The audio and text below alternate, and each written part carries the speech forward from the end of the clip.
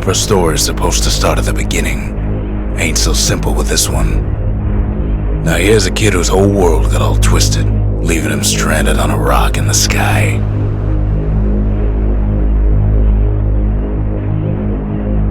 He gets up, sets off for the Bastion, where everyone agreed to go in case of trouble. Ground forms up under his feet as it pointing the way. He don't stop to wonder why. Finds his lifelong friend just lying in the road. Well, it's a touching reunion.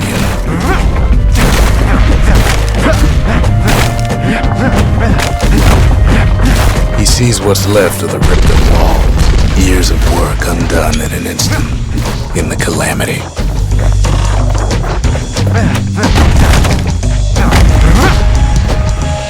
That a survivor?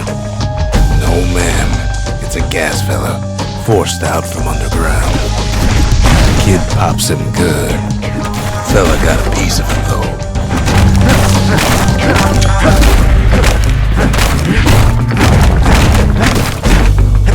An old repeater falls out of the sky. Ain't a gift from the gods, but it'll have to do.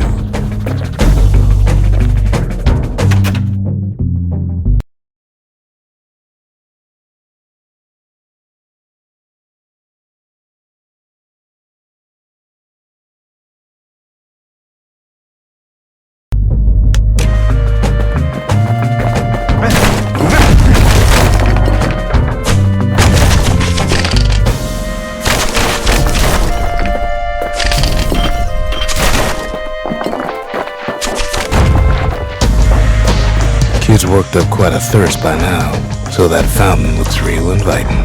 Sometimes you just need a drink.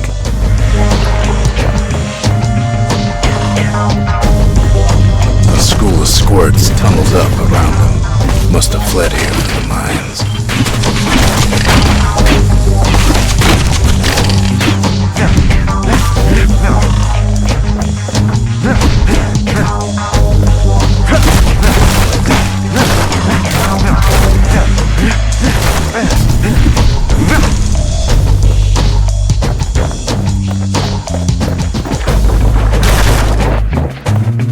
Kid finds a memento from a girl he knew. Always used to fancy her. And then he falls to his death. I'm just fooling. It's a wonder the old saloon's still standing. Used to have the nicest view.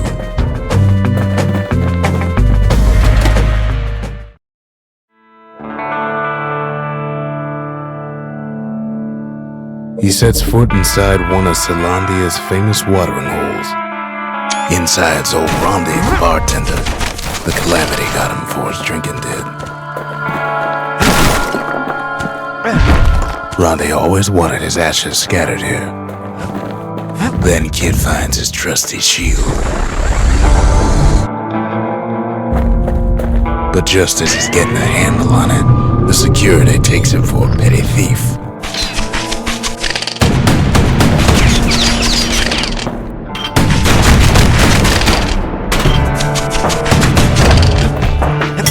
Special delivery, gas fellas.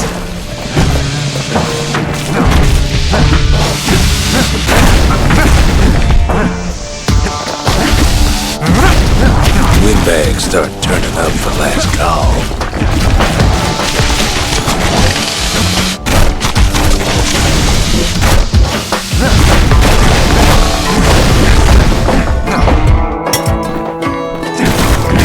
More squirts start coming out of the woodwork. A big old fella pops out in front of the kid.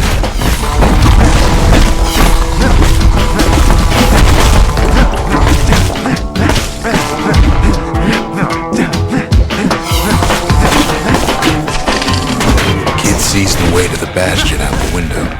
It's a bit of a drop.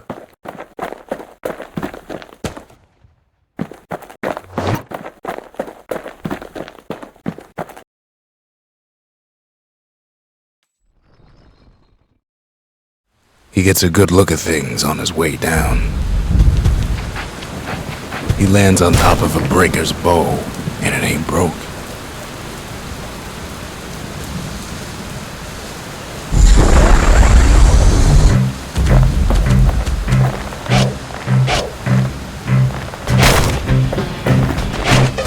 Kid spies a good perch for some target practice. He knows he should draw the string all the way back.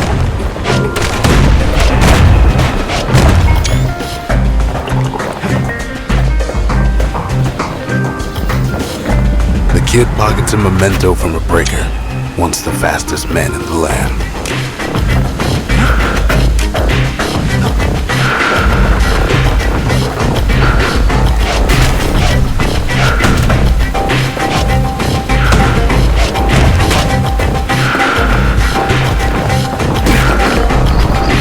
Good news is the emergency defenses still work.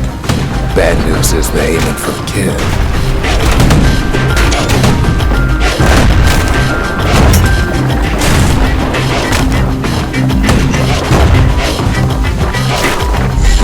Picks up a few pointers from a dusty old tome. He's a mighty fast learner. Bad time to run out of black tonic.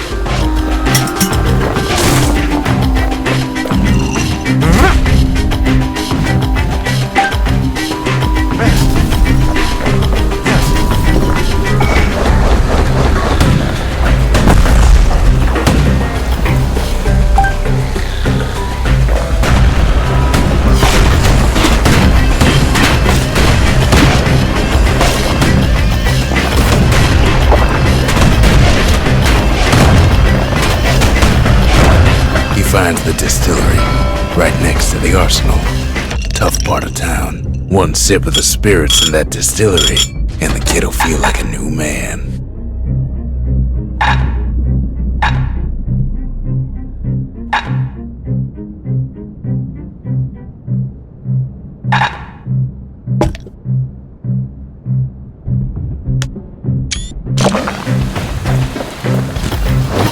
The arsenal's where the kid can pick the best tools for the job.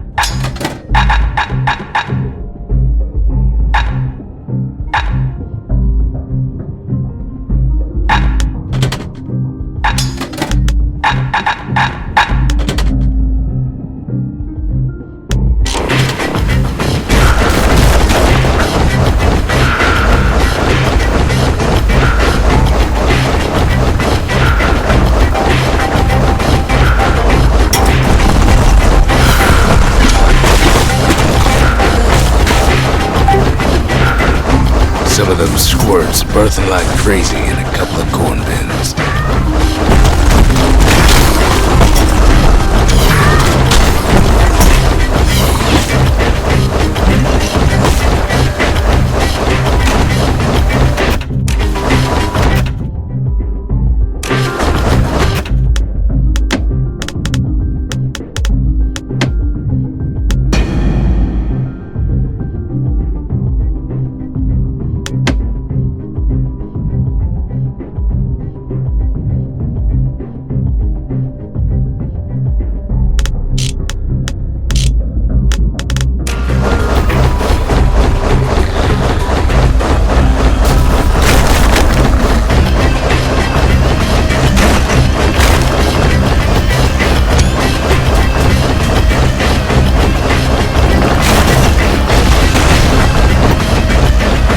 Kid better watch his step.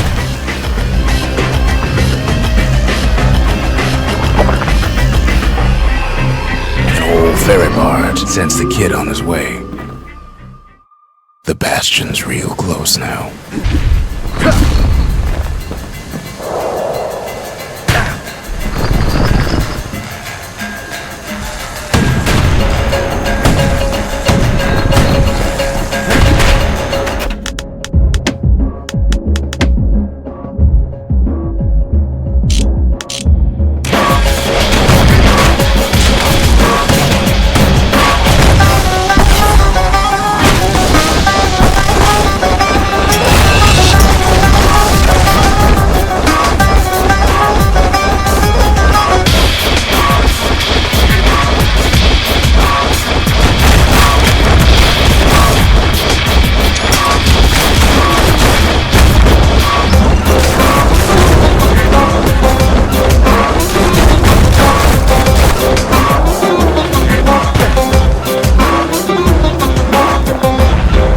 It's a chunk of alloy. Smell of barley and spoiled blueberries fills the air. Scumbags. Kid maybe shouldn't have done what he just did. Robs a scumbag of his last meal. Kid puts him out of his misery.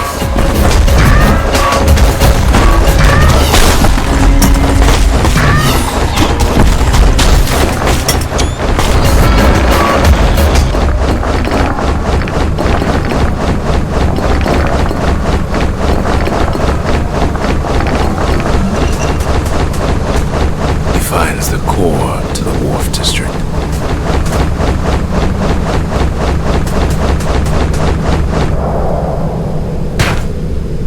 He steals the city's heart. Might as well.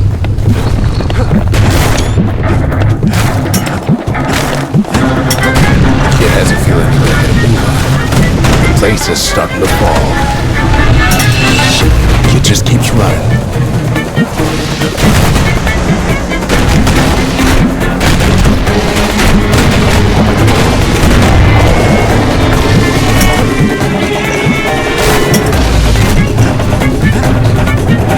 The Skyway is in sight. Whisks him where he needs to go. Now the kid sees something stranger still. His mind races.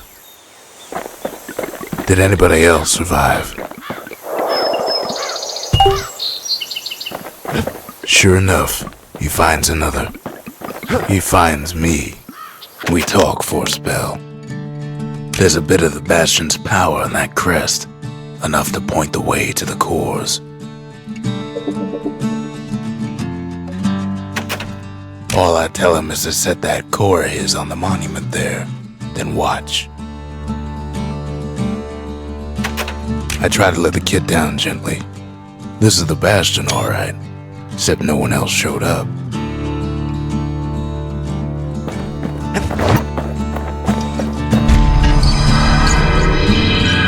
Just like that, the Bastion comes alive. Starts growing again, growing stronger.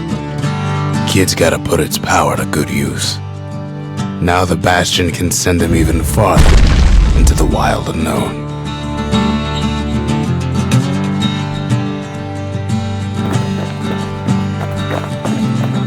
Kid ponders what to build.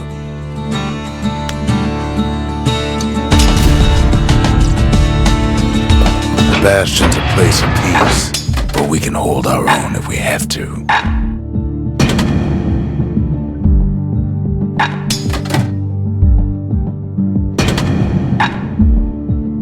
Ain't much kid can't handle with hammer and bow in hand. Kid don't know what's out there waiting for him. The Skyway. Now the kid can ride the wind to distant lands.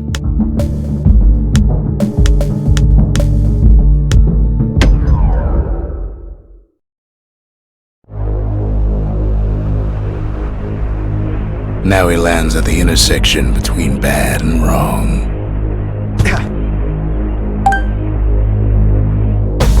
Ought to be a core down one of these twisted streets, but which one? Up north is where the gas fella foreman used to live, tending to his flock.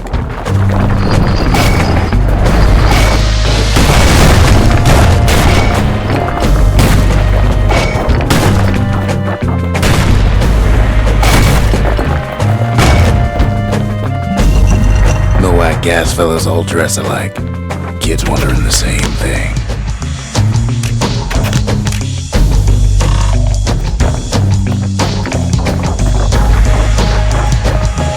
And there it is, but it's locked down tight in an alloy cage.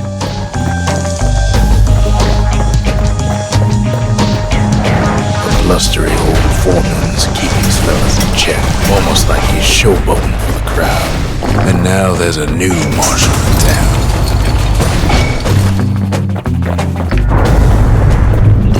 He hears the whole place groan, but it's too tough to fall. Might as well check the other side streets before leaving this hole.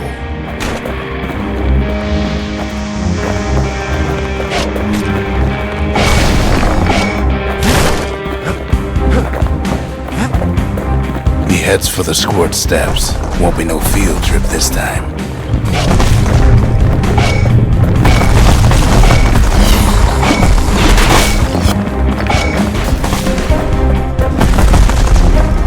Scumbag can digest just about anything. Except for this. It's quick for slicing and light enough to throw.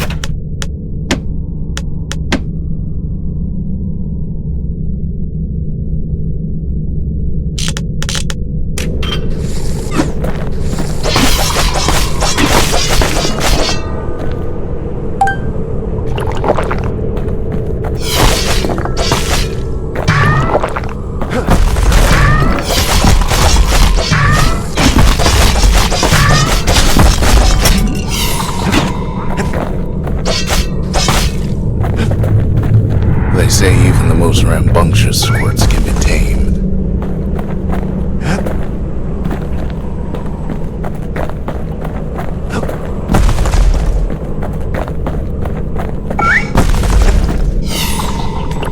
Them squirts just don't know when to quit.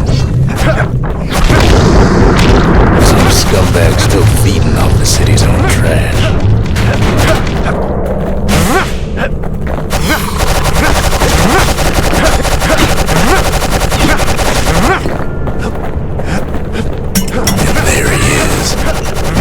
Scumbag of them all.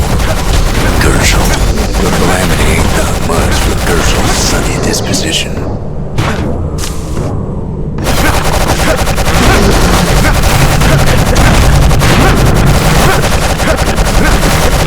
They always said old Gershel wouldn't go without a fight.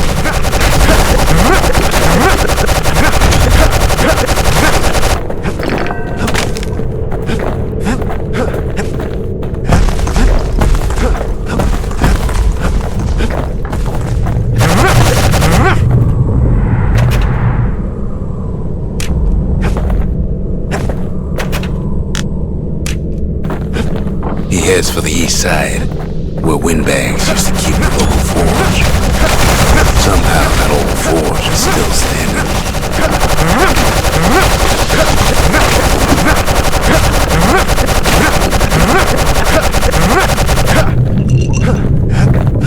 Inside the forge, Key can fine-tune those instruments of his.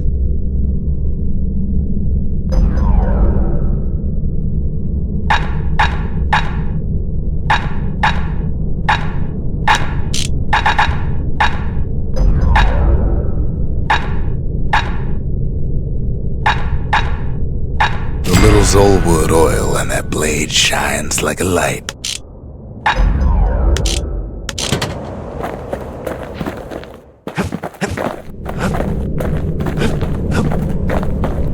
Kid's ready to go, and his ticket out's right where he started.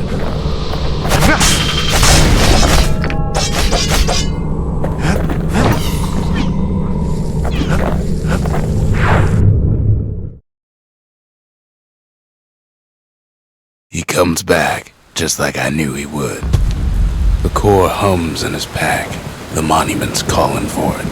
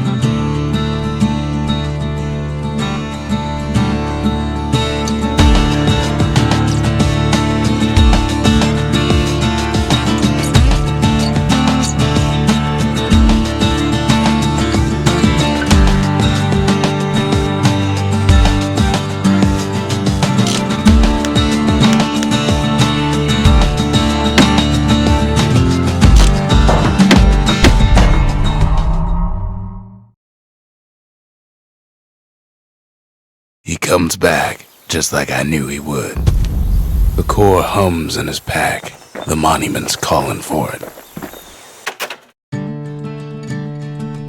The windbags used to be alright. Then the calamity took the floor out from under him.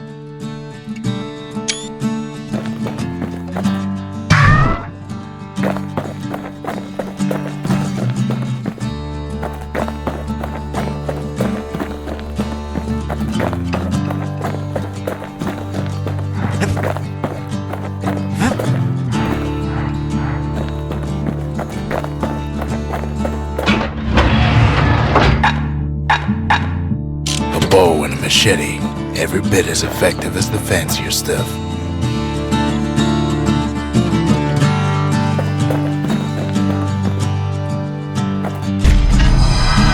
Kid does it again. Only fair he decides what we build next.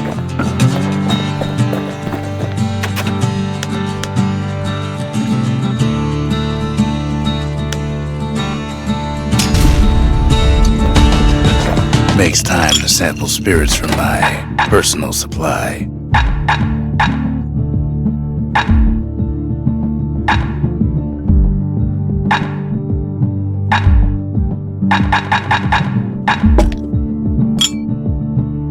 Fetching fizz is like a mouthful of nails, but the benefits are worth it. Can't be too careful these days. Picked up traces of other cores while the kid was out.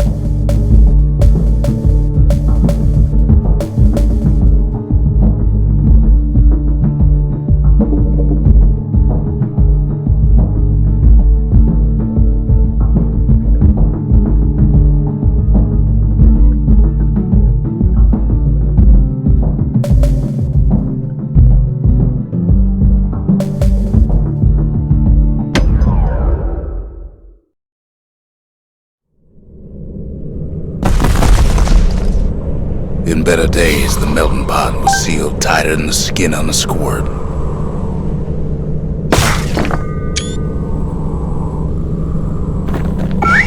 Of all the plans to survive the calamity, it had to be stagweeds. Blasted things hurt like a broken heart.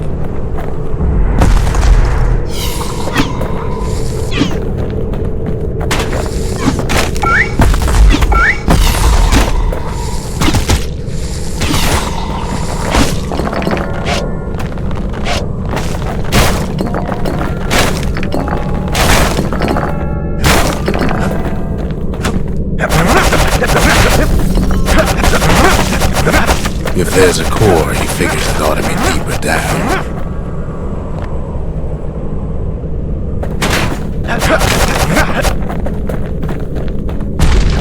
Core's stuck inside one of those fancy cages. Some of the stuff lying around is downright dangerous.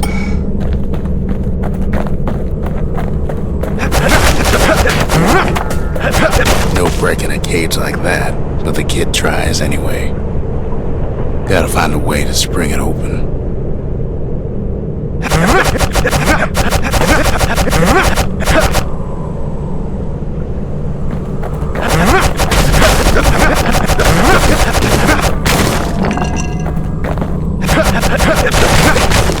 He throws a switch. Now what could possibly go wrong? Quite a bit, as it turns out. The cage starts lifting from the core ever so slow. All Kid can do is wait. Then start falling in.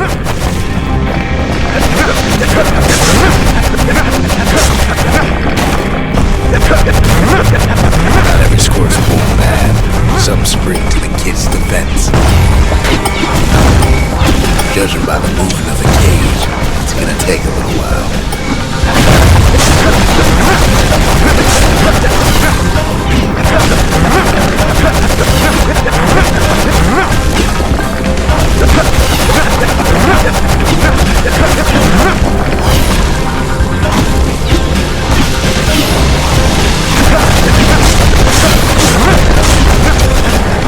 Scumbags don't take kindly to interlopers. Even some gas fellas take his corner. Early pop that mean old foreman.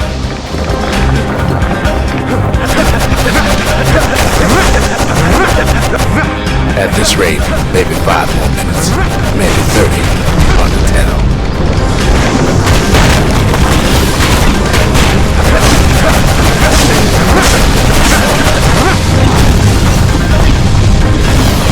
Squirts get real territorial around the core.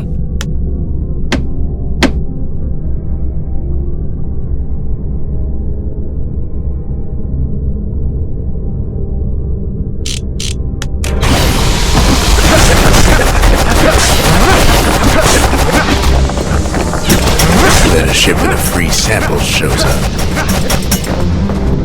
It ain't all bad, cause the kid finds some spices from another land, tax-free.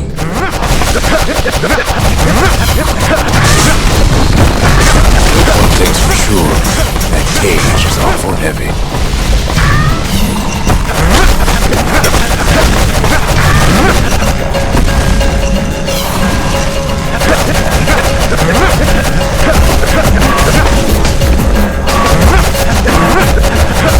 It's a troublesome scene to be sure.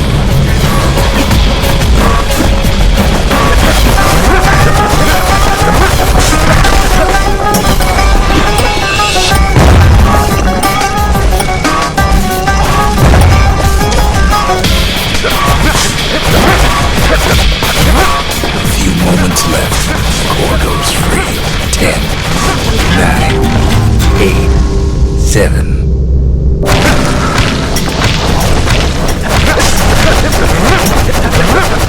Finally, the core's within reach. And done.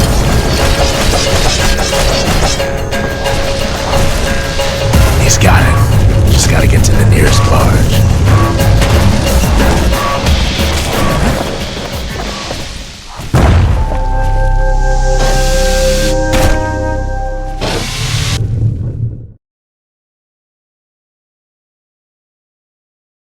I still remember the look on his face after that one.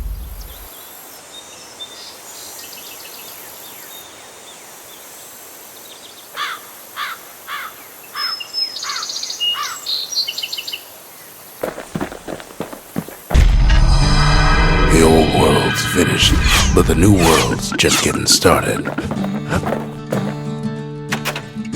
Folks voyaged across the boundless sea to found Caelondia. It was good living here for a while. Ain't always much to say.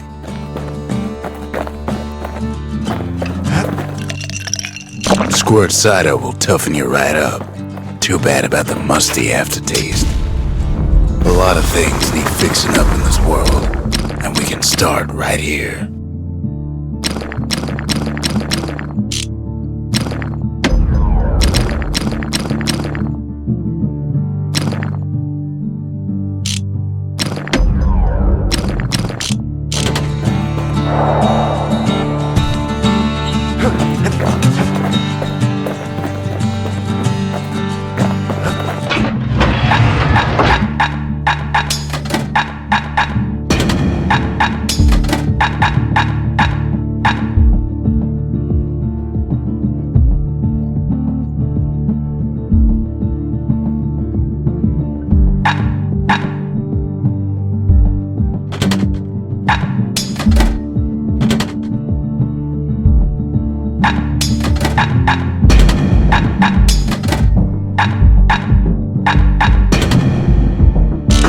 And machete, favorite choices of the Ura hunters we once fought.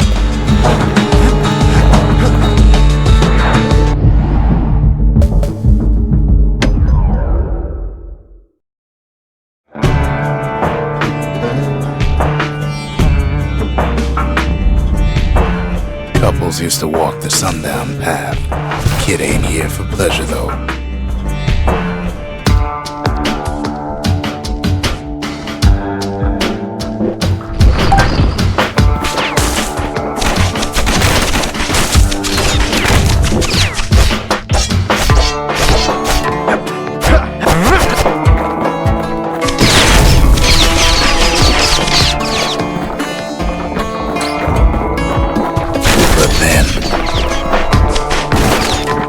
somebody gets to the core before the kid. The floor starts giving way under the lightest step. A single panic squirt would bring the whole place down.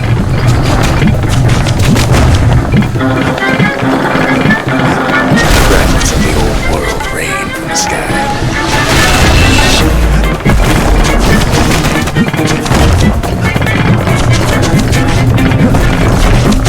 Stray valuables are lying everywhere. Kid thinks twice about risking his hide for a no. Well, the path ain't exactly open to visitors.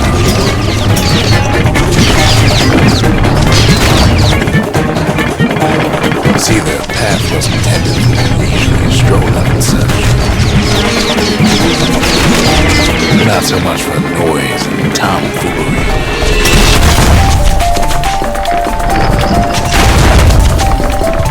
Sky bridges link the path together. One of them bridges whips the kid along. Quick and careful is the only way to go. Finds a spyglass, like the ones they'd used to search the stars. Air travel always was an iffy proposition.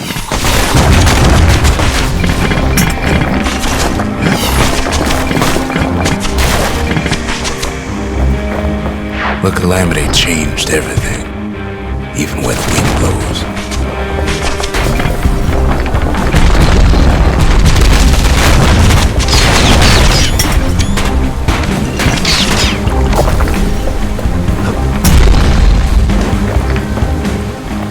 Well, if we mastered the winds in the old days, we can do it again.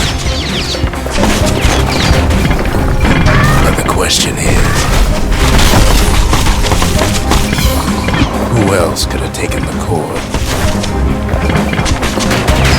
Well, ain't no survivor stole the thing. Scumbag ate it by mistake.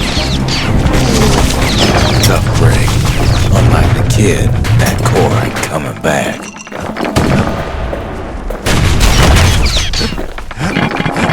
No, they used to ship live munitions down the path. He's wise to toss those things plenty far away.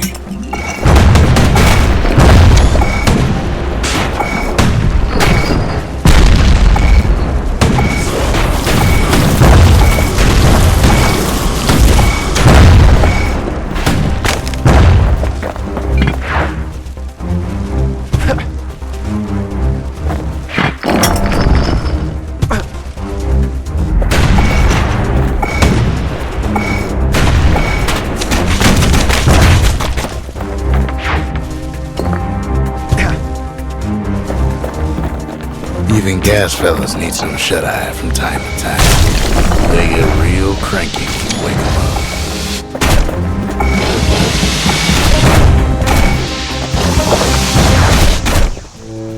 In all his toil, Kid keeps coming back to an overwhelming question. Who else could have survived the calamity?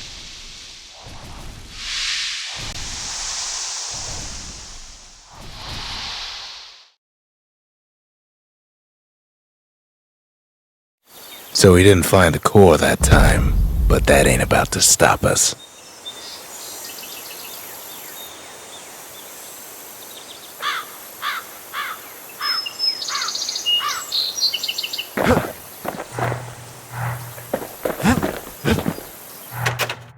We could always see the stars, we just never could reach them, no matter how high we built.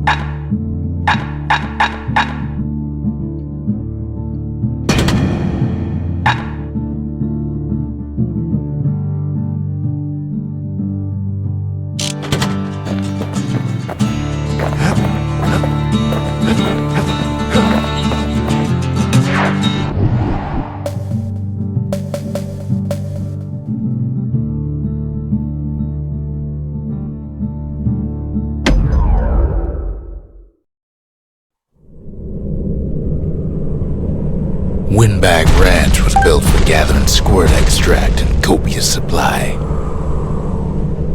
Ain't nothing more healthful.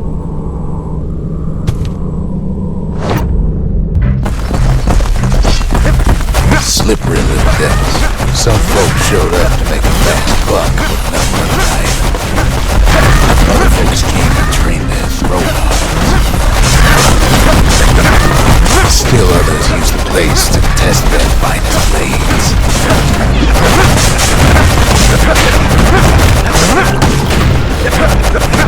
The place gets awful slick sometimes.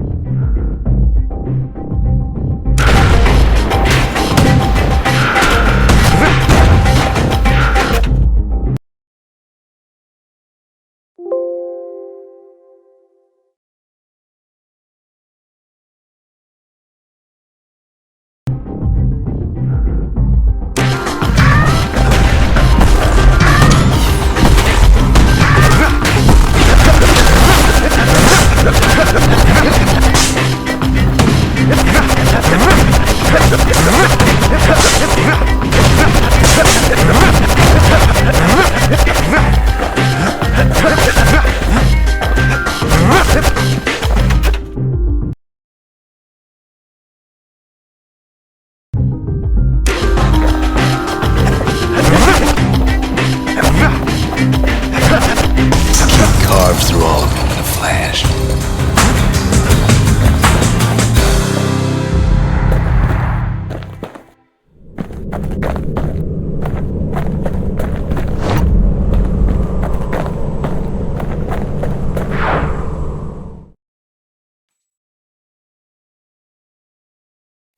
Well, the kid's gone and struck terror in the hearts of squirts everywhere.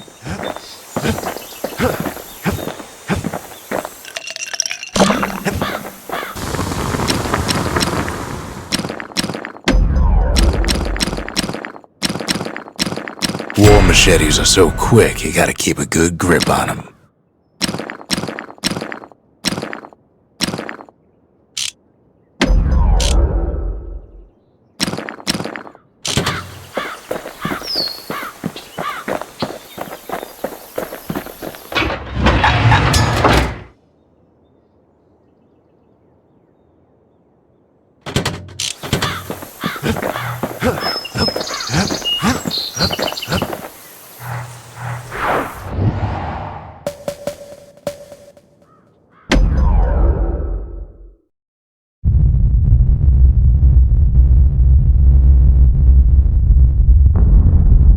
The dead welcome him with open arms.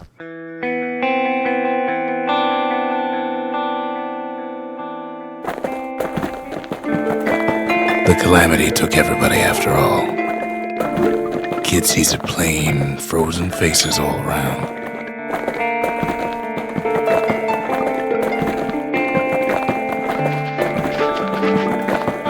These folks never saw the calamity coming, but someone did. Someone close. It was someone like him. Kid sees him there agape, in the flesh. It's a snag or two trying to get to him.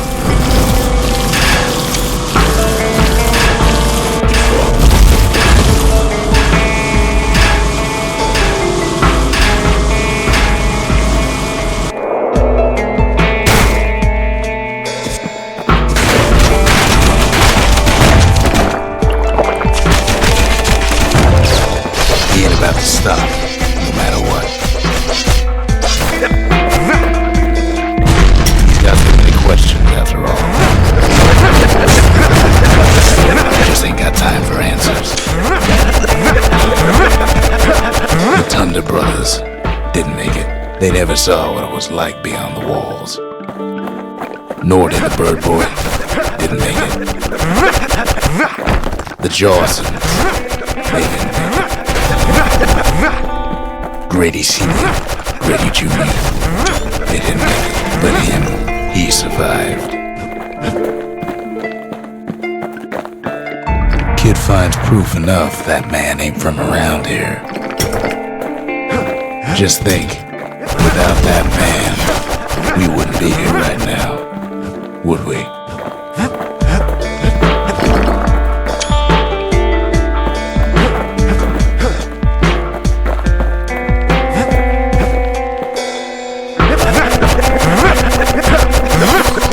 Of course, if I meant well, Kid does what he has to do.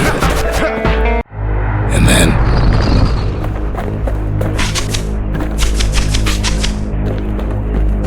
what do you say to a man who's seen too much?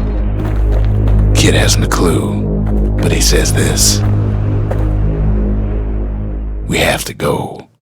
Please.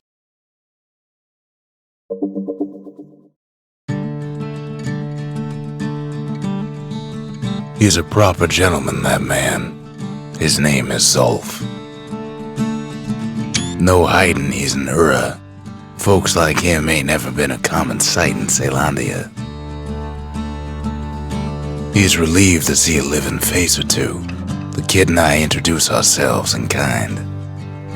Both to him and to each other for the first time.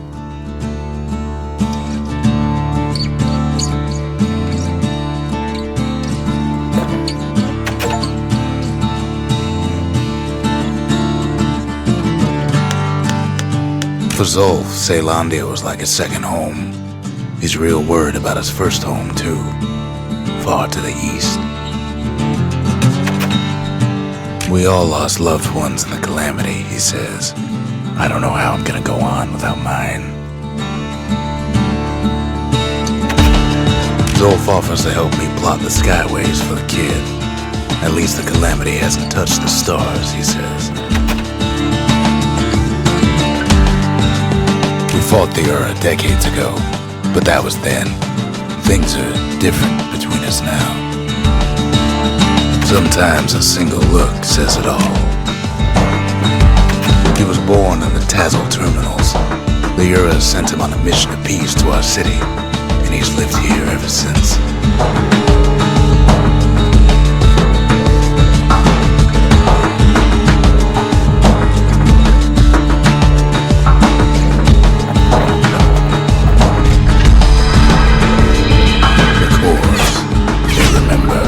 That's why this place is coming together.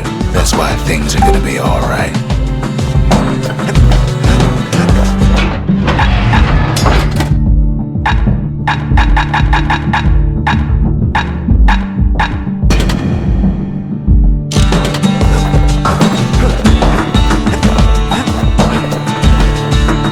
Well, look what we have here.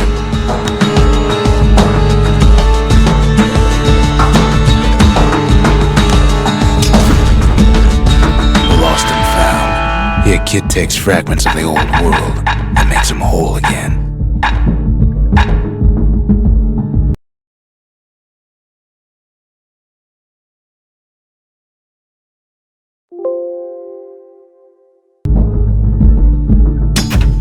All it takes is some fragments, and the Bastion makes it good as new.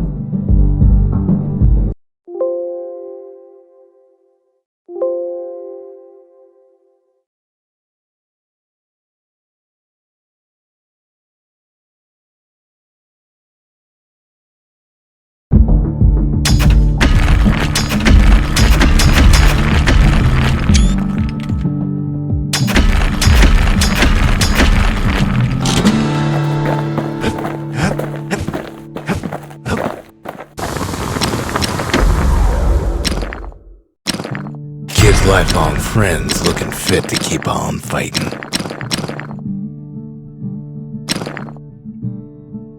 Ain't never letting go of his old friend with a sturdy grip like that. With a good length of meat-scut, that bow's like new again.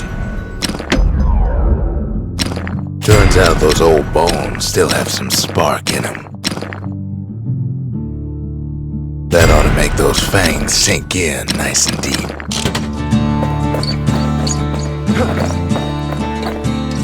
We tracked down a couple more cores near the edge of the city.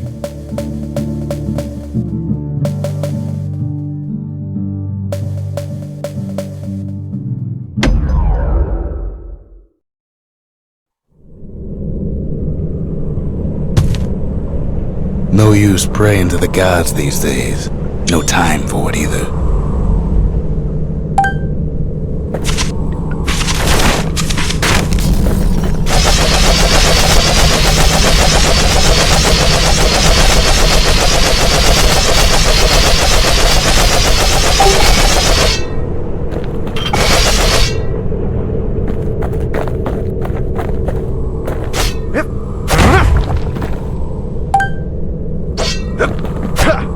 Folks used to make pilgrimage here, pay their respects to Pith, Bull.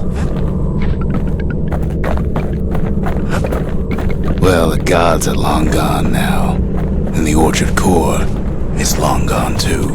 Pith Orchard. Place is a dead end in more ways than one.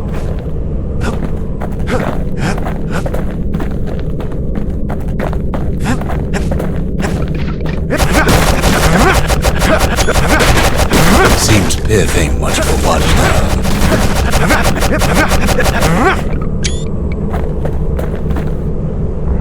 The gods don't care about trinkets, but the kid ain't no god. The kid gives that old bull what's coming to him.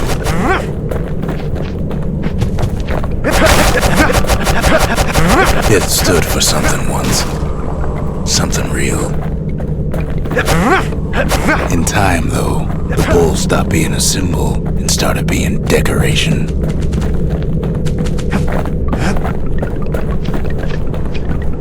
Pith makes a decent scarecrow, at least. Must have been guarding that shrine. So what'll it be? Invoke the gods, or tell them off?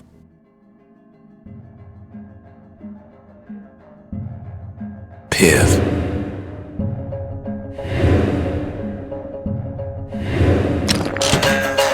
Kid decides to press his luck.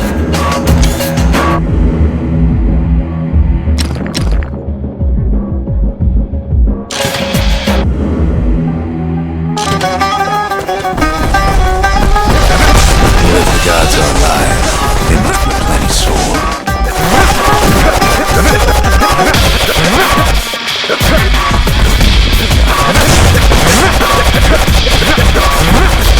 Kid ain't never seen windbags that quick. Maybe Pith put a scare in him.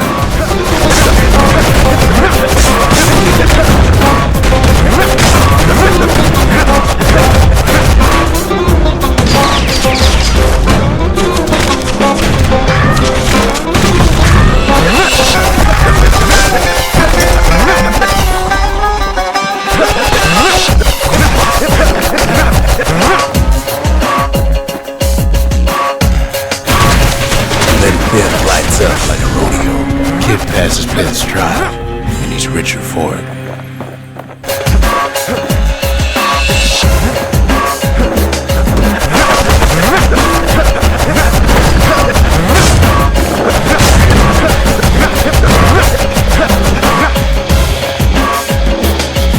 Kid ain't found the core, at least he found Zolf's precious shrine. Now we can build a shrine of our own, though I got some alternatives in mind.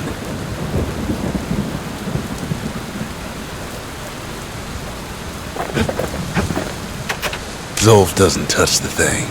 Says the god of commotion is no children's toy.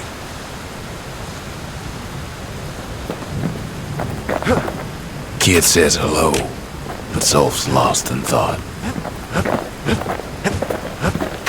The Ura feared the gods. We turned them into toys, put their faces on our walls.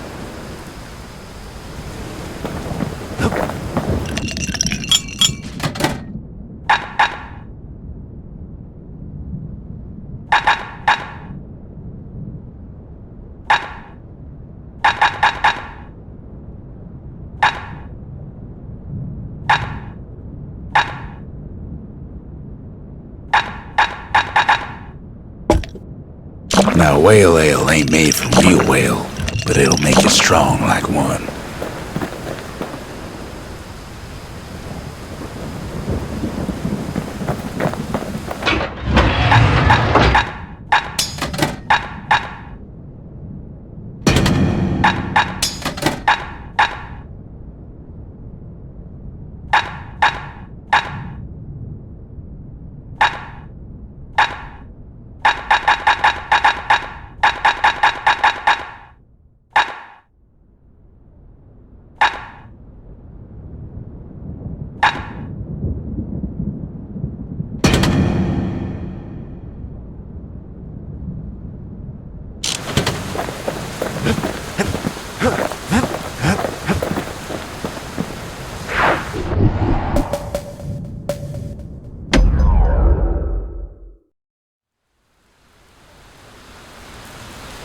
The breakers used to come here for target practice. Used to play a little game. See who could bust the most targets and the fewest shots. He's focused. He's armed. And he's off.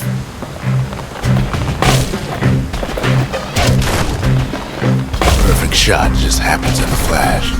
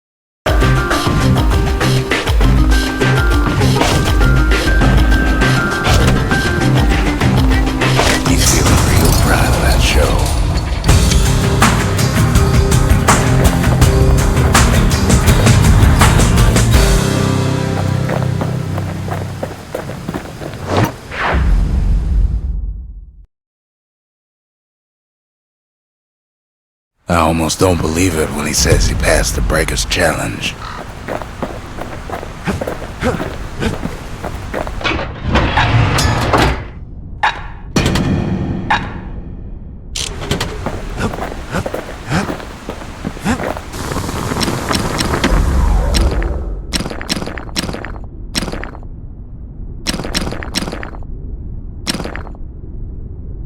His bow's looking lean and mean like a prize fighter.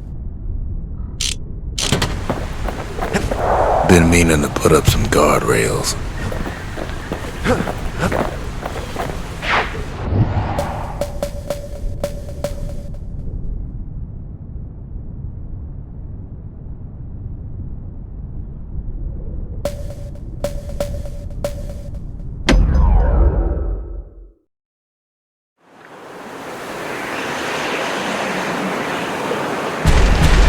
There's only one way to disintegrate Fort.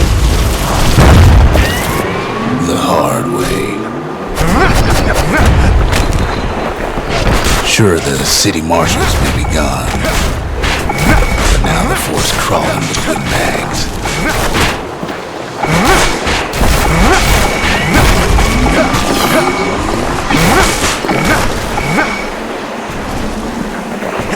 The calamity was a mercy for normal folks. The windbags ain't so lucky.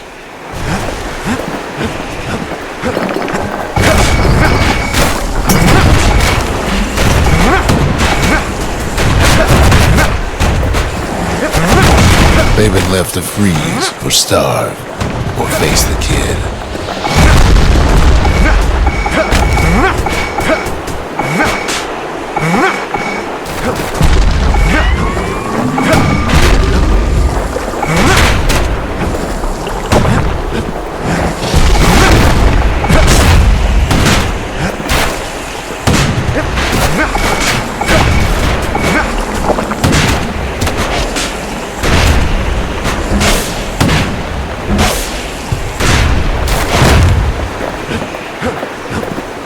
But windbags young and old keep fighting for the fort.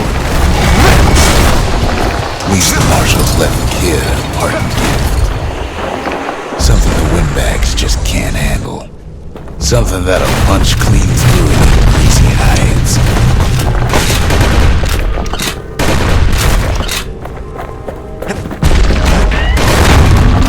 Windbags ain't much different from normal folks. All they want's a warm place to stay and a decent meal.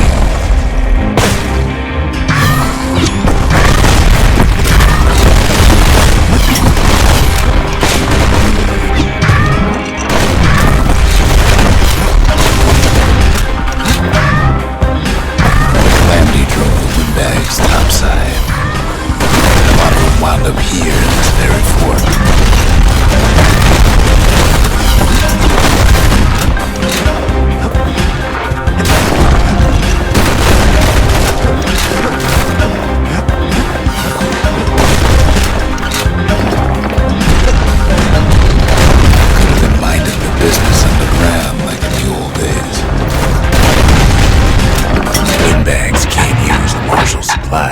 But the kid sure can.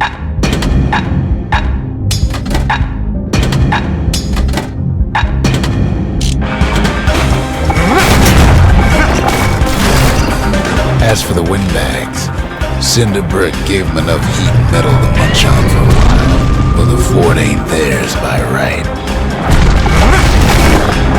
So many of those sorry things hold out inside that old fort. Not a scratch on him as he presses on the higher ground.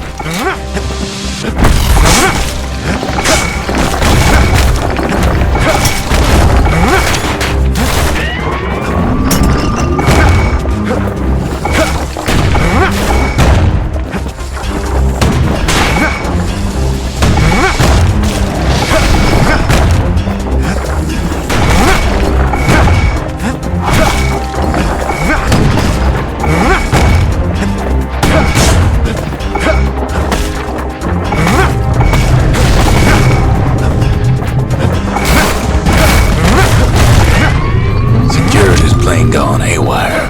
Windbags gummed up the works. Kid ain't afraid to get murdered. They trapped the kid in the middle of the fort's parade grounds.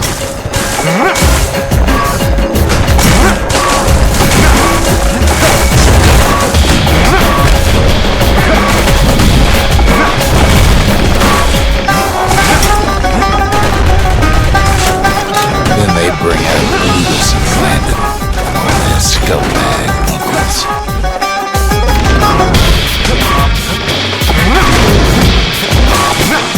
They got something to gain, and only their sorry hides to lose.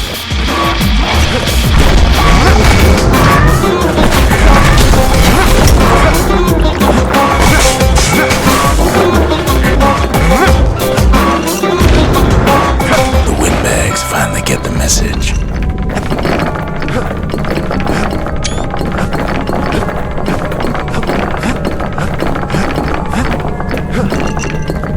Kid used to dream of getting the marshal's badge, but not like this. And now ain't nothing left for nobody down at Cinder Brick Fort.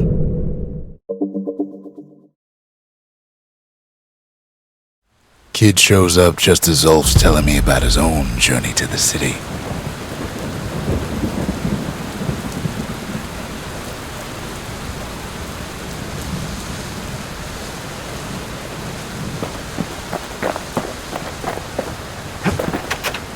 The marshals seem like good men, he says.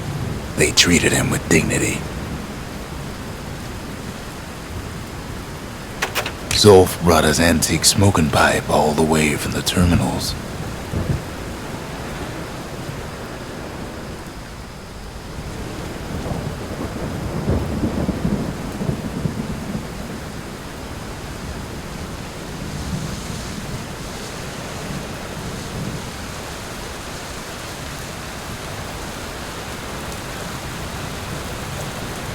Zulf's the talkative sort. At least he used to be. Seems the only thing the Calamity saved for Zulf was his smoking pipe. Even since the Ura surrendered to us, the Marshals kept a wary eye on him.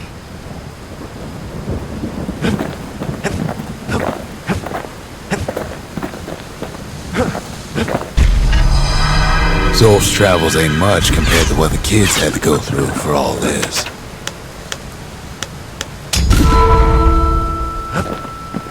The memorial. Here a kid can pay respect to the old world and earn it in kind. The valediction. Just another one of my sketches. Nothing more.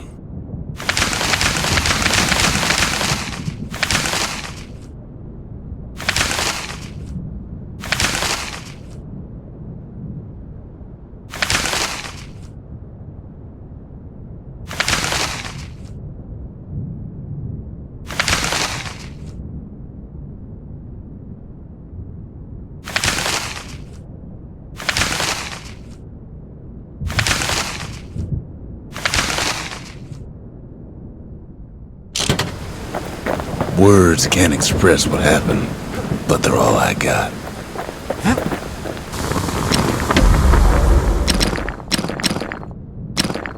You want to tune a scrap musket, you start with the barrel.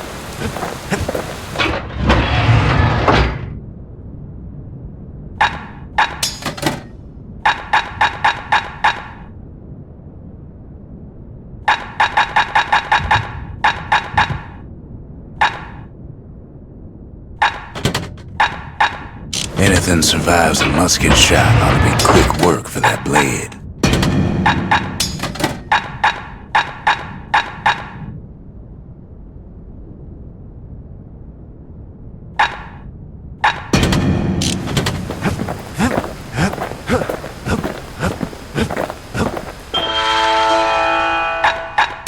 Finders keepers.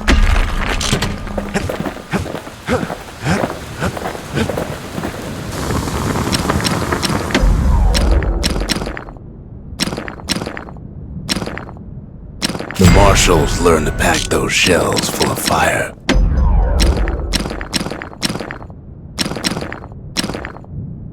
Points just don't get any sharper than that.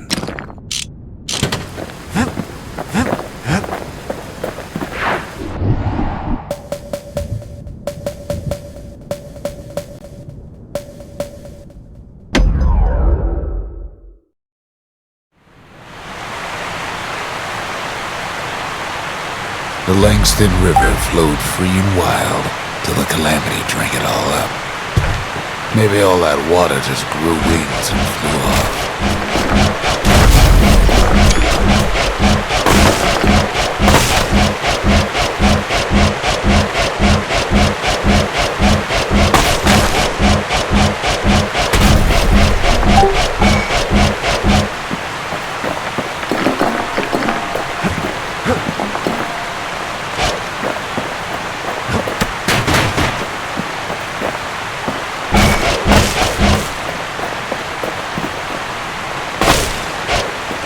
Riverbanks swarming with windbags.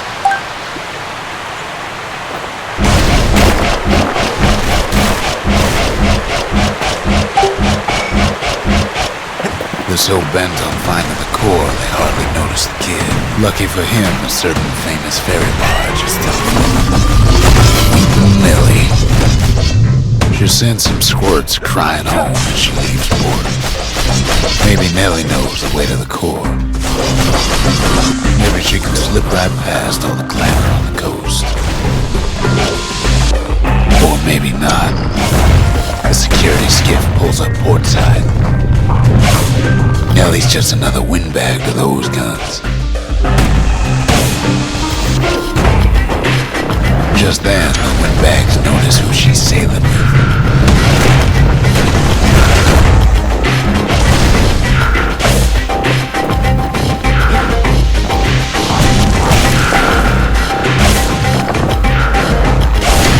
They try to cut her off.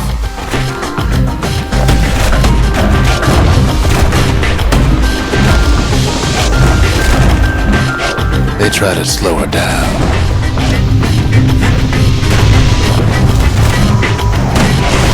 They try to knock her out.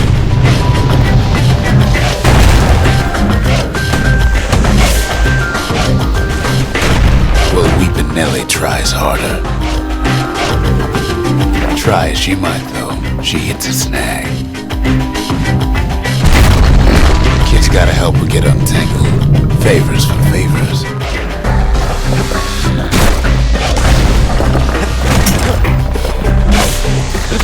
At least she picked a good spot for a break. The core's right there. Kid almost falls again.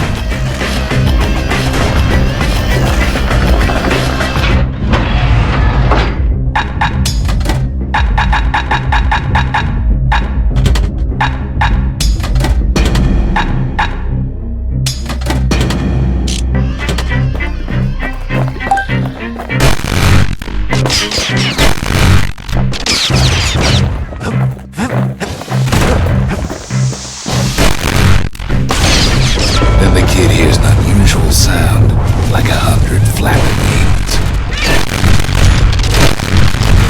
Echoes.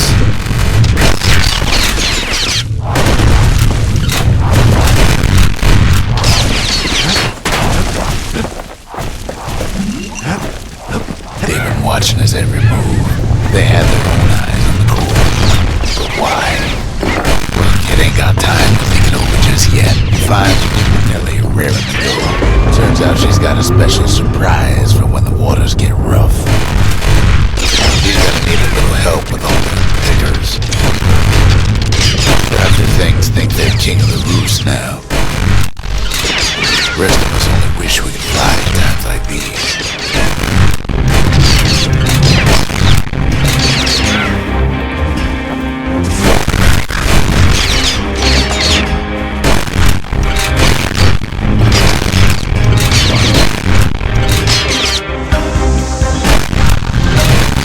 Security skiffs keep on coming, starboard side. Don't seem to care what they shoot, once they hit something.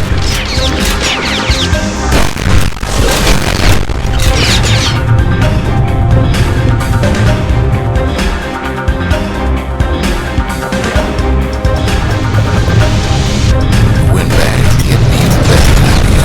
Kid boards one of them skiffs like some kind of St. Lundian privateer. Well, it all proves too much for poor Nellie.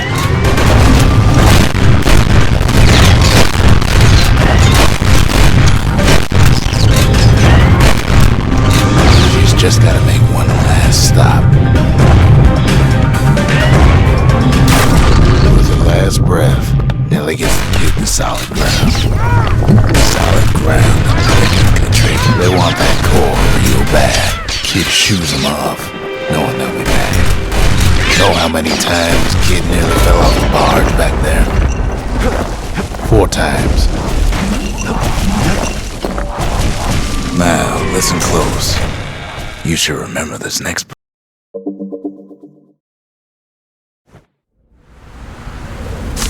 Why go to Prosper Bluff? Used to take an enterprising man or a plain old fool to venture out that far. The city was the most beautiful place in the world. We all knew that. But on the other hand, some folks just yearn to see the things they're told they can't. And that's why we go to Prosper Bluff, ain't it? There the kid hears something he ain't heard in a long while.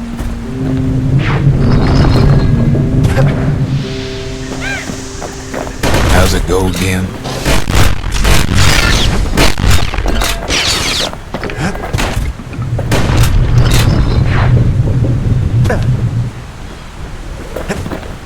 Yeah, that's the one.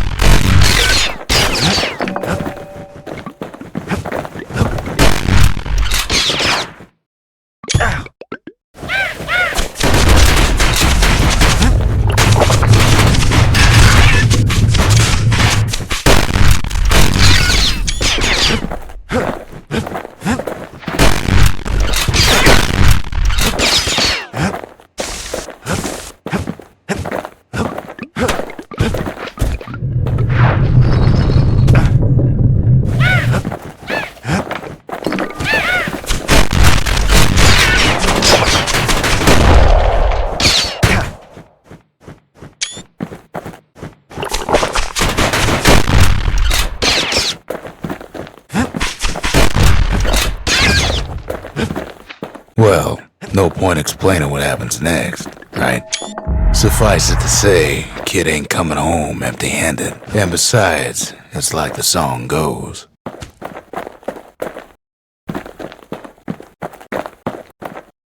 They'll be here before too long.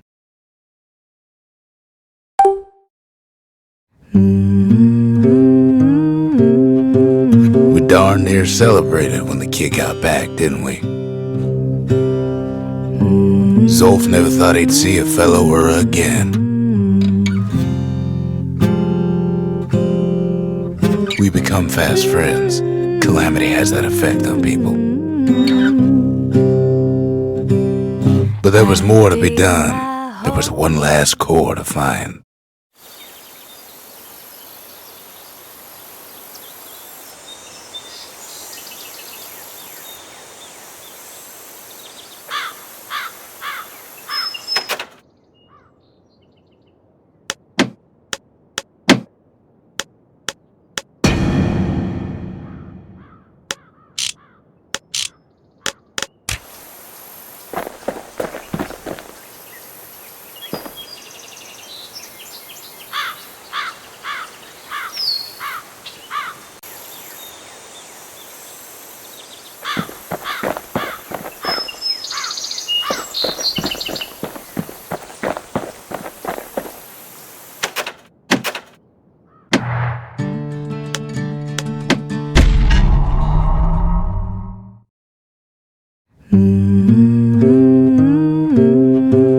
We darn near celebrated when the kid got back, didn't we? Zolf never thought he'd see a fellow or again. We become fast friends. Calamity has that effect on people. But there was more to be done. There was one last core to find. Kid's surprised when I tell him there's only one core left. I shouldn't have believed it either. Most of the Ura never got a taste of Caelondia's fine goods, unless they were born and raised in the city like Zia here. Sure, the world's all gone to pieces farther than the eye can see, but leave it to this gal to point out the amazing view. Girl tried to run away from home one time, but the marshals stopped that, didn't they? So many secrets in there and she can't even read it. Her father's own journal. He ain't all that shy. If only I'd known half the secrets of the Calamity were tucked away in that book, I'd have worked to translate it right away. A scientific journal written in Zolf's native tongue. He learned so much from it. Too much. Zolf trails off and asks to be alone.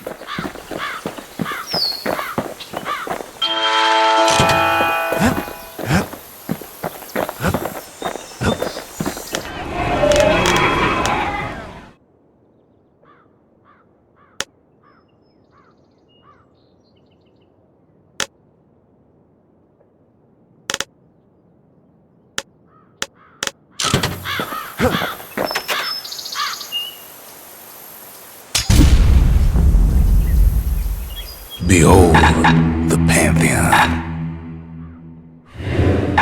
A Kobe.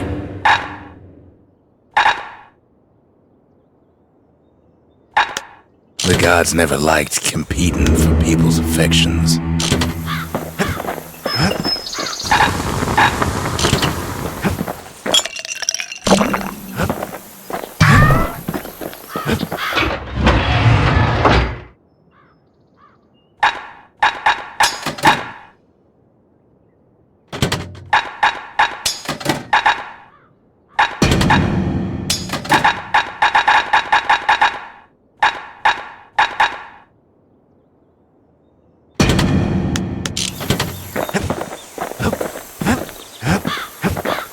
We track the final core beyond the city to the wilds.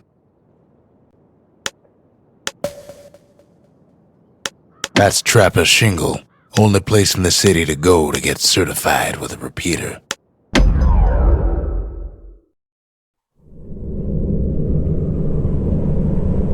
No place better than Trapper's Shingle for learning to tread light and shoot straight. Trappers had to tread real careful here, else take a nasty fall. They train themselves by clearing out the targets, while not clearing out the floor.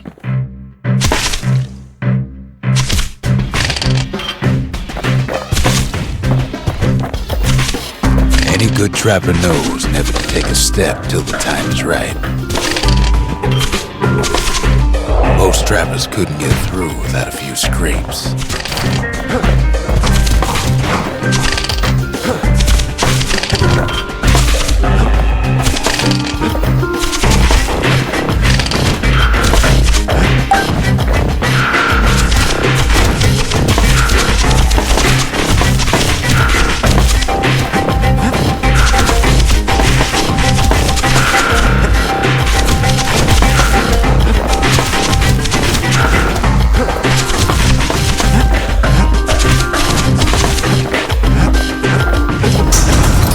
Trapper wouldn't walk away empty-handed.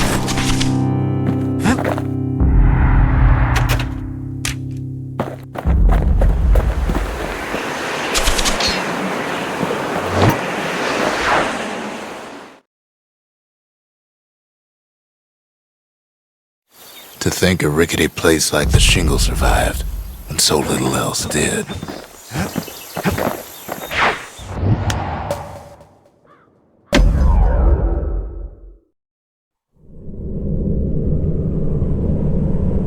Kid decides to keep working his aim and footwork on the Shingle.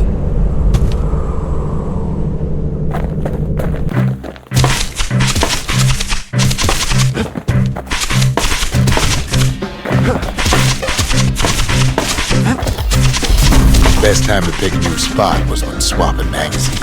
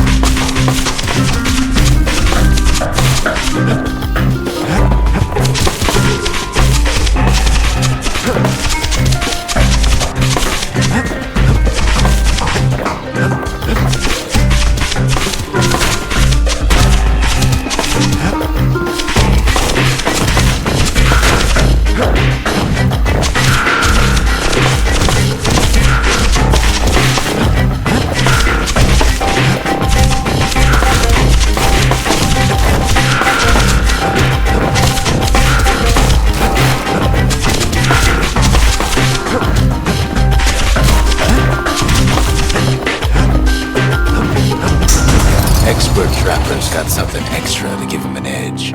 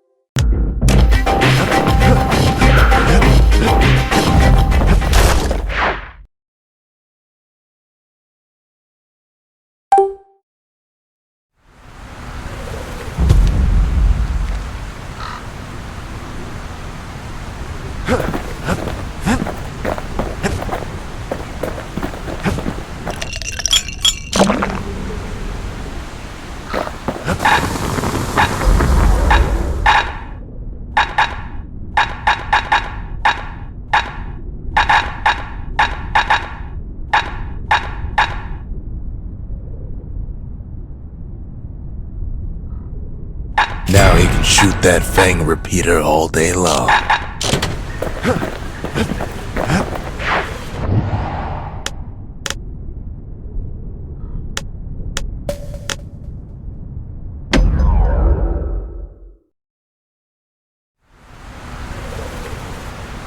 The wild unknown.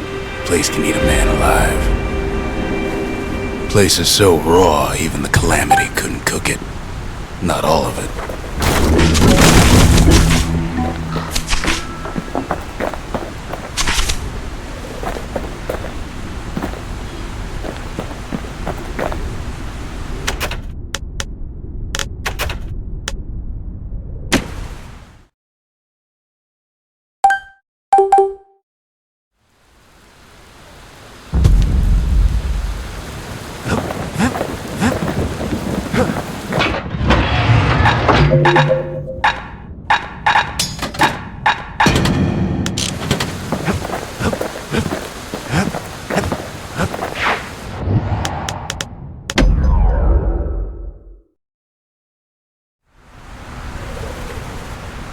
In time, we charted the wild unknown, but we kept the name.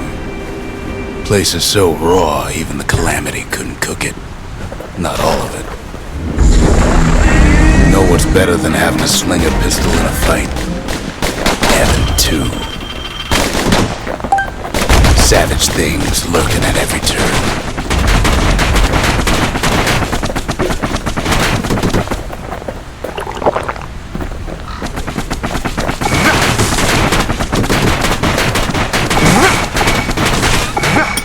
Cushions ain't the worst of it either.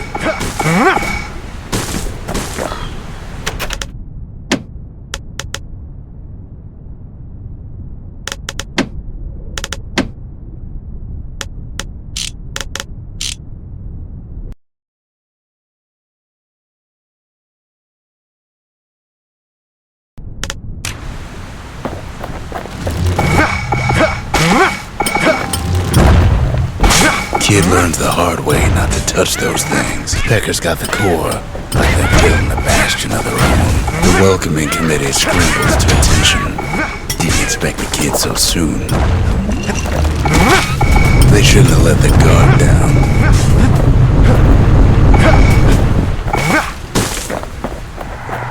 Getting that core was one thing. Getting out's gonna be another. He digs his way out of the clearing, but the wilds won't let him go without a fight. All too easy to lose one's way out in the wilds. Wallflowers survive the calamity. Let's take it real slow when pincushions are afloat.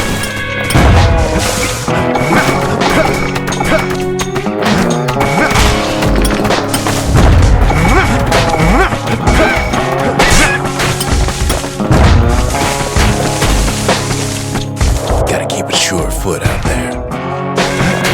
Don't ever turn your back on a pincushion.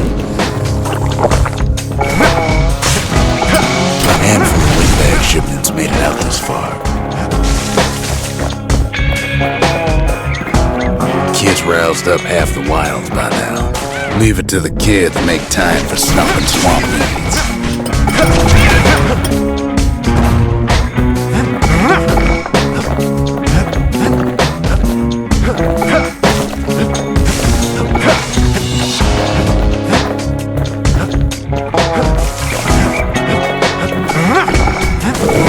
Gets the feeling he's being watched. Not by me, by a lunkhead. And lunkheads ain't fond of two-legged animals. Hit him anywhere but the hindquarters and you only make him mad. Wild green vine apples not the only good thing out here.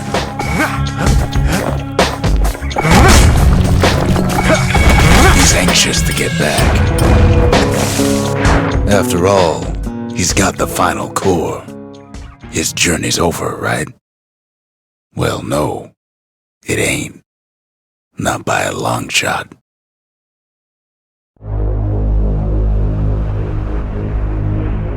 Kid knows something's up when we ain't there to give a warm welcome. See, Zolf and I were just wrapping up a heated discussion. Zolf can barely muster the words. The calamity failed, he says. But I will not. And with that, Zolf leaves us here, alone.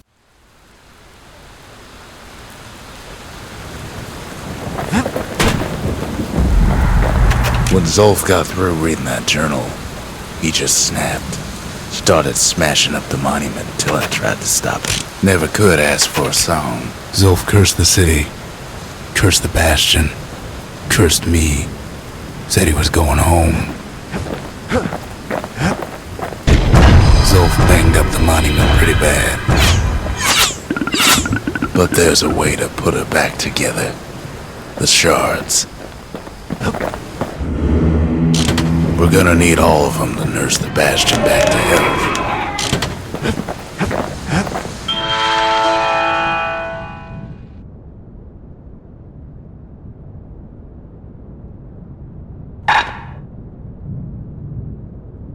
It wasn't fixed, it was unbroken.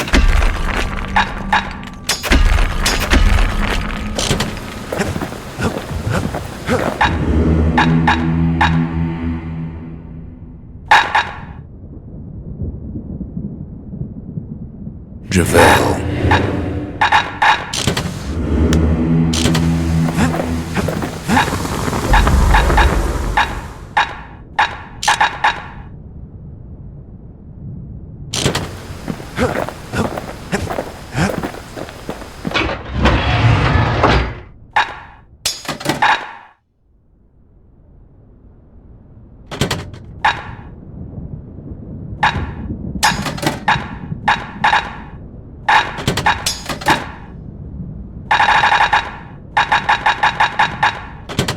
Want to stay alive in the wilds, pack a pair of pistols and a good blade. The city brought the shards to the wilds. Now the kid's gonna bring them back.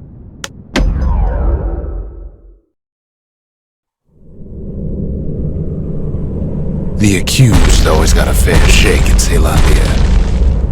Some used to take the bullhead trial.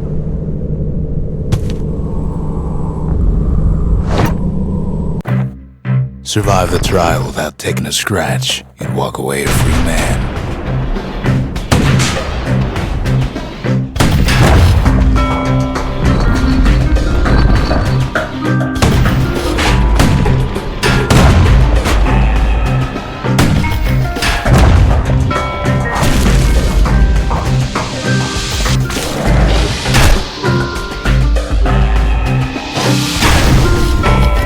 Trial taught folks three things. First, a good defense is a good offense. Second, you gotta always watch your back. Third, ain't no godlike bull up there gonna save you.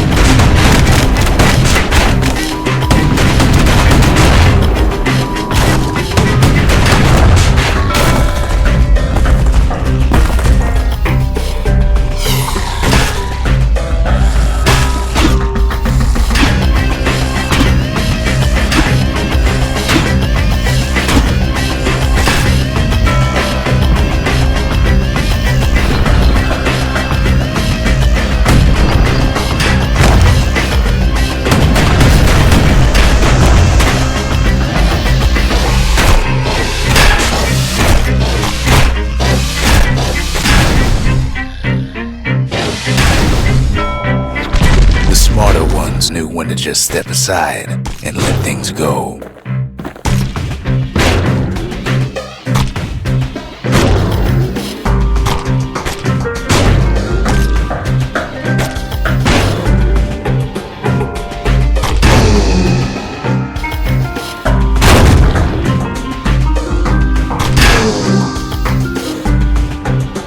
The trial pushed many a man to his limits.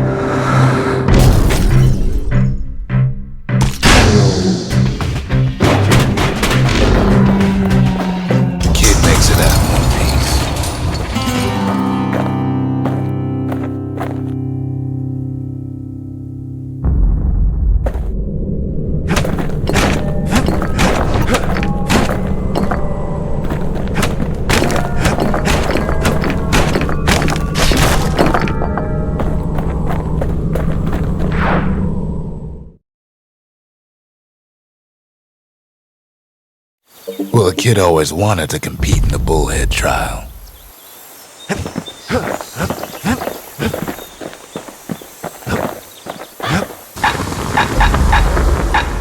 Takes a lot of moving pieces to make a dependable sidearm.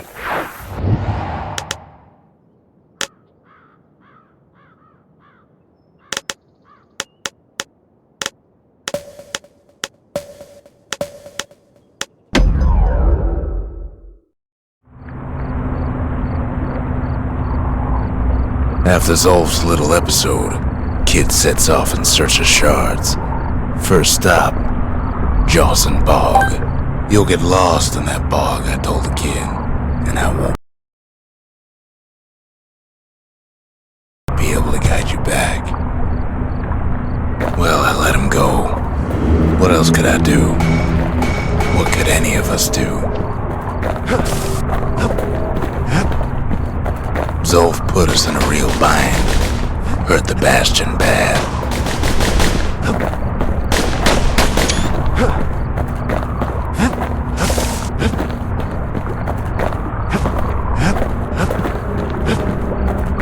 But the shards can make it better. They're like smaller doses of the core's medicine. Shame the only place to fill that prescription is out here in the wilds. This place is intoxicating.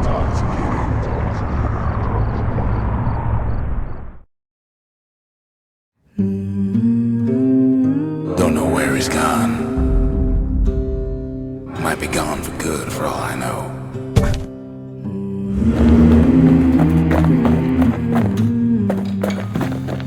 Wherever he is, somewhere I've never been. Somewhere I never want to go.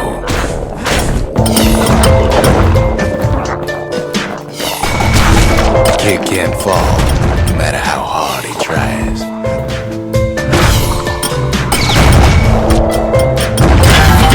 There's no way out.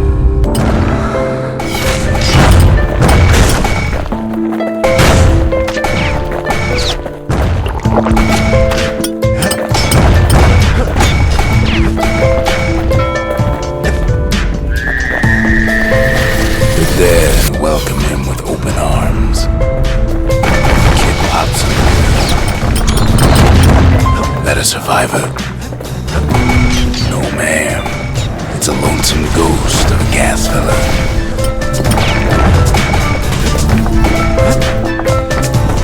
I'm Zolf of Ligura. Pleased to make your acquaintance. Now the kid sees something stranger still. Did anybody else survive? Sure enough, he finds beggars, lunkheads, wallflowers, pincushions, pineapples, swamp weeds, ankle gaiters. Now the Bastion can send him even farther into the wild unknown. Kid sets foot inside one of Ceylonia's famous watering holes. Security's just confiscating. There is no way out. Don't know where he's gone. Might be gone for good for all I know. Wherever he is, somewhere I've never been. Somewhere I never want to go. There's no way out.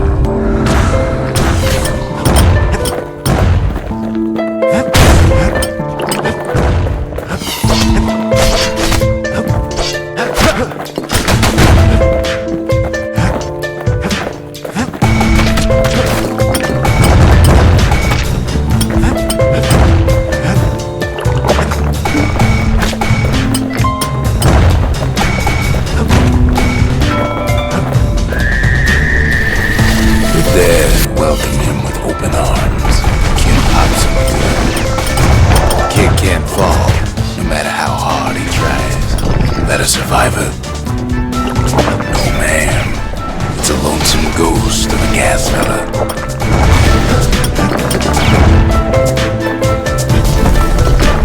I'm Zolf of Ligura. Pleased to make your acquaintance. Now the kid sees something stranger still. Anybody else survive? Sure enough, he finds beggars, lunkheads, wallflowers, pincushions, pineapples, swamp weeds, ankle gaiters. Don't know where he's gone. Might be gone for good for all I know. Wherever he is, somewhere I've never been.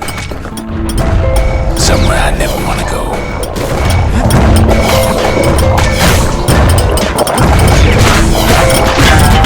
There's no way out.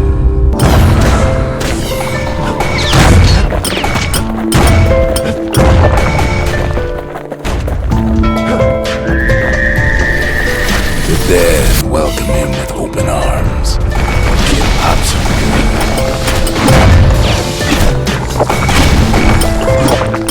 That a survivor? No, ma'am. It's a lonesome ghost of a gas fella.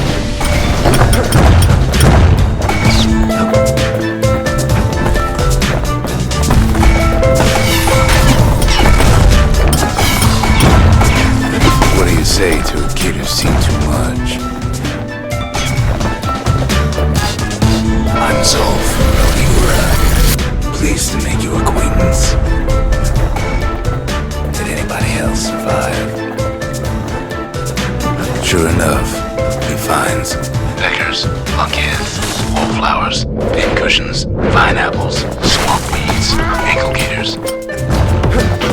Now the Bastion can send him even farther into the wild unknown. Kid sets foot inside one of Ceylondia's famous modern homes. The security's just like the street.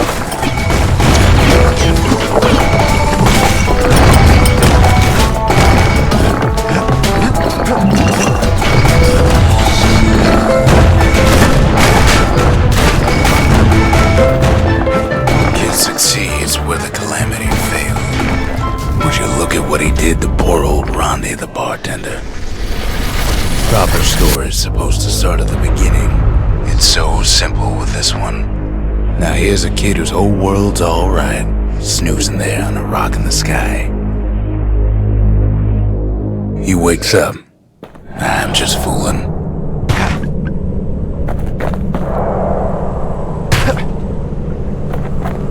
He sees what's left of the rippling walls.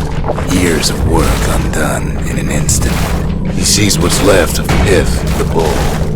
The gods, they're all undone. He sees what's left of his lifelong friend. His friend, he's come undone too. He sees what's left undone.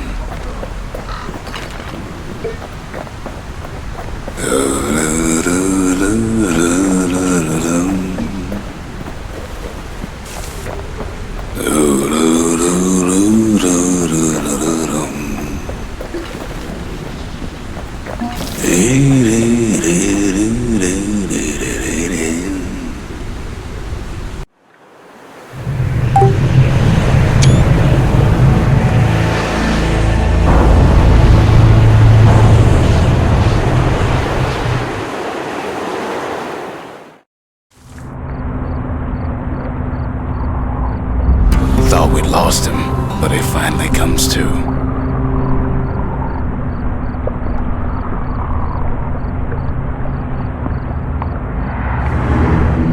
The shard ain't lost either, not anymore. Now to find a ticket out of this hole. Bootlickers stick their nasty thorns into his heels. Ever heard of the lung blossom? It's bigger than the stories say. The breath on that thing, like a scumbag sprung a leak. They say one whiff of lung blossom can make you lose your mind. Well, a kid prunes it down to size somehow.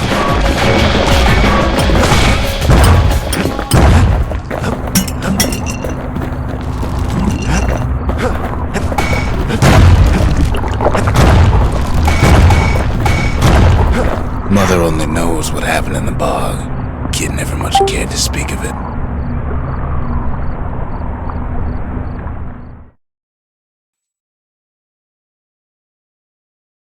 A shard is like a poor man's core, but beggars can't be choosers.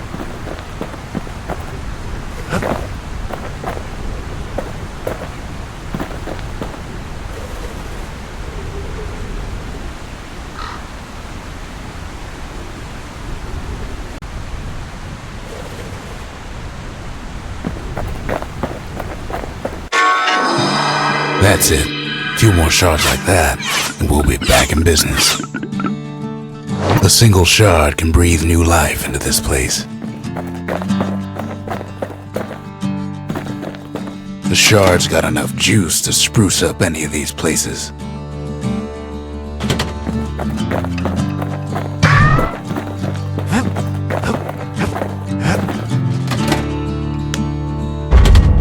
We need an awful big lost and found under the circumstances.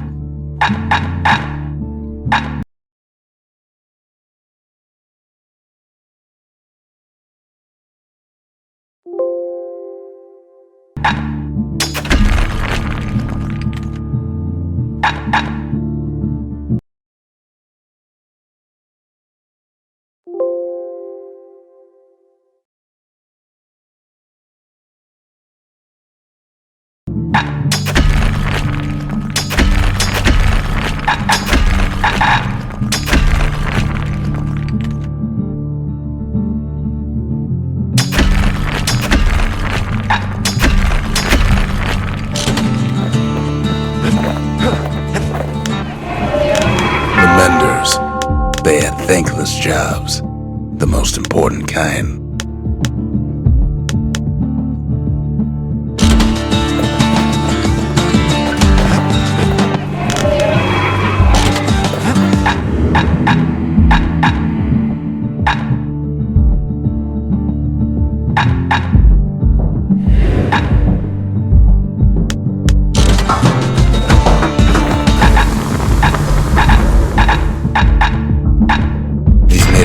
Comfortable bed for all those bullets.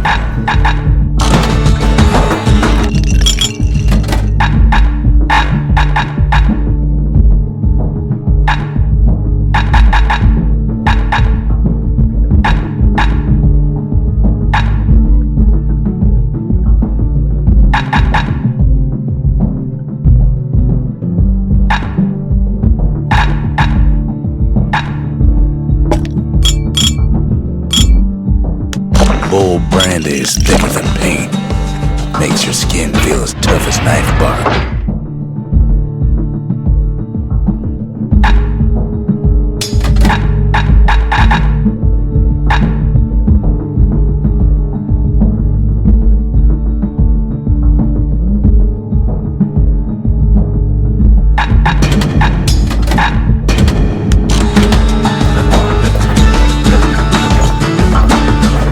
The city tried to use the shards to stake out the wilds.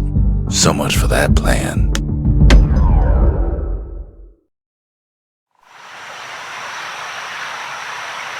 The city's unwanted things all met their end in the yard.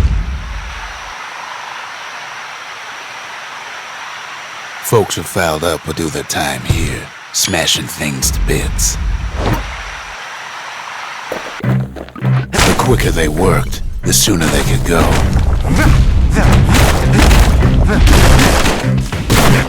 Work in the yard did have its risks. Folks learned to plant their feet and put their backs into it.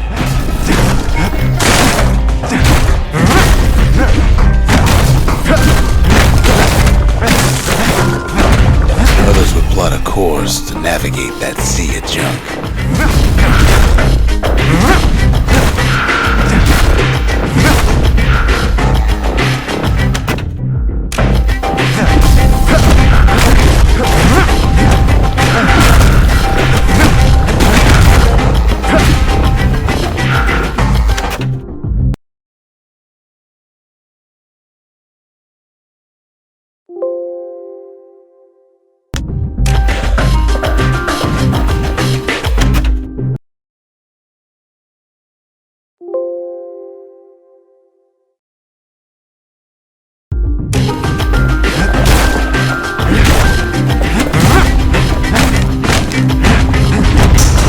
Strongest, fastest folks earn more than their fair share.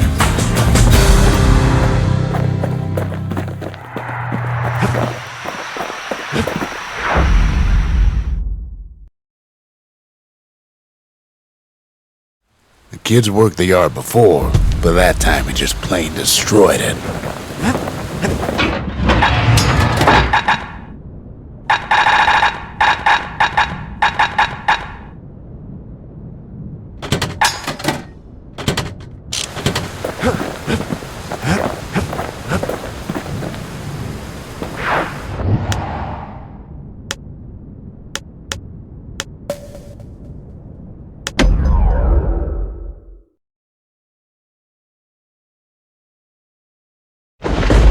Ankle gators used to roam the wilds, and they nested at Rothus Lagoon. Many a tale folks used to scare their children straight originated here. All kinds of beasts would know up from down, still lurking about.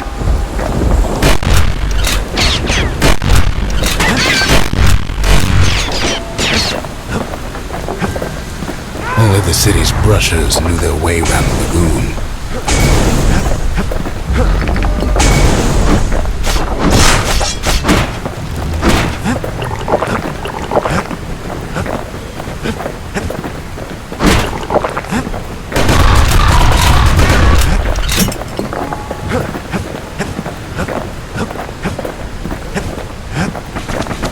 Even the Rushers learned to fear this place.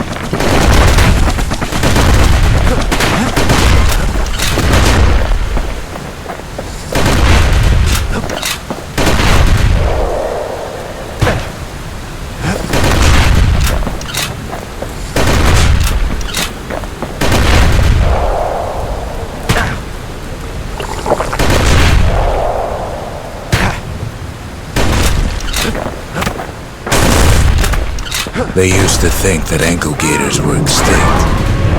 Well, they ain't. One of them's been living in the tall grass. They called her Queen Anne. Turns out Queen Anne got a hold of a shard. Ankle gators love shiny things. They say you can't hurt an ankle gator unless it's raining. And it ain't raining. The brushers use their pikes to keep their distance around here. Now the kid can do the same.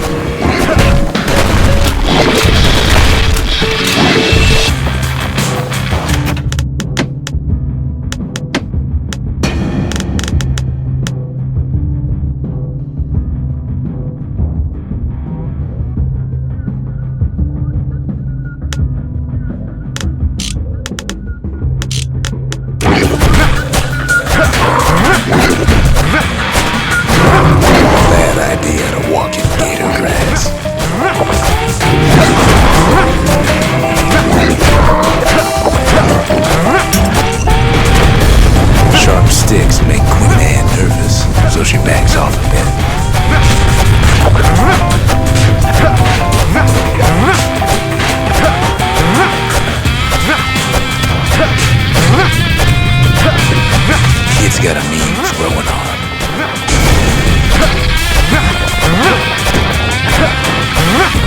Those pin cushions been living off the ankle gator scraps. Queen Anne can't fit down some of these narrow paths.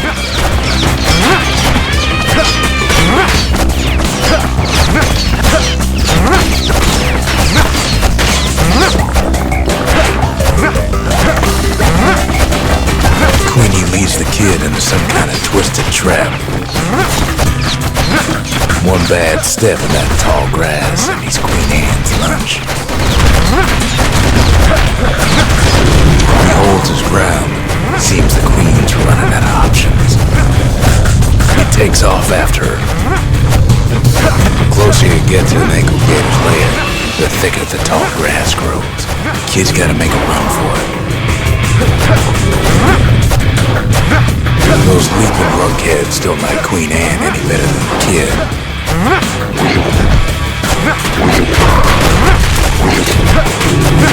They make a tasty snack.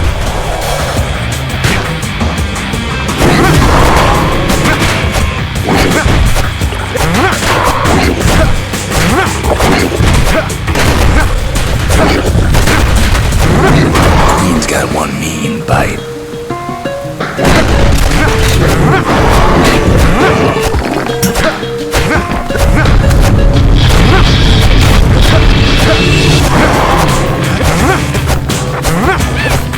Queenie must have scared a bunch of peckers out of hiding. Seems even stinkweeds know to stay away from the Queen.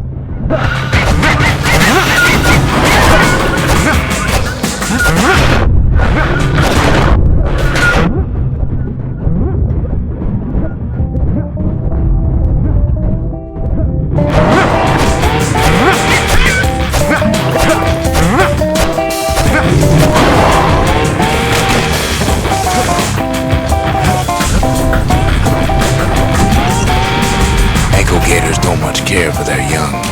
That's why there ain't many around.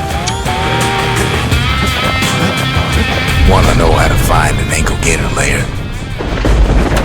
They use a kid as bait. The shard's sitting in plain view. Now she's coming for him. She's got nowhere else to go.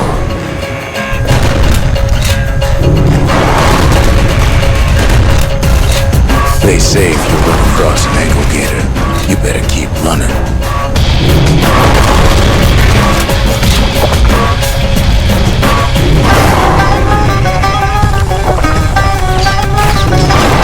And now he's made her mad.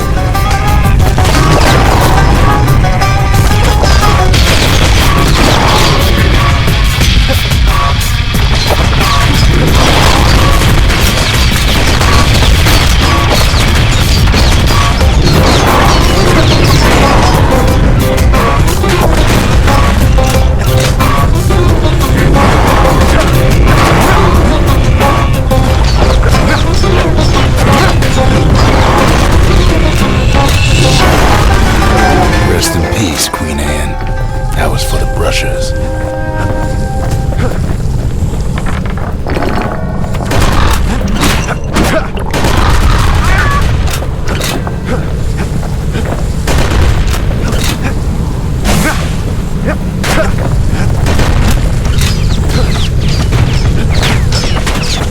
Kids done what needed to be done.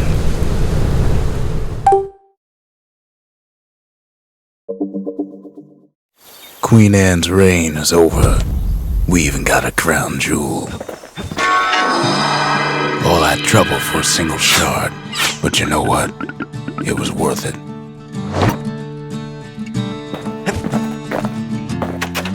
That Gator's a crazy gal, but so is the gal who promised to look after her. Oh, his manners ain't so bad.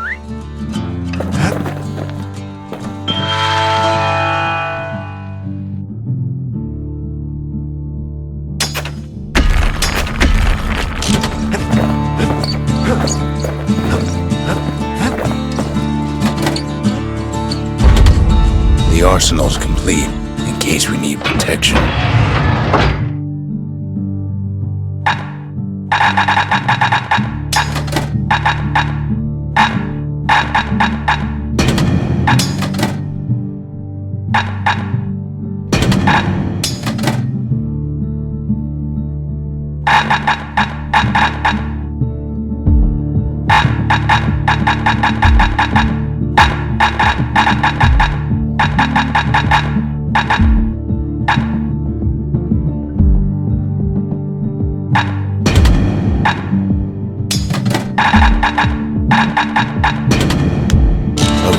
Goes with a hammer better than a pots and nails. They said Queen Anne was just a folktale. Now there's living proof she ain't.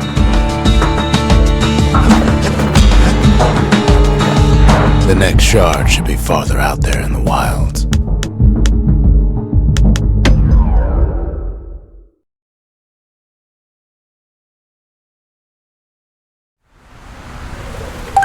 Know how Caelondia became the richest city in the world? 2 words. Point Lemaine. If the wilds could ever be tamed, it was gonna happen right here. But now, the greatest outpost past the city line is nothing but a freak show.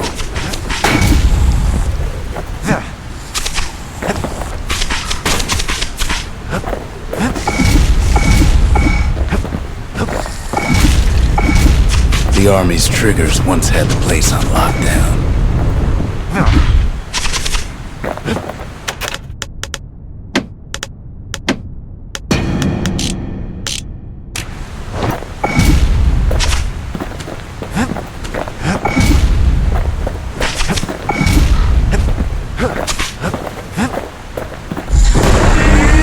Kid might as well pick up where they left off. Blam! Just like my fighting days. Gun like that can even put the wilds in check.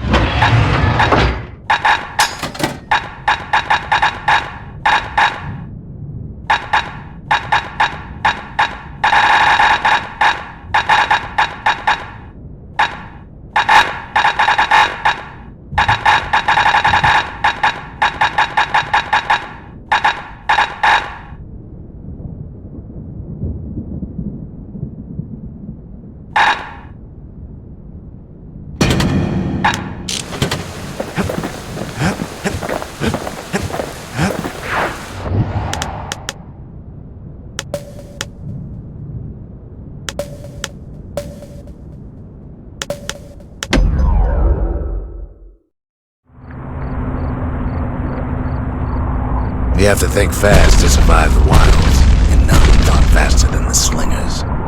They could shoot their pistols with the speed of a machine.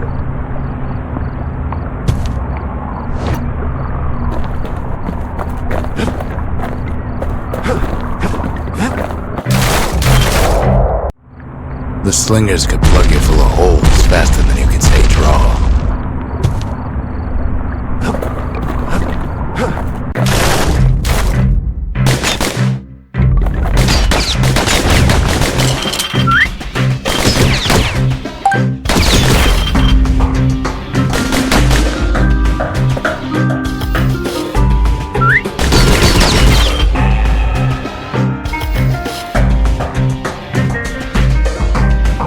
The slingers like to edge each other out using customized pistols.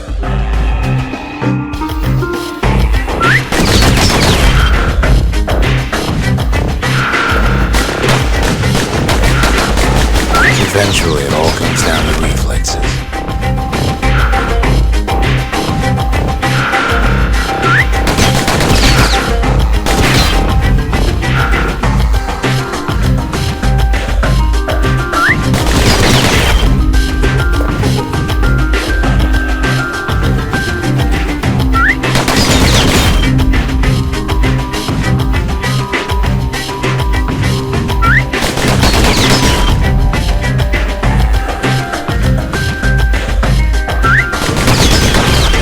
Slingers were much quicker than the average pistolier. Just 'cause you're fast don't mean you gotta be reckless.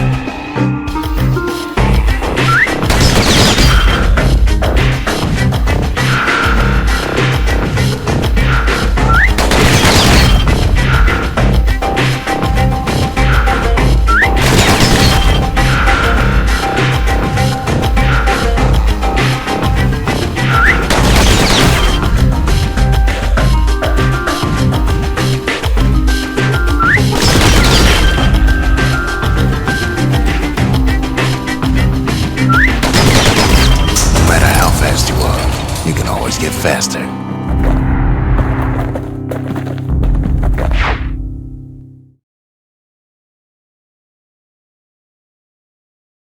Well, even the slingers weren't quick enough to escape the calamity.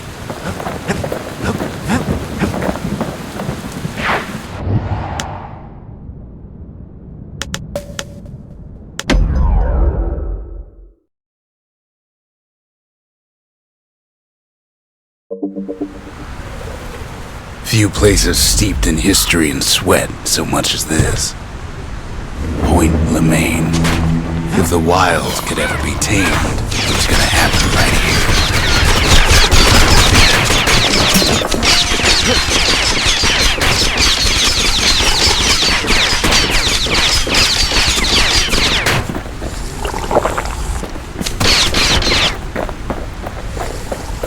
The Army's triggers once had the place on lockdown. Kid might as well pick up where they left off. Blam! Just like my fighting days. A gun like that can even put the wilds in check.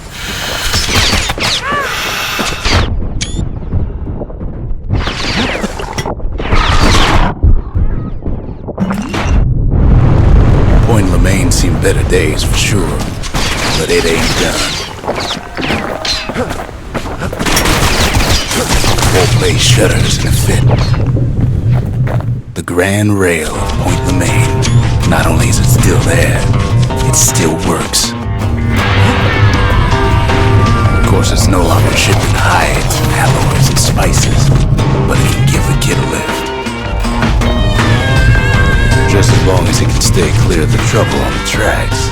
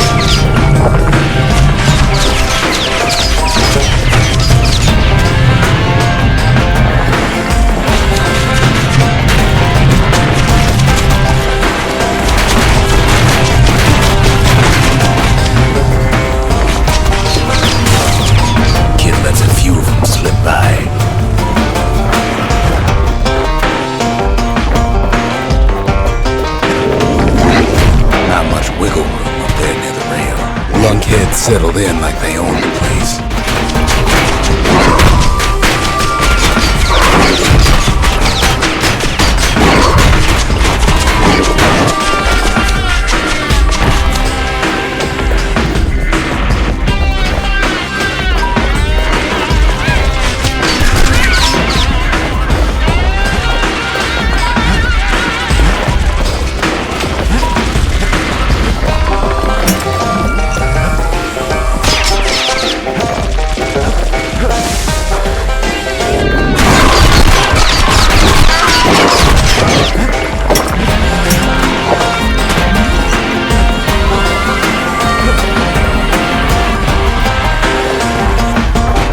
Of course, the Grand Rails see much more fighting in bygone times. Near on 50 years ago, first shots fired in the Ura-Celandian War.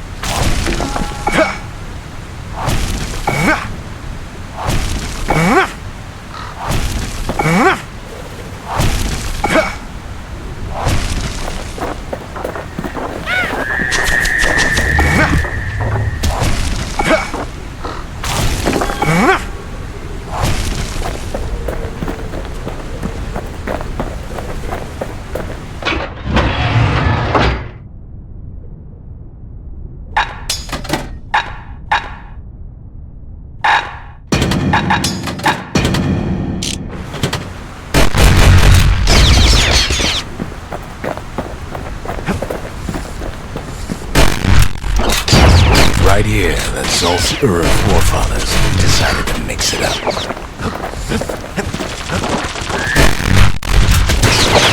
Okay, so maybe we didn't get their sign-off on the whole Grand Rail thing. That was bad. The rail must have shook the Ura to the bone after those dens of theirs.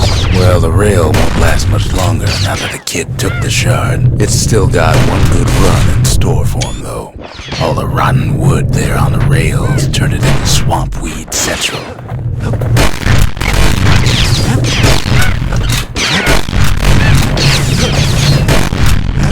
Ever tried dancing side to side while holding your breath? While choking on swamp weed? While peckers trying to prick you in the eye? Well, let me tell you, it ain't fun.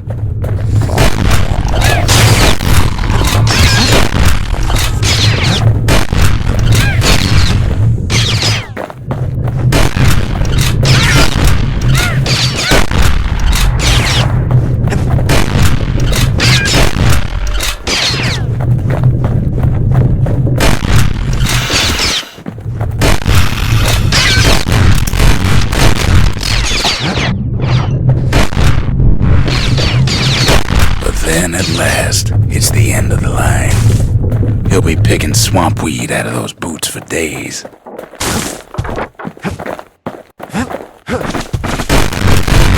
out he's got company up at the rail station, waiting for him.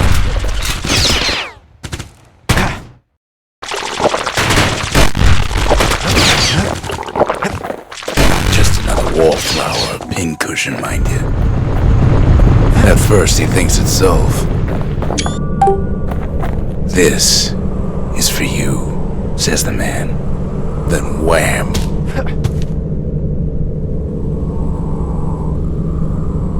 When the kid comes to, the man's long gone, but something else is there.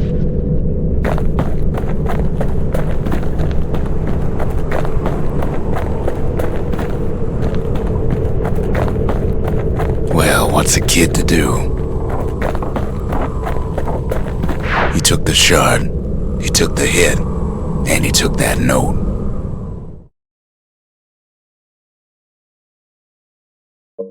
That note cuts straight to the heart of things, don't it?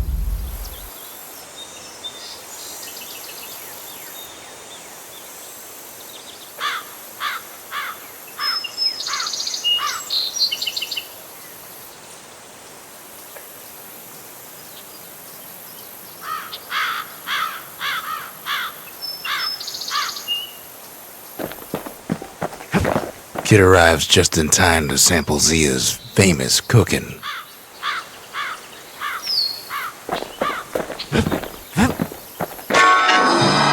It ain't too late to unlock the potential of this place.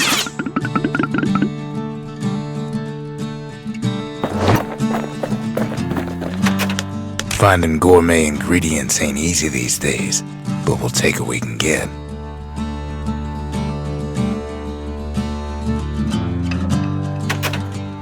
The note says it plain. Zia, go east to learn the truth about the calamity and our people. I'll be waiting. Sincerely, Zulf.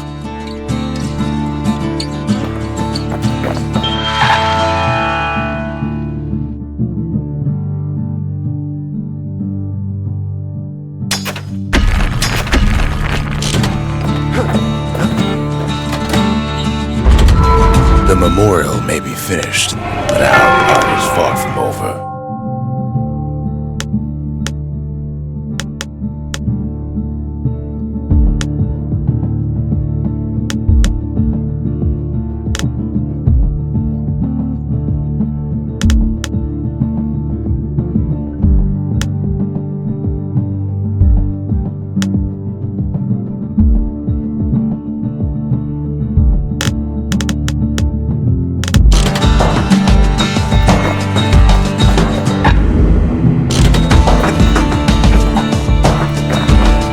Zulf's messenger was one of his people. Wonder just how many of them survived, and what exactly Zulf told him. The shards are getting harder to find.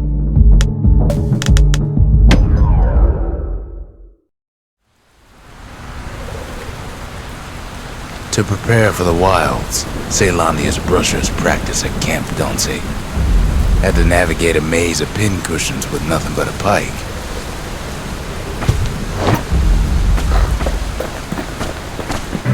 It's a dangerous test for a dangerous job.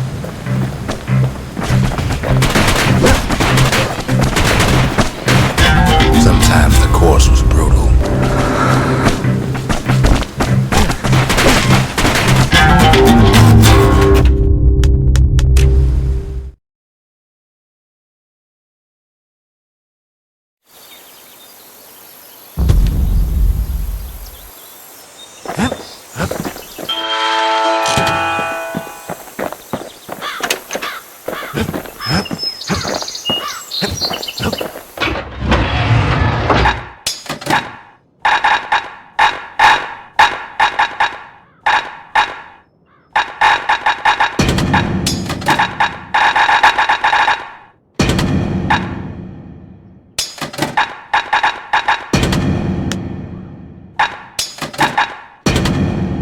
Machete and carbine still go well together, just like in the war.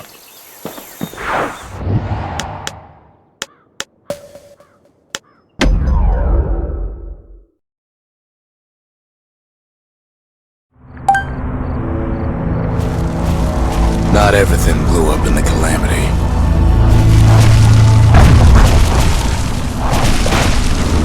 Why Colford Cauldron here blew up way ahead of its time.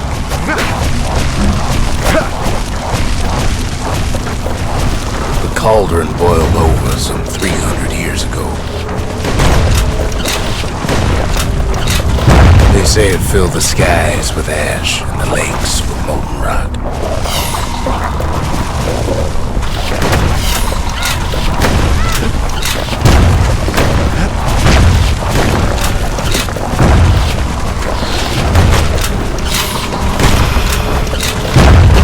If you wanted to survive something like that, you had to learn to adapt.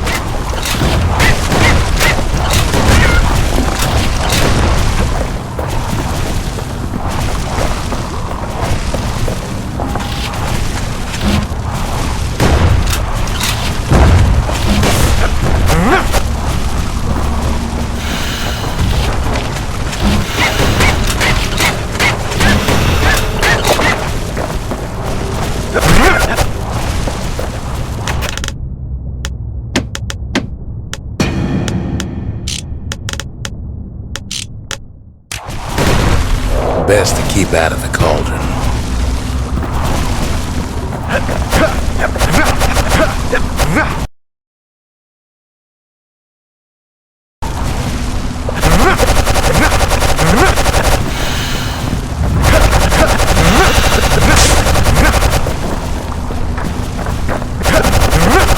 So in a way, the beasts of the wilds, they're all survivors too.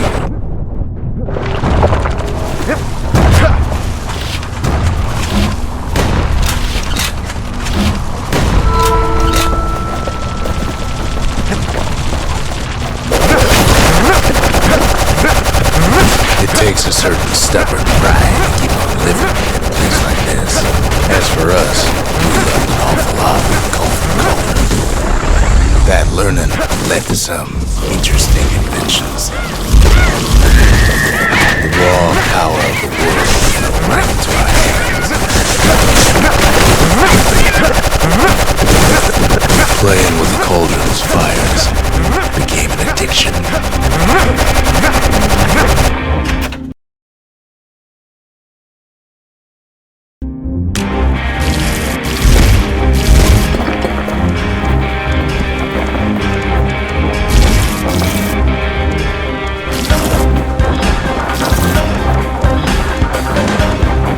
Sure, we dusted off a good many secrets out here.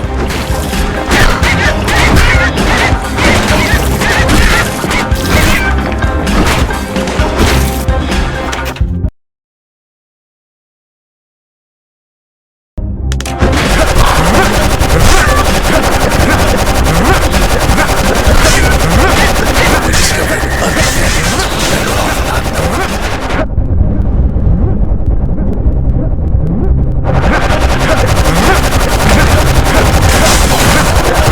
Taste the air so hot it sticks to your lungs.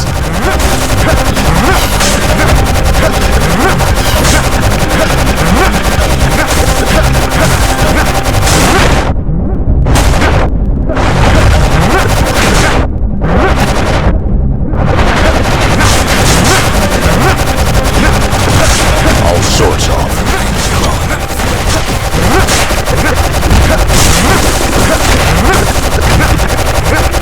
the more ash we swept aside, the more light we found. The place is inhospitable as they come. But still we pressed on. After all, when we look down inside Culford Cauldron,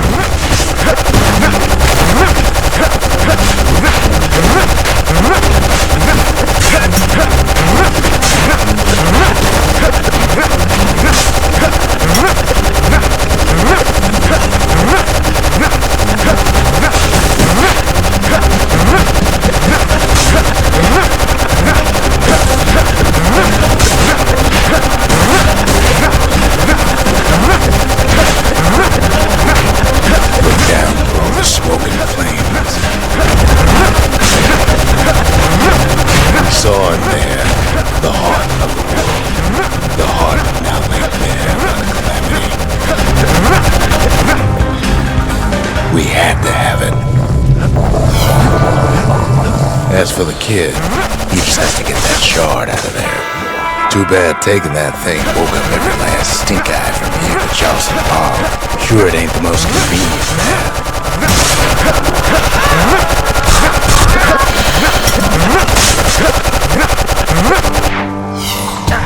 Biggest stink eye he's ever seen's waiting for him on the other side. Well, it ain't polite to stare.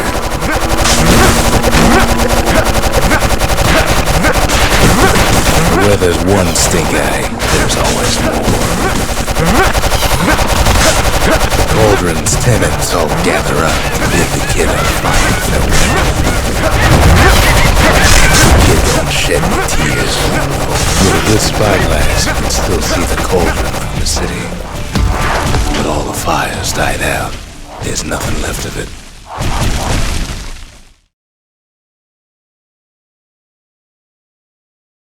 It comes back looking like the inside of a chimney.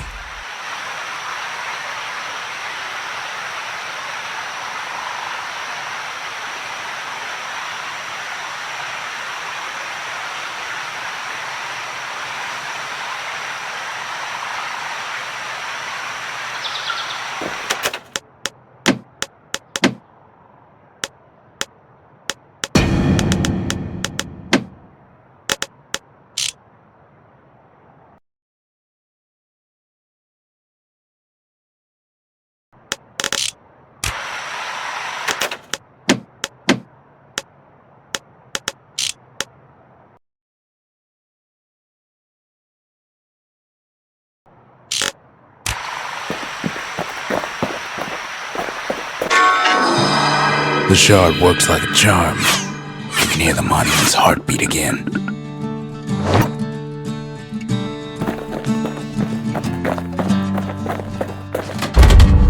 Ain't saying much, but that's the greatest forge in all the city.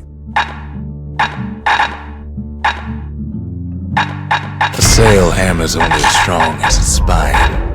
And that's a strong spine. Arrows like that can practically find their own way.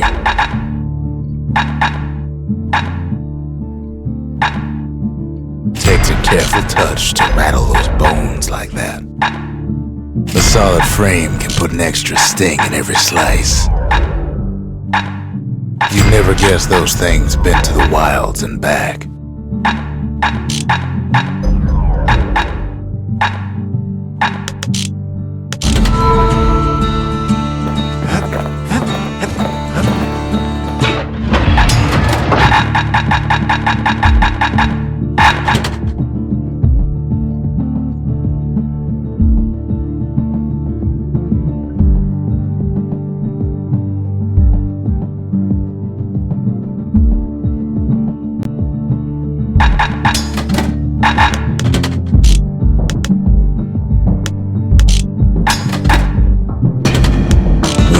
Fine old cookout with that stuff. Too bad that's not the plan.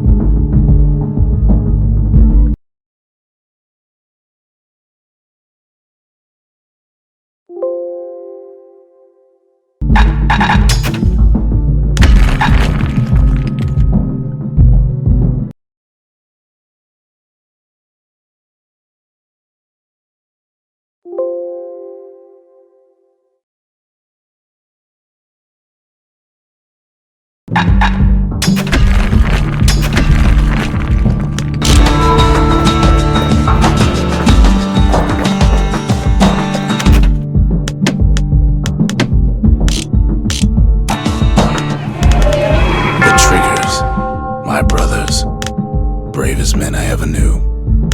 The inspiration, a forge can fashion anything. The culture, a still life of old unwanted keepsakes. I've asked a lot of the kid, but this is something he's done on his own.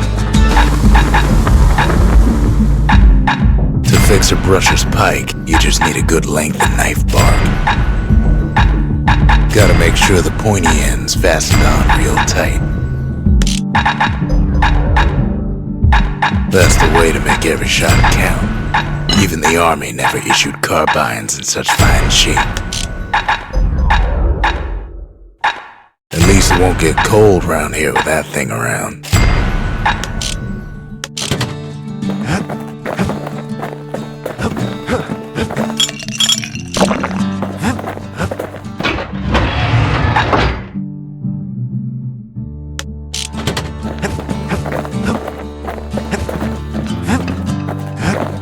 They said the wild could never be tamed. If only they could see us now.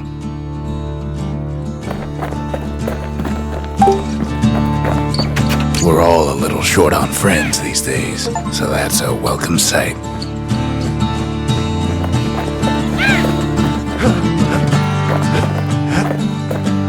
We spotted a pecker carrying a shard to Mount Zand.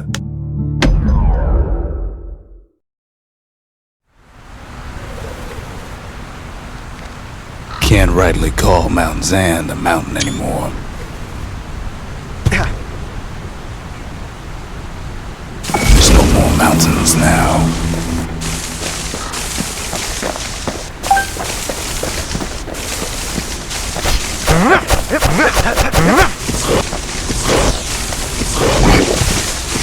There's no place left for the beasts of the wild to go.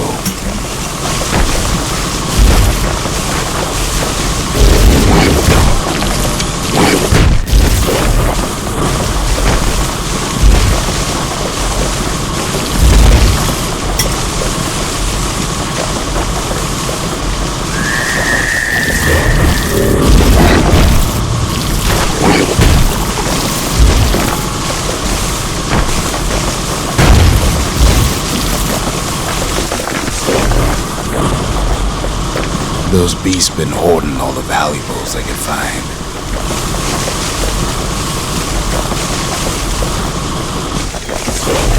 We only found their little lair because they found themselves a little shard.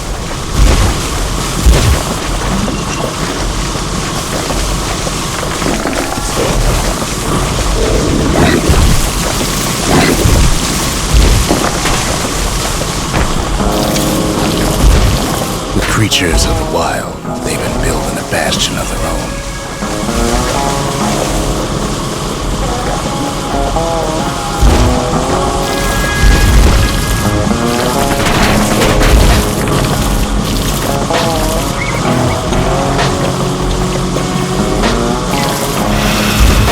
Best thing we can do for those beasts right now is put them down quick and clean.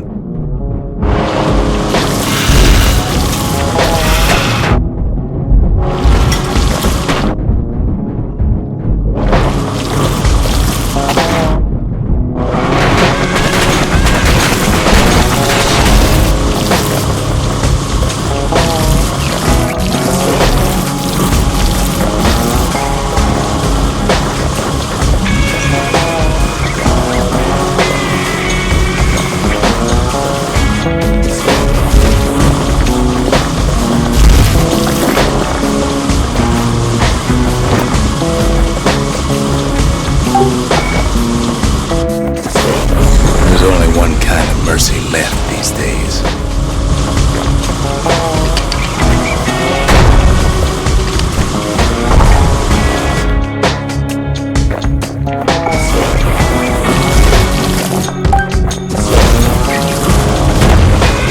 Look at it this way, it's either them or us.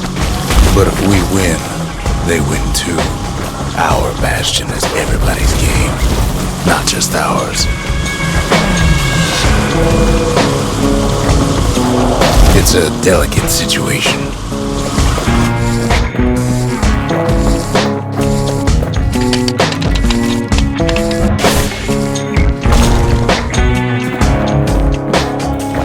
Unfortunately, there's no explaining that to a simple beast.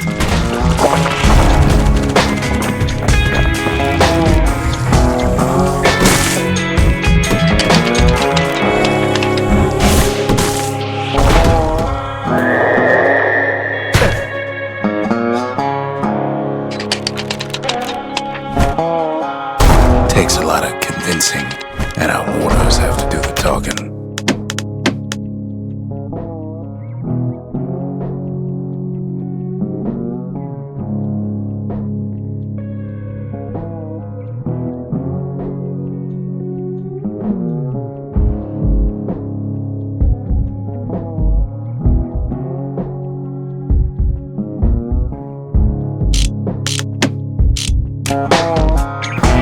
Those beasts been hard at work fixing up the place.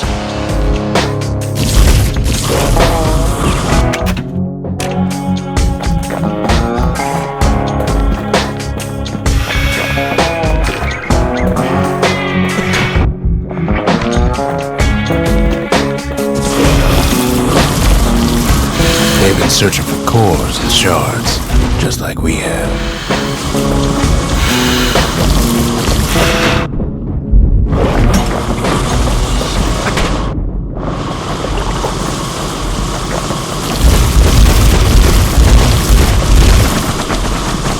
Maybe they've thought about turning back, just like we have.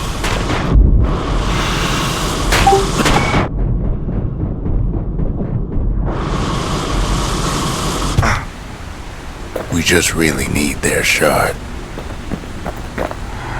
Kid got it fair and square.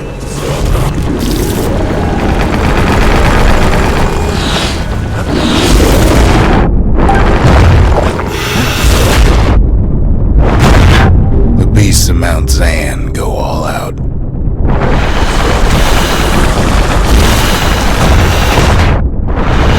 You don't need to keep tangling with all those things.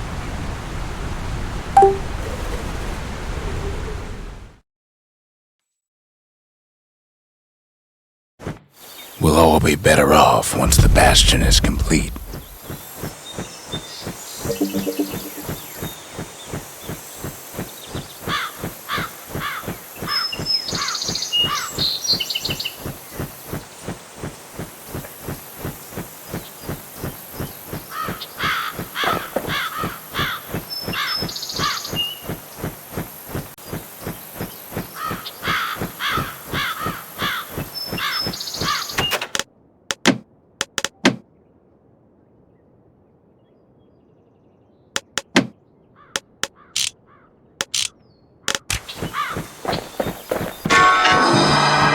monument's getting better. Zolf sure did a number on it, though.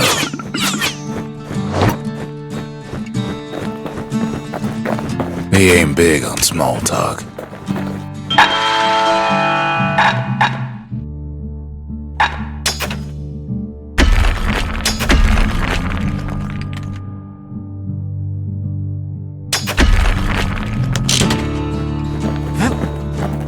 Fixed that thing right up, didn't we? Made these goings-on a little livelier.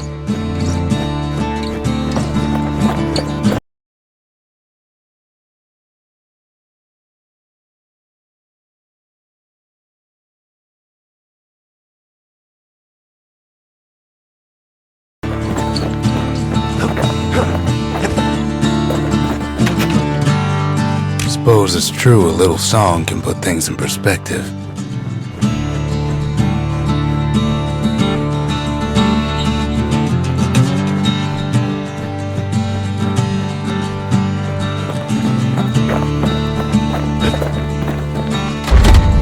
Just the occasion to crack open the distillery's private reserve.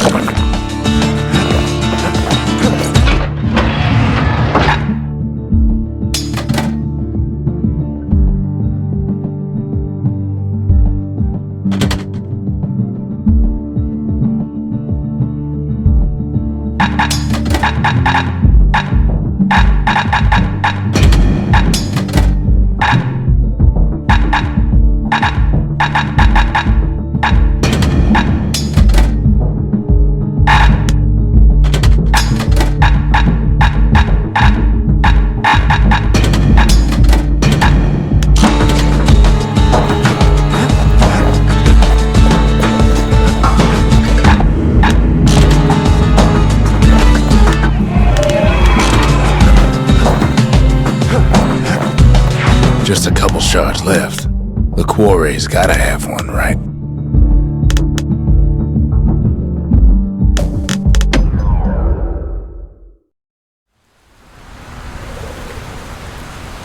Ever felt a Zolwood gourd, like picking up broken glass barehanded? At Zolwood Grove, marshals learned to make every shot count. The trick was to pop all those nasty gourds without wasting ammo.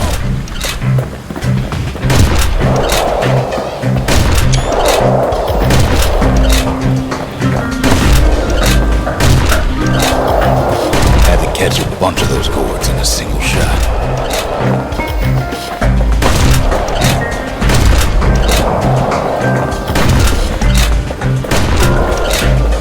Funny thing about muskets is they work best up close.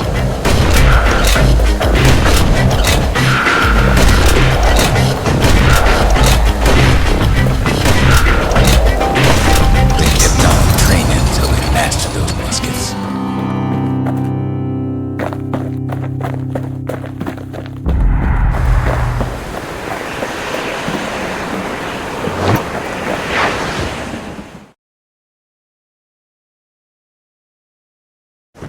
Marshals did more than just stand around shooting, of course.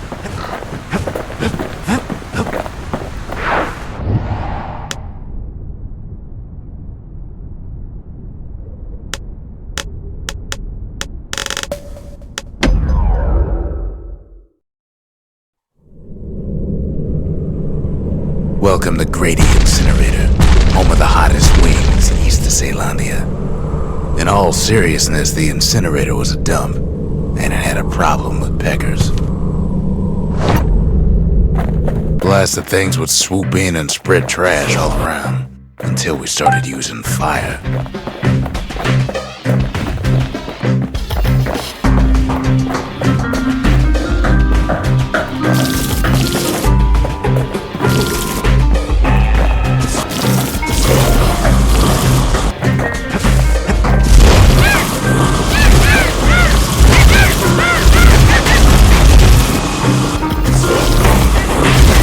Torch them all at once. We had to use restraint. The peckers were willing to fight tooth and nail for all that trash.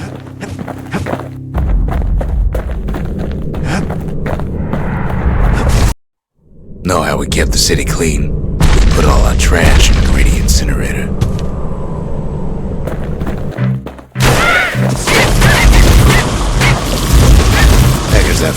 together were easy pickings.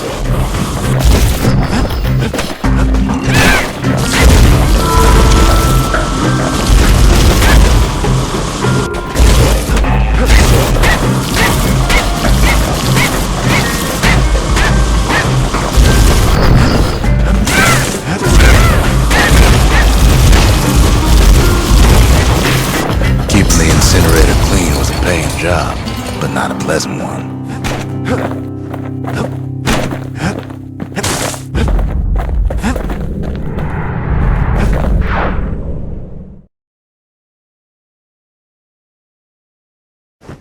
You'd almost think those peckers like getting cooked.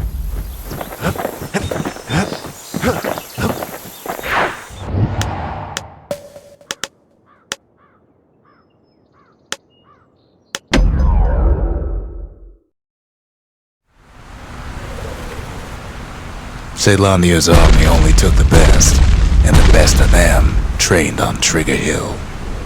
The Triggers believed they were nothing without their rifles.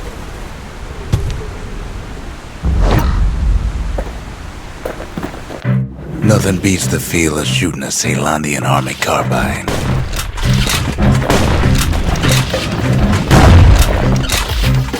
Sometimes you had to take care to steady your shot. The Triggers had clearance to modify their guns however they chose. Some felt the course was too easy, so the Triggers spiced things up a bit.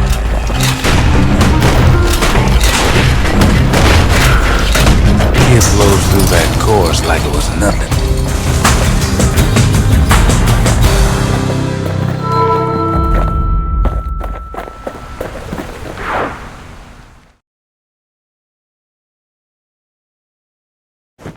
The Caelandian army would have recruited him in a flash.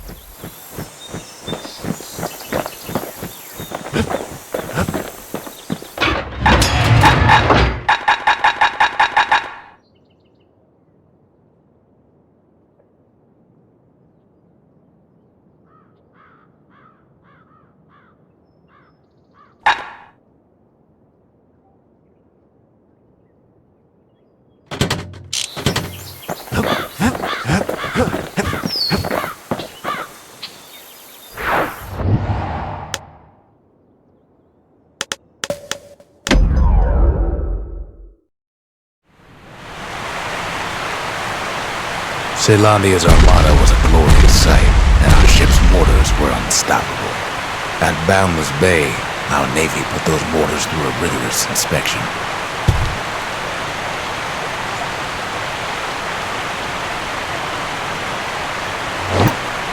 Had to use squirts to simulate explosive impact on the surface of the sea. Galleon skippers needed to be patient, needed to fire at just the right times. Sounds like the kids' mortars in tip-top shape.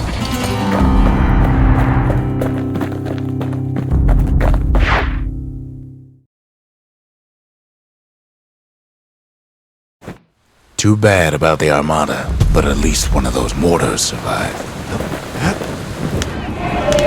The skippers delivered us from the motherland. The cinders kept the city good and warm, made it thrive. The service for all the men and women who serve Caelandia.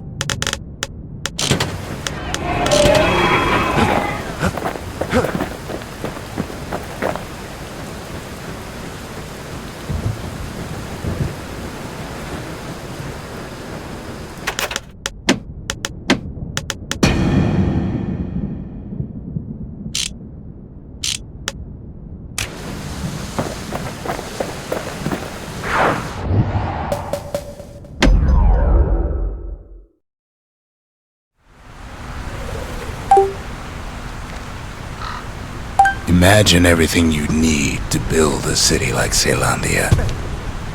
It takes hard work and planning, and it also takes a burstone quarry. The Ura tunnels beneath the quarry must have softened the blow from the calamity.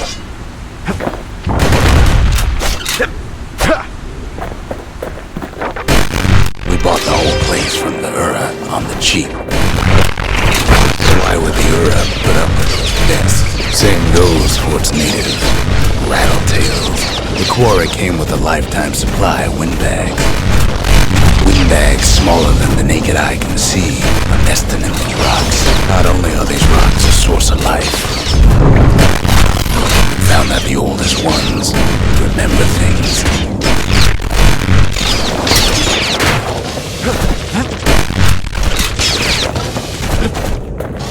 They're recording everything, all the time, taking it all in.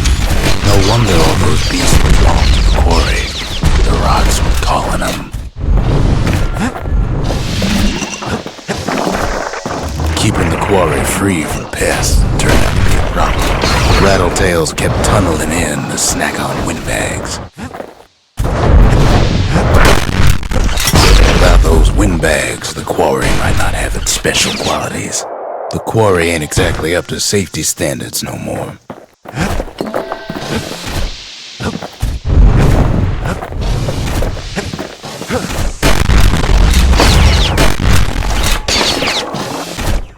Even stink eyes started taking root here. Now why would the Ura sell off such a fascinating place? Might be the gods told him the quarry's bad news.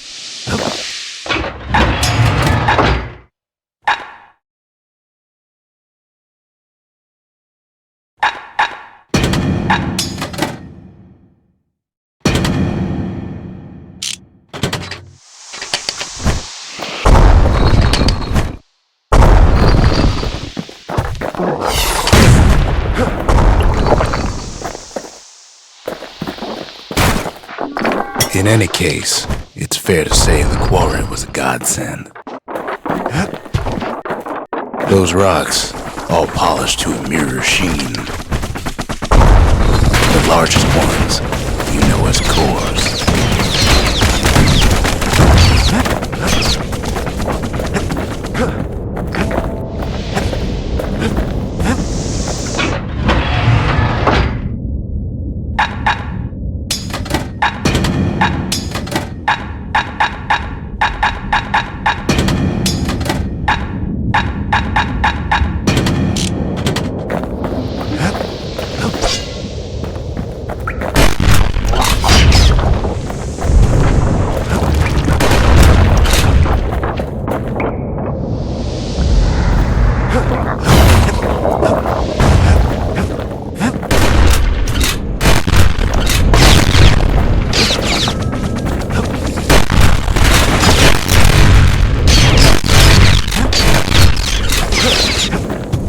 Single core could keep the lights on in an entire city district.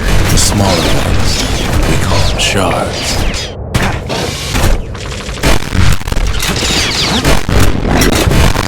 Well, now the quarry's all dried up. These rocks are much too young to be of use. Remember how I said Rattletails ain't the worst thing in the quarry? That honor goes to a beast we keep calling Sir Lunky. We never could get stubborn old Lunky to leave the quarry alone. Massive things stomp many of our boys. We just couldn't get rid of him. Then the kid hears a voice calling from down the hall. Are you alright? It says. I've come to warn you, he says.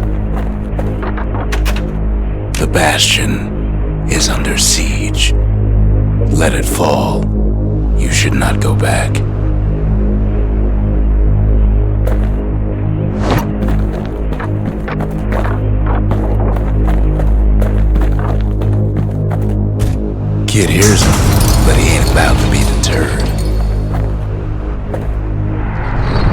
If that's the way it is, he says, then I won't stop you. Because my countrymen will.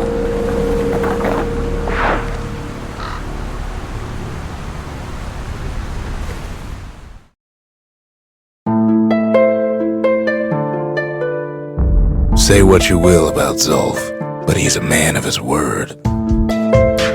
Release.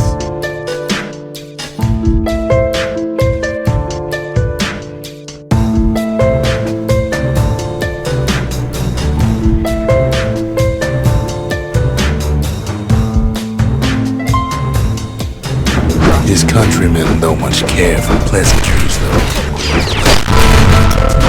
Too bad for that. They got inside the Bastion and shut the door. Kids gotta go in through the back.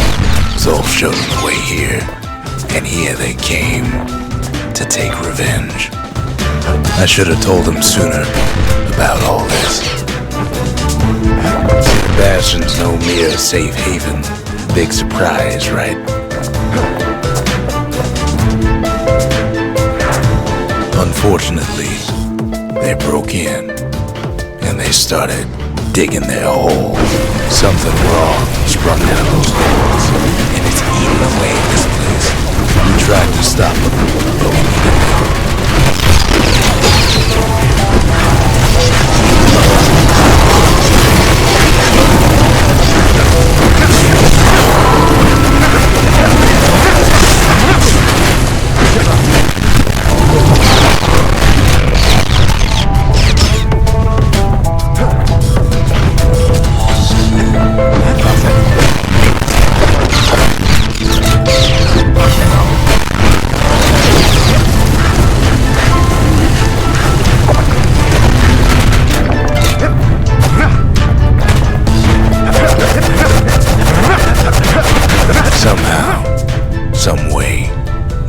Those are a packing. Problem is, it didn't matter. Zulf's plan worked.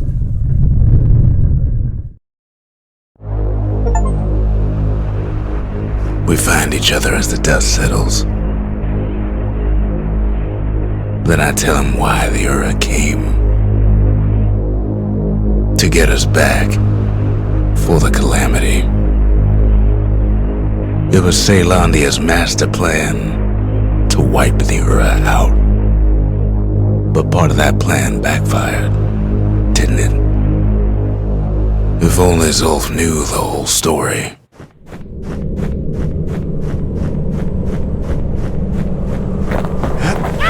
What else is there to say? Come on, give the little tiger a break.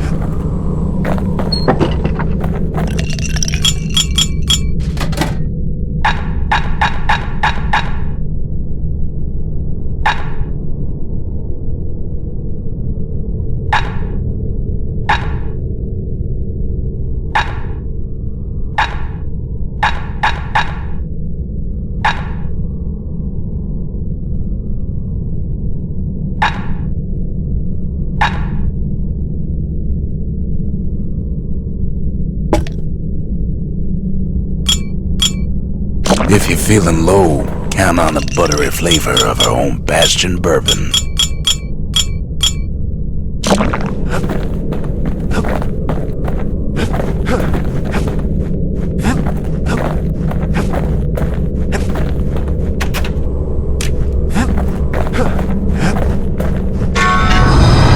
The shards can put this disease in remission, but there's only one cure. We need to finish what we started.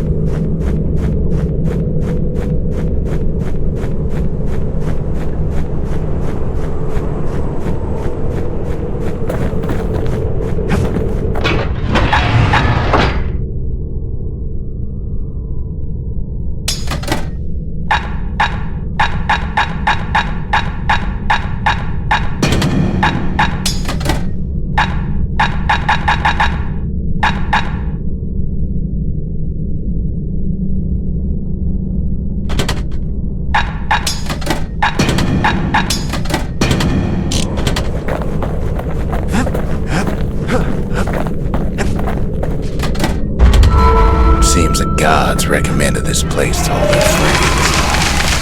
But mercy, the windbags ain't the only beast that drew a bad lot. The sanctuary. If we can build, we can rebuild. The conscience. We haven't lost everything, long as we have that. Sometimes I want to ask him why do any of this. But truth is, I don't want to know.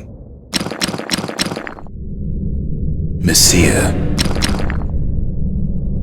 Garmouth. Last thing the gods are gonna do is make our lives easier.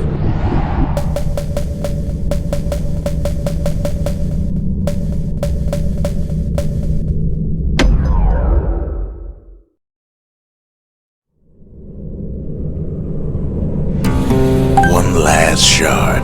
It's all we need to put this mess behind us. And mother, what a mess it is. A mess like that could have only been made by hand. Zolf said the calamity failed, and he's right. The Ura stand is living proof of that.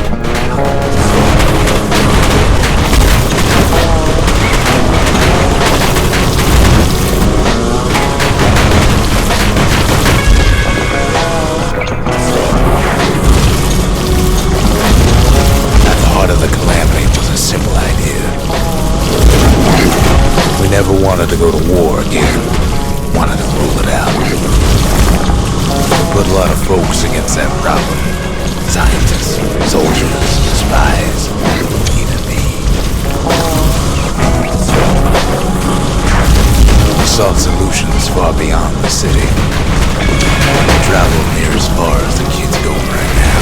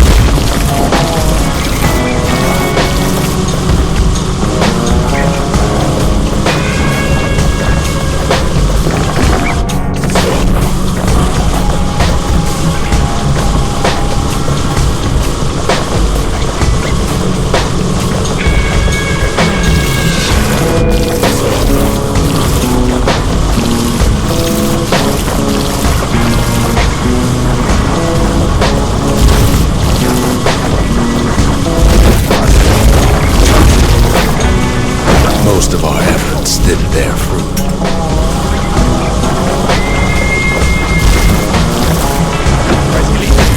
Then there was a breakthrough, but it didn't come from one of our people.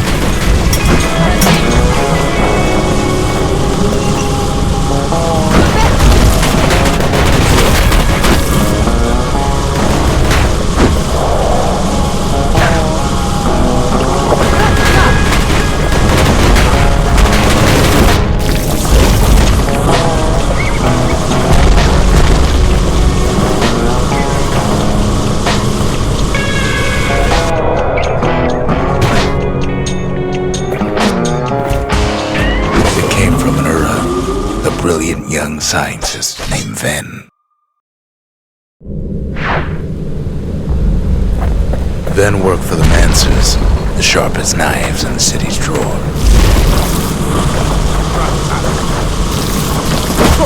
With his help, the Mancers devised a way to seal the Ura tunnels shut in a flash. Just like that, every last Ura living in the Tassel terminals will be gone.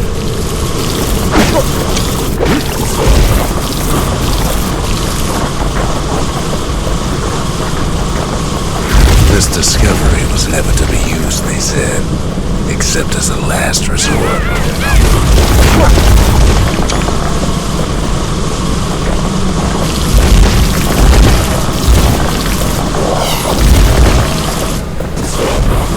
We're lucky to be alive.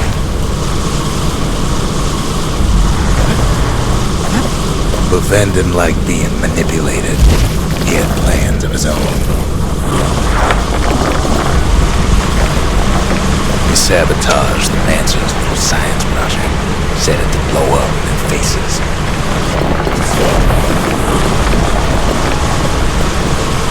Imagine how Van must have felt when they finally made him pull that trigger.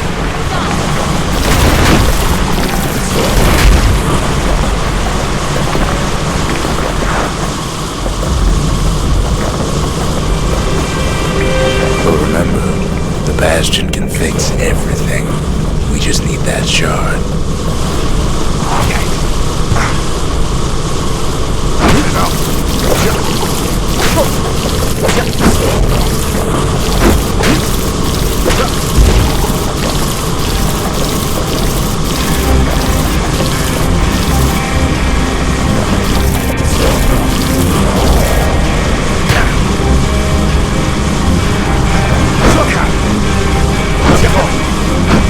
Too bad the Ura ain't exactly been willing to collaborate on that front.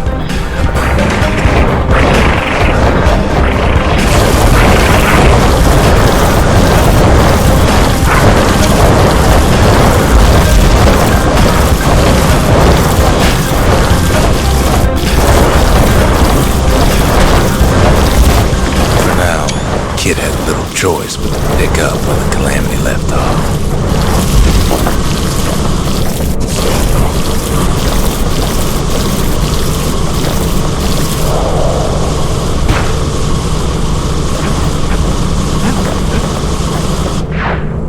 First things first, though. There's someone we figured needed rescuing. Zia.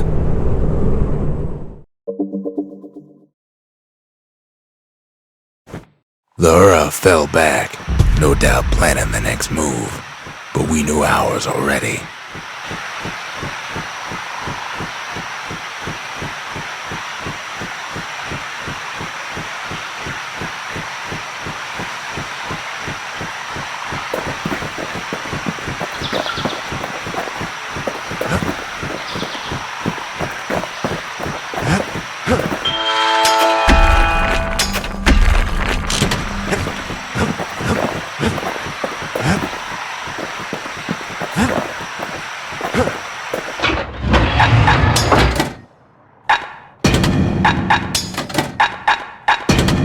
Kid's ready to slice him up and pound him to bits if they get in his way.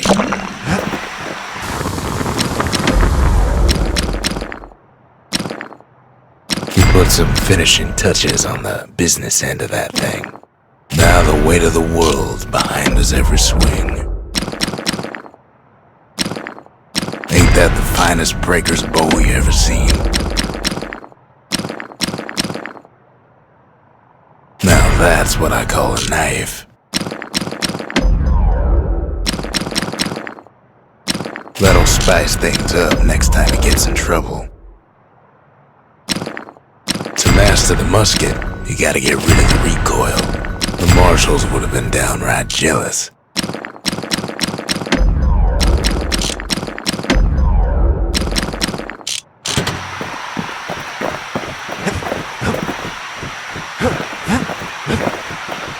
Think the gods are gonna help? You, Drake.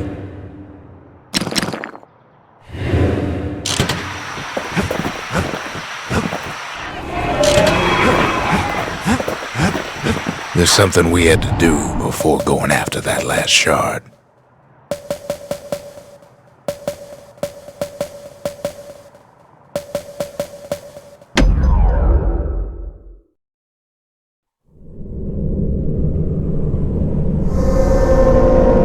Well, now it's personal, ain't it?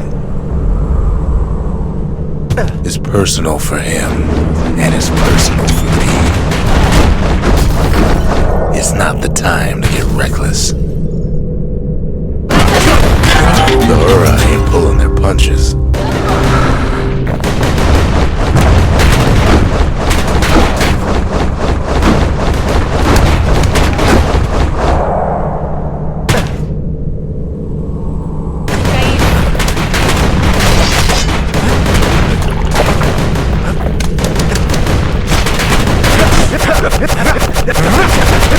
They never saw him coming. package I sent him. It's a little something I've been fixing up in my spare time. Laura found a way to keep the calamity from spreading through Sultan's Hollow.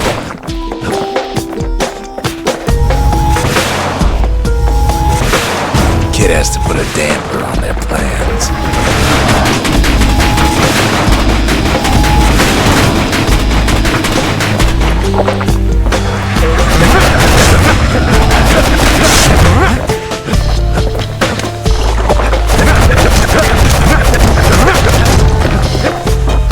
They got their own security and everything. Pretty fancy even.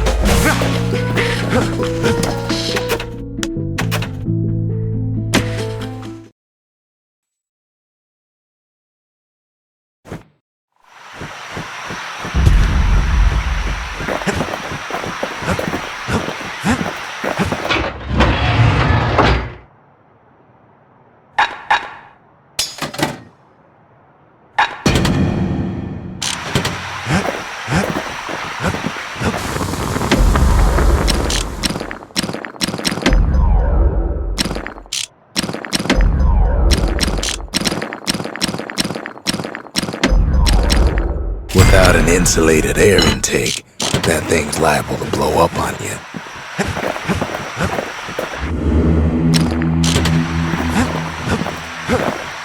The Ura swooped down from the east. At least now we know the way.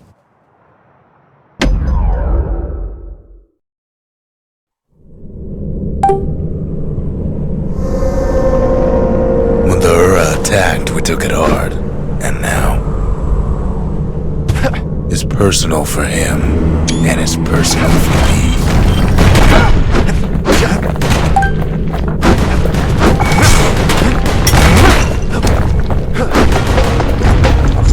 He gets his hands on the care package I sent him.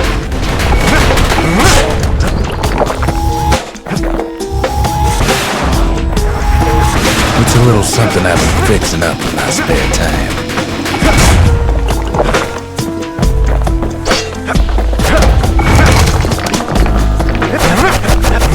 They got their own security and everything. Pretty fancy. Still, they ain't used to having visitors around. They've got these conductors, they're all what's keeping the place together.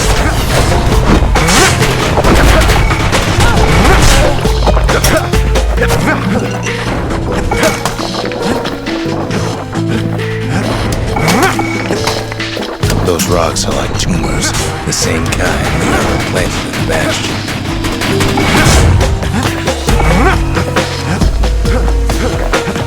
Well, the Ura must be in a panic right about now.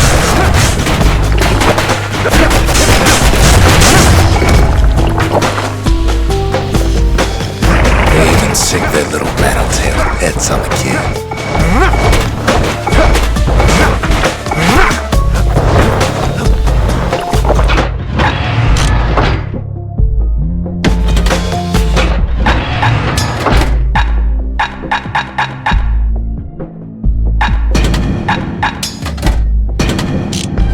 Kid's done using the Calamity's power for now, but the Ura ain't finished.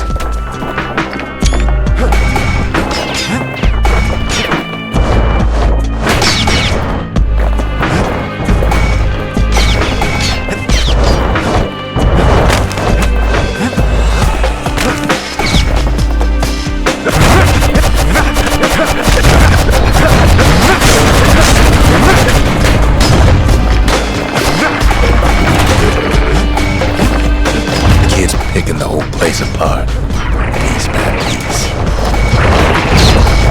Kid returns their greeting tenfold.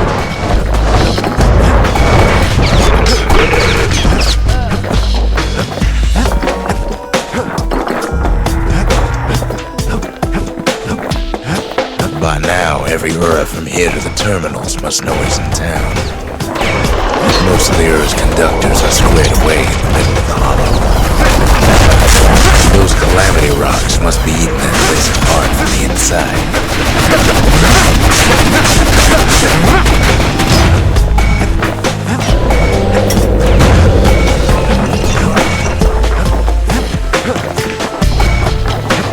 The Ura keep hanging on to that barricade. After all, their homeland's not much farther.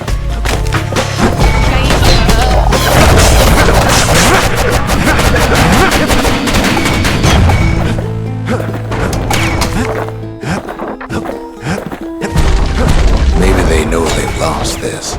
Lost to a kid. Some of them are downright bewildered by what's happening.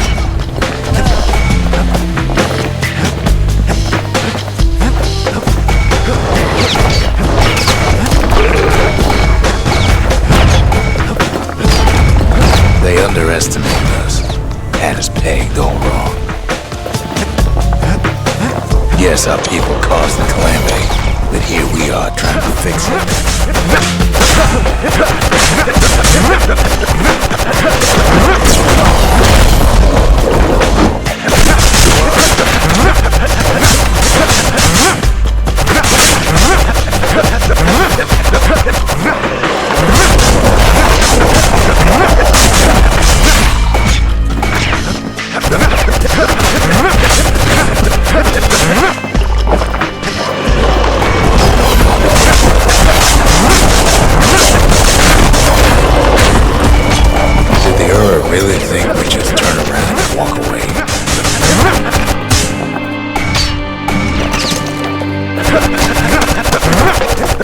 Shame the opportunity for civilized discourse is over.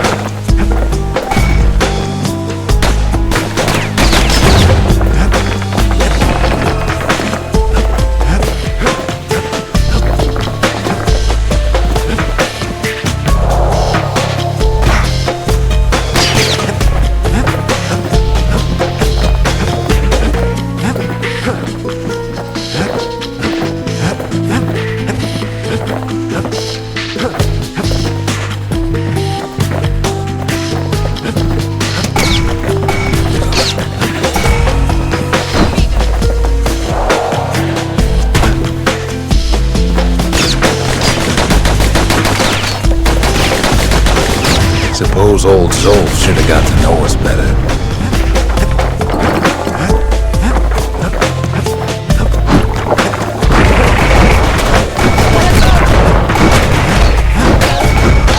Maybe I should have trusted him. Told him everything I knew.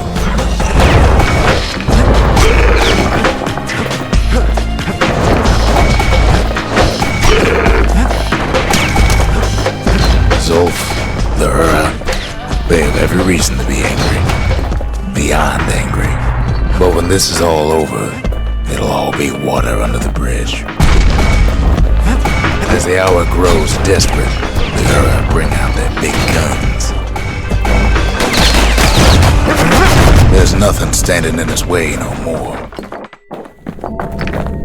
All those dreams, snuffed out in the calamity, we'll bring them back.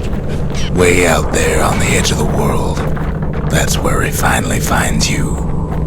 But it ain't like Prosper Bluff this time. Ain't nothing for this gal to sing about now. Zia, you weren't kidnapped. No, ma'am. You just had to see what happened to the Ura. To your own people.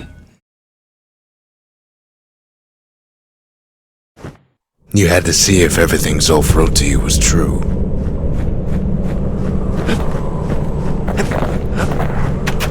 They lost everything, didn't they? But they just keep on fighting like that's gonna bring it all back.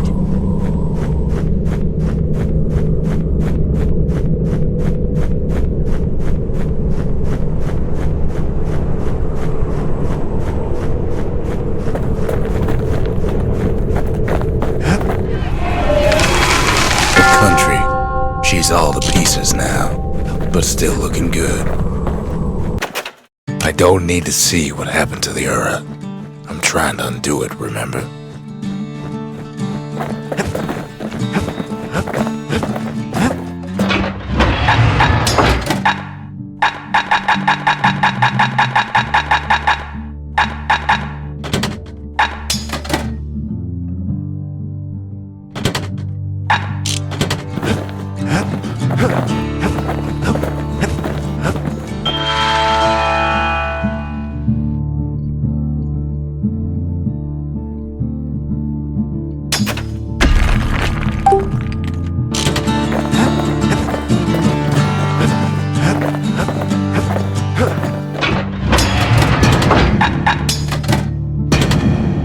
If there's anything that blade can't split open, a cannon ought to do it.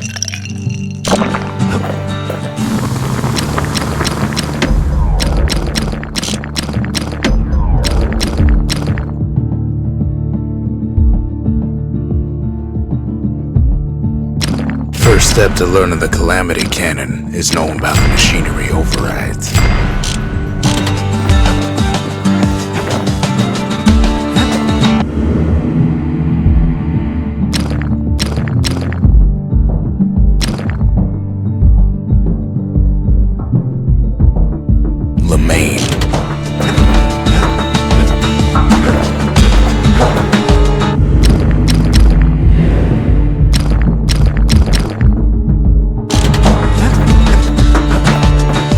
Kid gets that last shard from Zolf, it'll all be over.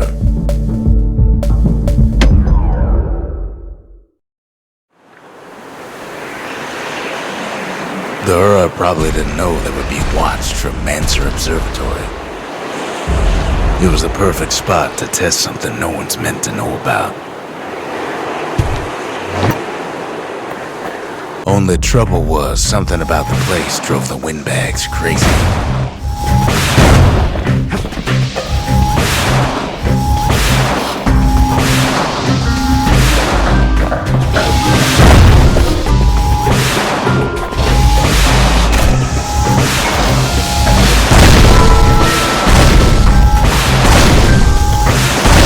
Hefty thing like that takes getting used to. Gotta point her in the right direction.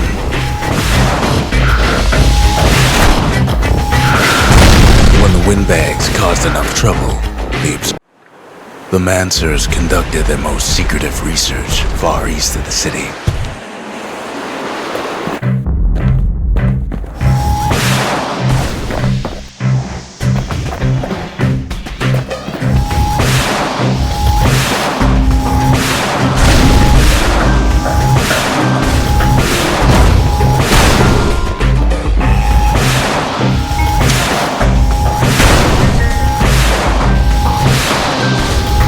Cause a lot of collateral damage with her if you ain't careful.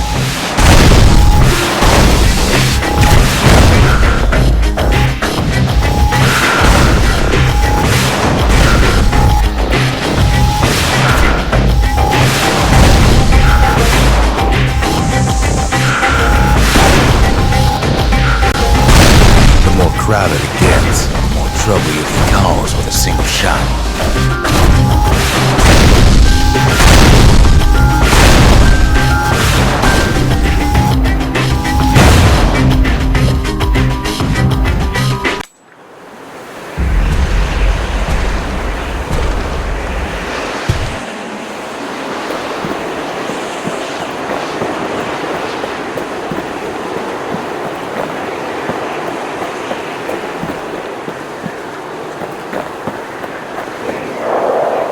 Not a good idea to drop that thing.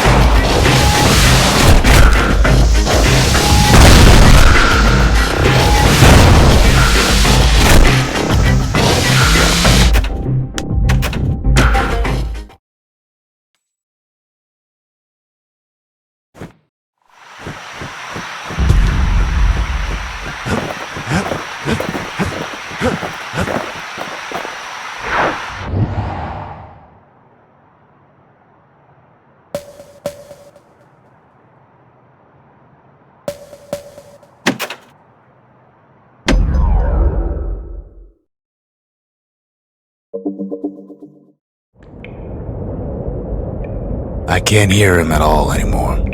He's too far away. But he'll be all right.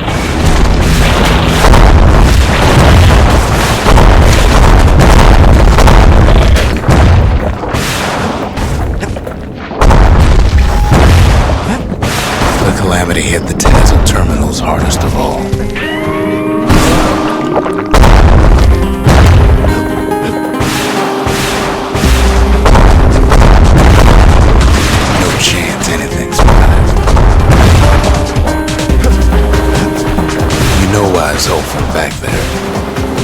The place was his home. He'd be there all alone, just waiting. All his old friends and family were there.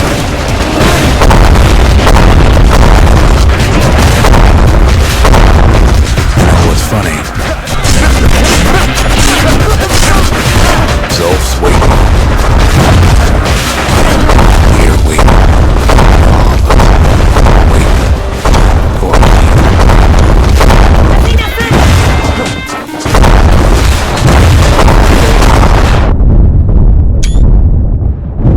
Look around. There's not much left to do here in the Bastion, I'm afraid. So why not tell each other stories to pass the time?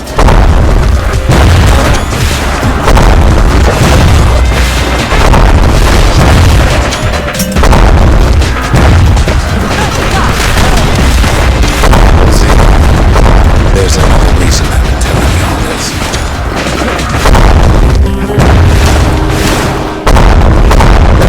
The kid brings back that shard. It should be complete.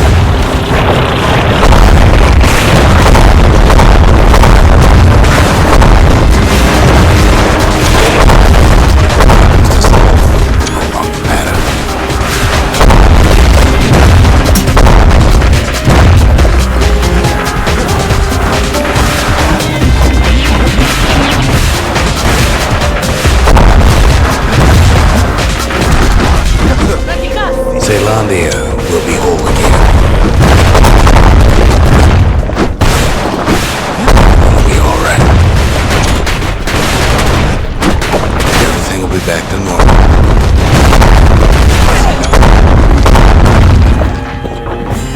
Problem is, we'll all be gone.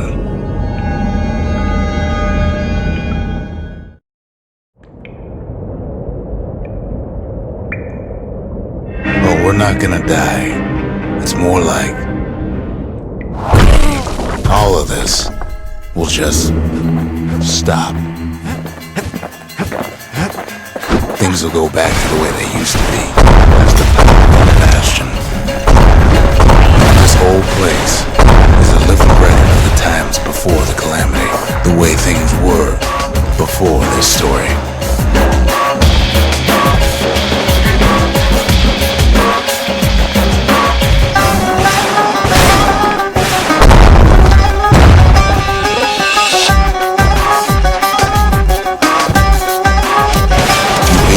Self.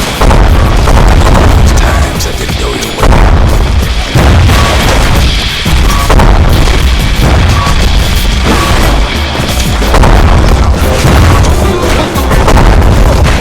All of life's little setbacks. Imagine if you could have another go at them.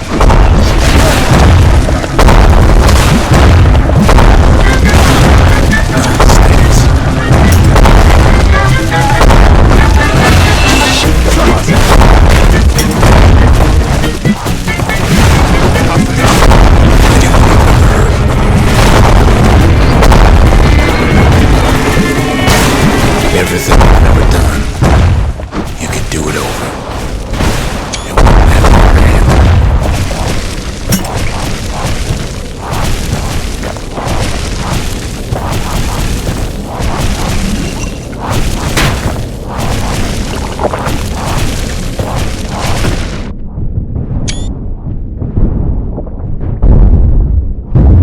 Well, I guess there's nothing more to say.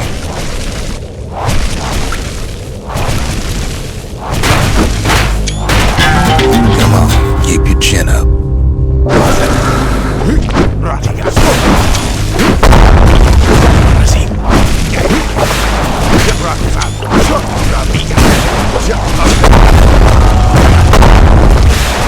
Who am I kidding?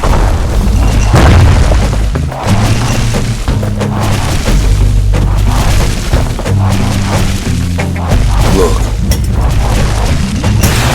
there's something else. A confession. You follow me?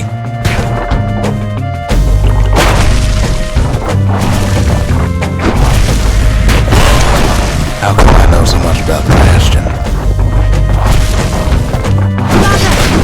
Well, I designed the place, but that's beside the point.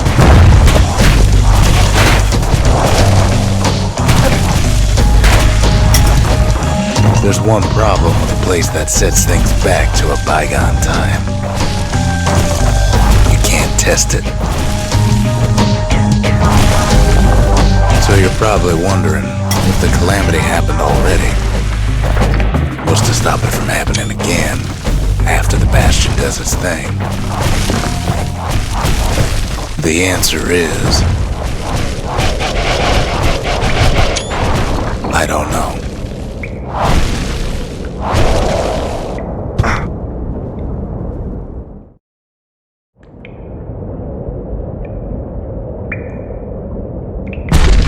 You're wondering if there ain't some other way out of this mess. It's alright. I can tell. But why would you even want another way? Unless you wanted to stay here with us.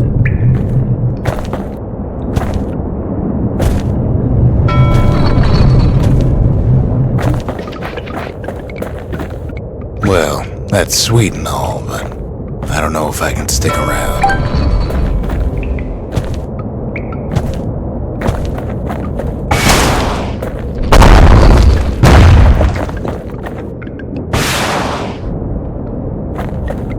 The weight of the calamity, it's on our shoulders. We can't just let it go.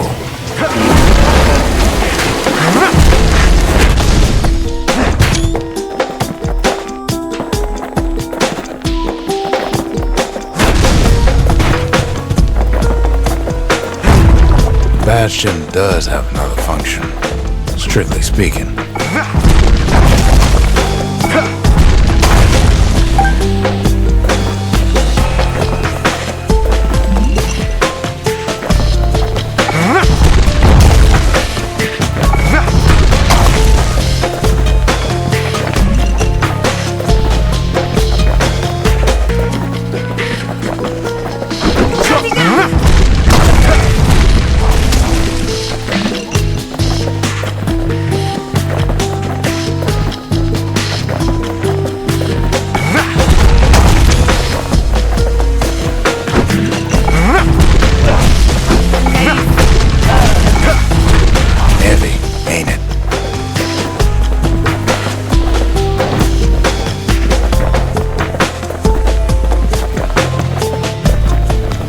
Of course, that would mean no going back. Ever. But then again, that way all of us could leave the city. Together.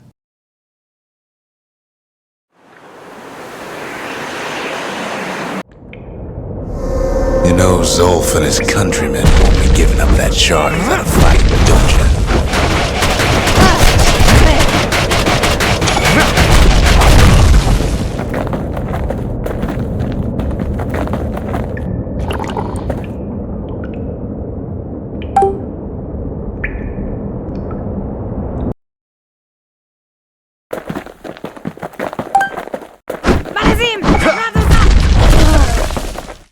Zolf and Mira, all they want now is to see the Bastion fall.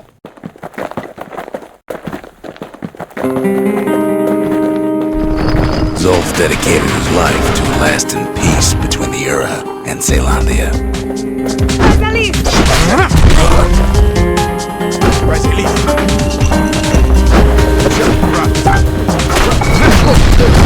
They can't have imagined the city would try to wipe the Ura out.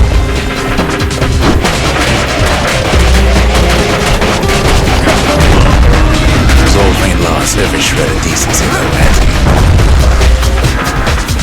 He tried to warn you about his plans. He tried to warn the kid.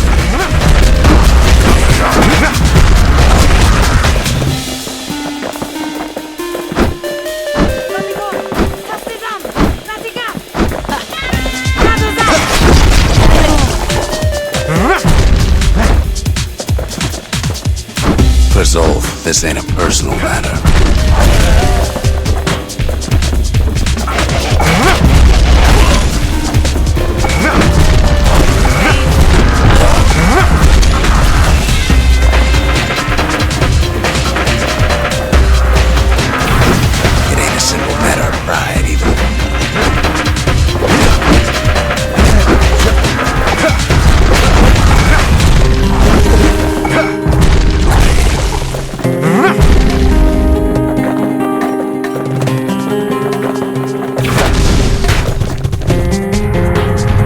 thing's for sure.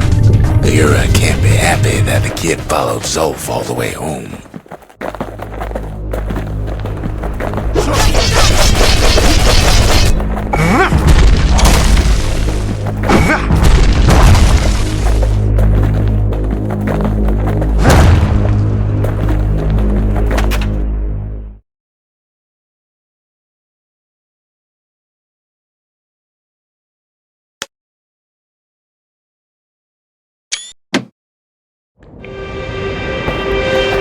Kid saves Zolf once, but I don't think he'd make the same mistake. I wouldn't.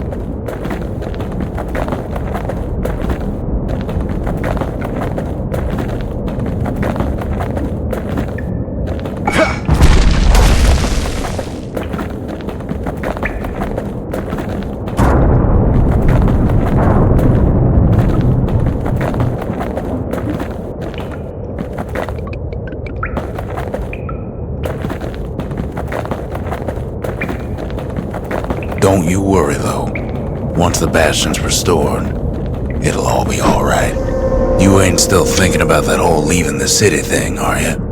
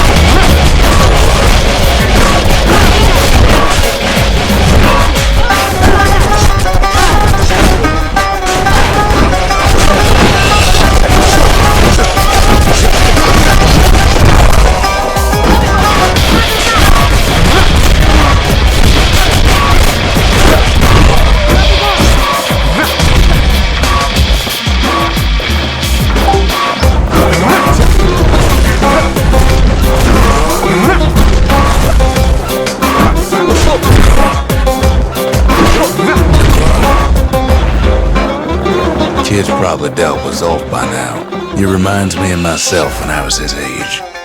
I ever tell you about those days?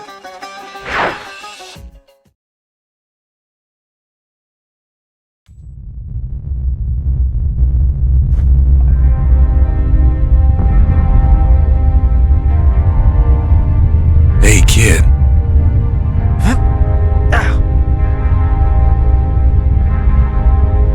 Get up, kid.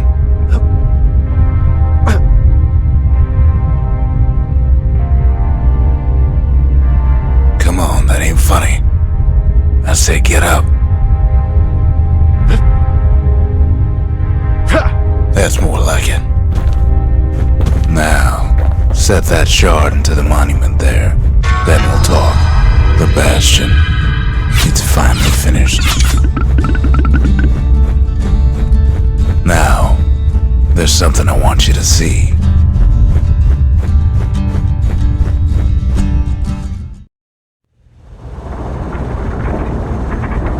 Welcome to the heart of the Bastion. I ain't one for long goodbyes, so here's the deal. Zia and I figure you done the heavy lifting, so you get to do the honors. We can tell you how to work this thing if you got any questions. Hey, kid. You can undo the calamity here and now. Go on, kid. And before I forget, thank you. Always wondered what the motherland was like. Not that it matters anymore.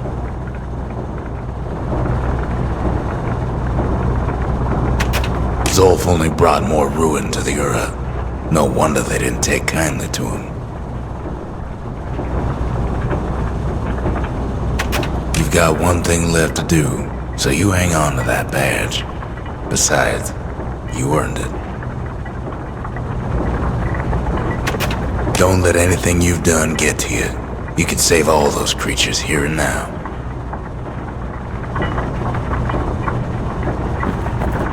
You made it. So, let's see.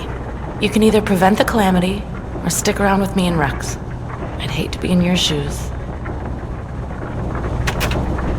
If I could be any place I wanted, I'd stay right here.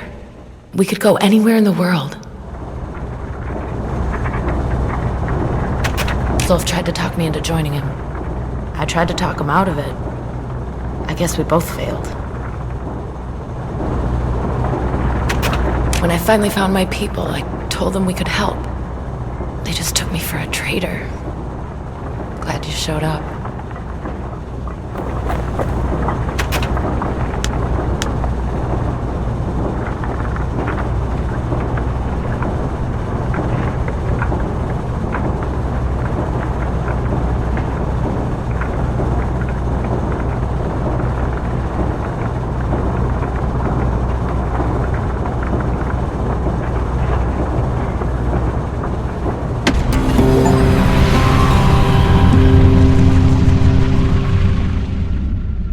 It's finished. Now, sit tight.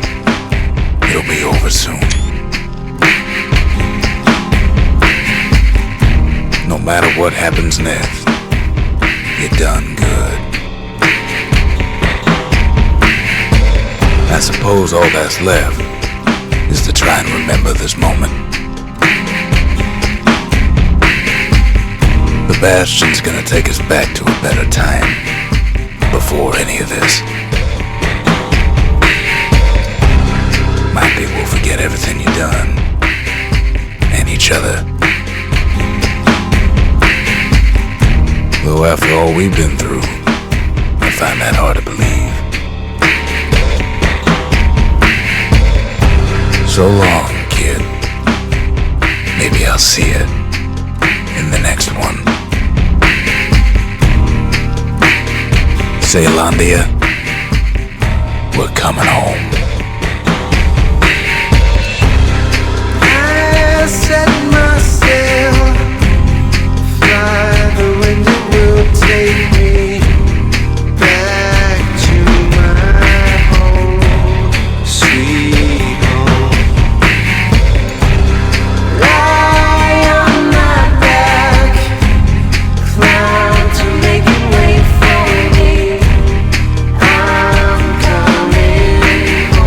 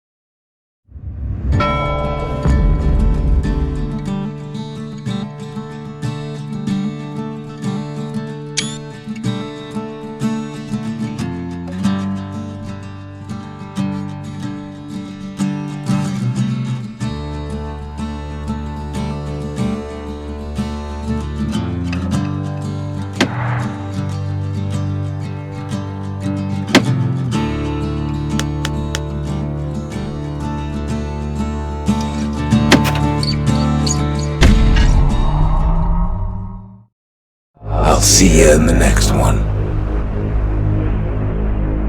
Proper story's supposed to start at the beginning. Ain't so simple with this one. Now here's a kid whose whole world got all twisted, leaving him stranded on a rock in the sky. He gets up, sets off for the Bastion, where everyone agreed to go in case of trouble.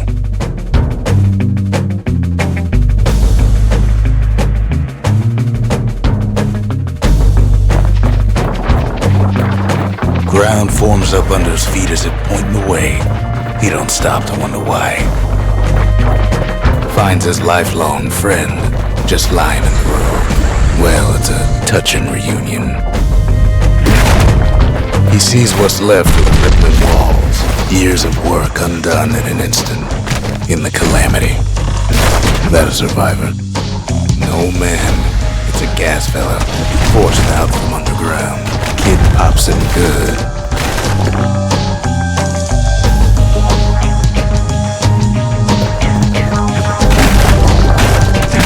An old repeater falls out of the sky. Ain't a gift from the gods, but it'll have to do. Kid's worked up quite a thirst by now, so that fountain looks real inviting. Sometimes you just need a drink. A school of squirts tunnels up around him. Must have fled here from the mines.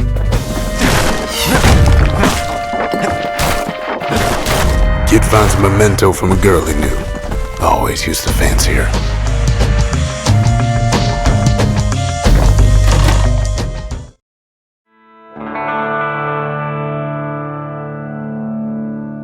He sets foot inside one of Celandia's famous watering holes. Wait, haven't I? Anyway, Rhonda's place just brings back memories. Then Kid finds his trusty shield.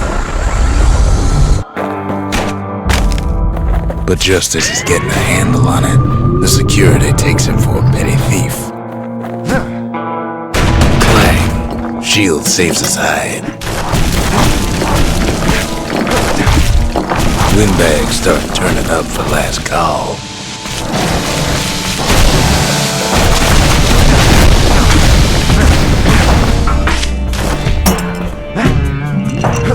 More squirts start coming out of the woodwork. A big old fella pops out in front of the kid.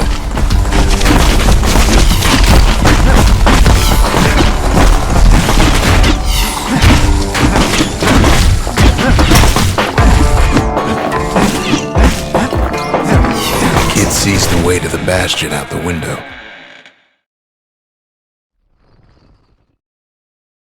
He gets a good look at things on his way down. He lands on top of a breaker's bow, and it ain't broke. Wasn't long before the kid could loose an arrow, strong and true. Kid spies a good perch for some target practice. He knows he should draw the string all the way back.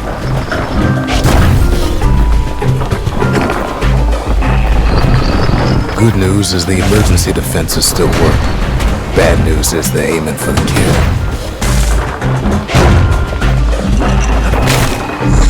Picks up a few pointers from a dusty old turn. He's a mighty fast learner.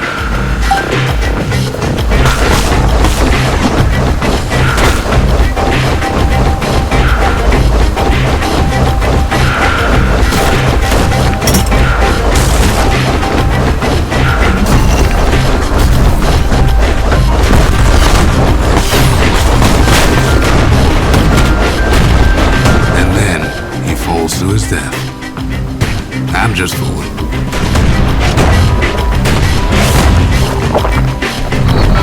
He finds the distillery right next to the arsenal. Tough part of town. One sip of the spirits in that distillery, and the kid'll feel like a new man.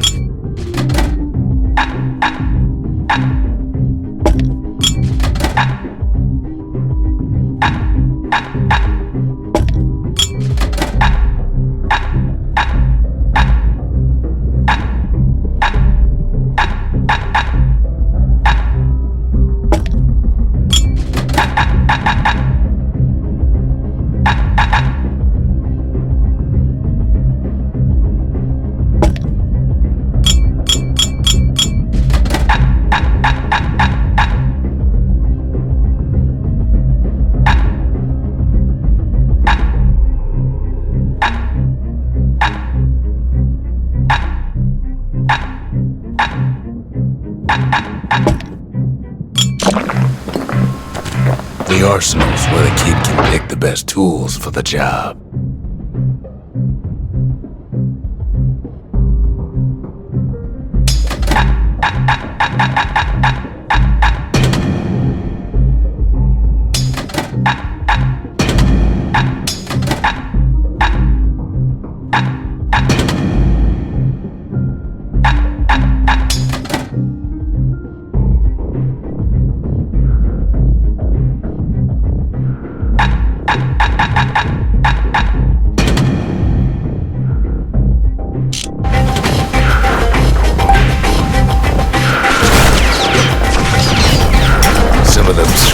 Buzzing like crazy in a couple of corn bins. That one was Maud, the tutor. Once taught the kid good manners. He never used them though. An old ferry barge sends the kid on his way. The Bastion's real close now.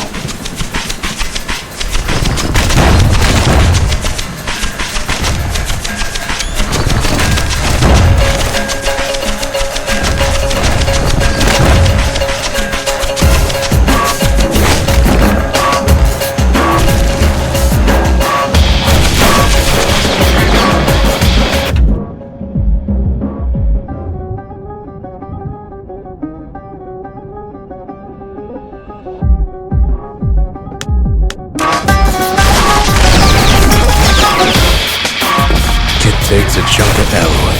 Smell of barley and spoiled blueberries fills the air. Scumbags. The kid maybe shouldn't have done what he just did. Robs a scumbag of his last meal. Kid puts him out of his misery.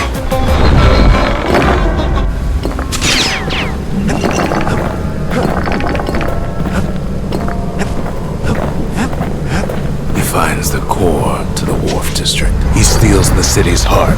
Might as well.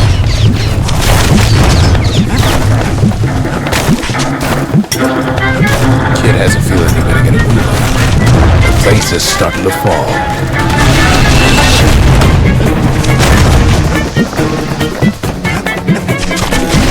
Kid just keeps running. Somersaulting like crazy.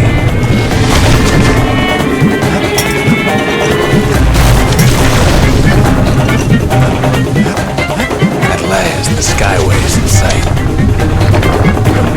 Whisks him where he needs to go.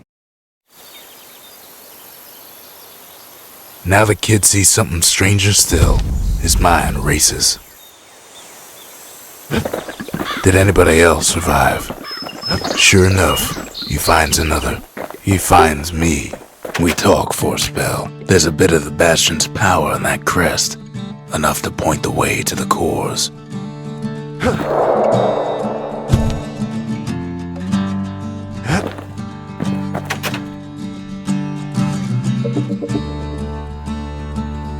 All I tell him is to set that core of his on the monument there. Then watch. I try to let the kid down gently. This is the Bastion, alright. Except no one else showed up.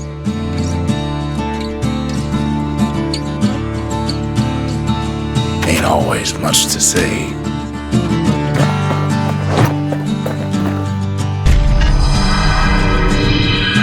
And just like that, the Bastion comes alive. Starts growing again. Growing stronger. Kid's gotta put its power to good use. Now the Bastion can send them even farther into the wild unknown.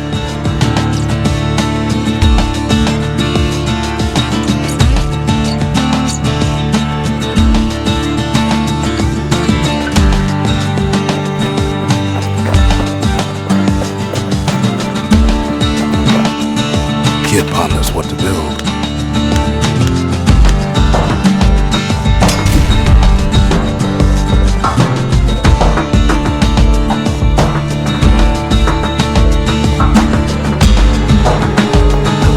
Behold the Pantheon. Hensa. Akobi. Lemaine. Pith. Javel. Garmouth.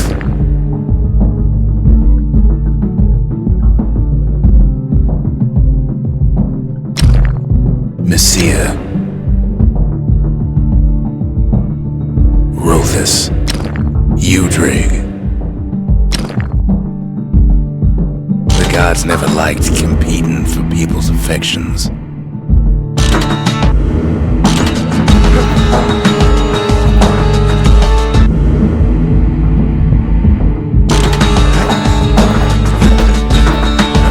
Kid don't know what's out there waiting for him. The Skyway. Now the kid can ride the wind to distant lands.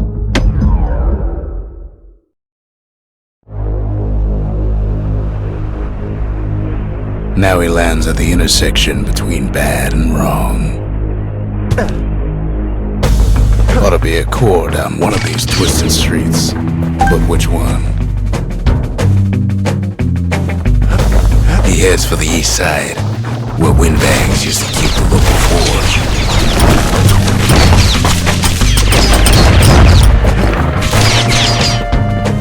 Inside the forge, Key can fine-tune those instruments of his.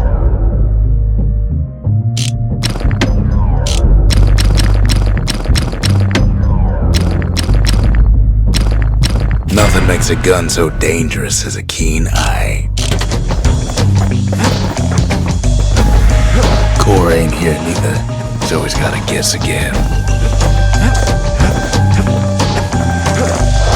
Keeps telling himself he better watch his step.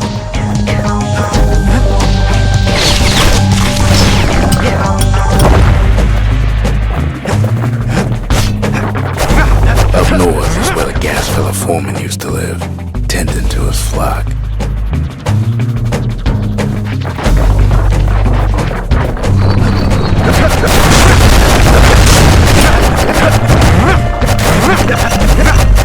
Know why gas fellas all dress alike?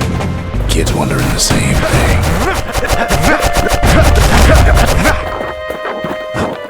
And there it is, but it's locked down tight in an alloy cage.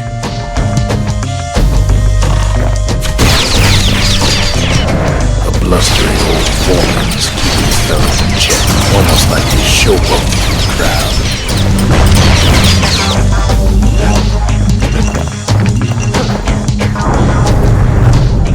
He hears the whole place groan, but it's too tough to fall. Might as well check the other side streets before leaving his home.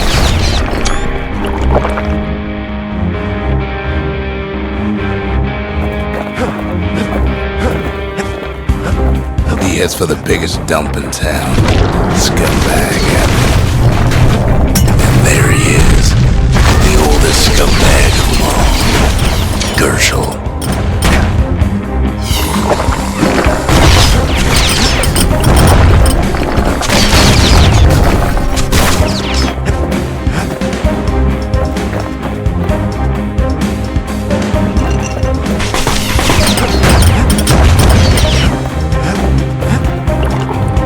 He heads for the squirt steps. Won't be no field trip this time.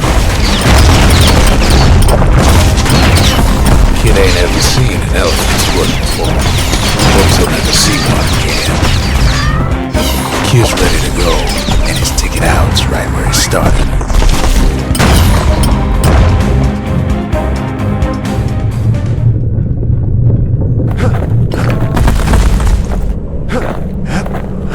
Them squirts just don't know when to quit. He comes back, just like I knew he would. The core hums in his pack. The monument's calling for it. The windbags used to be alright, then the calamity took the floor out from under him.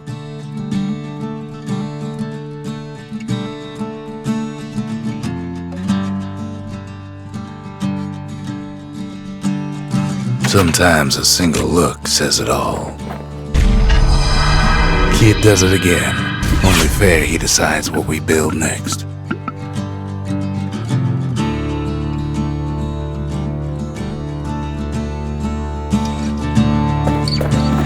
The calamity saved some of my old books. Guess it's got a sense of humor.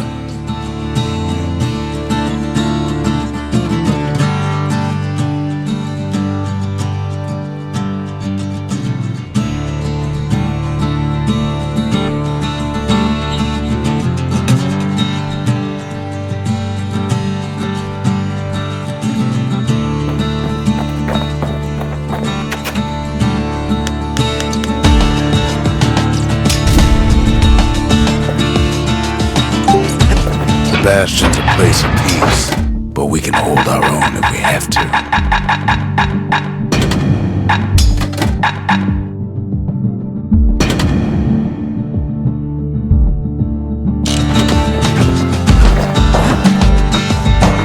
Never would have pegged the kid as the bookish type.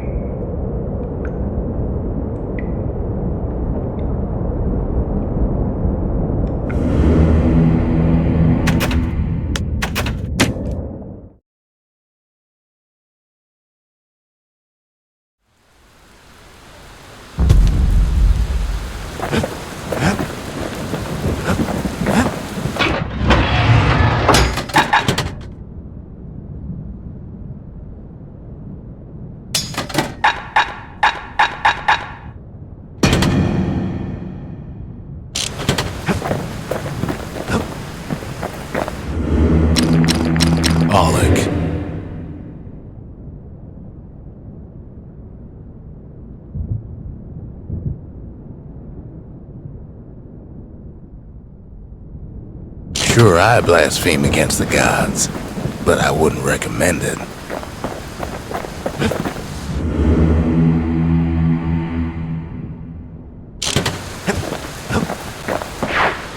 Oh, those books ain't as bad as they look.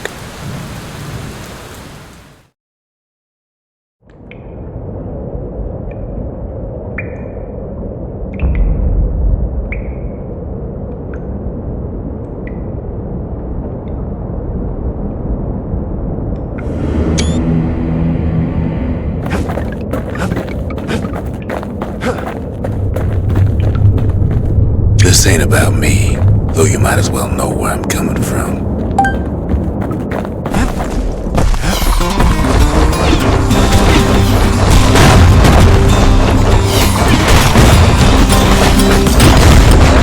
I ain't much for worldly things, though all these years I've held on to a stash of old books from when I was young.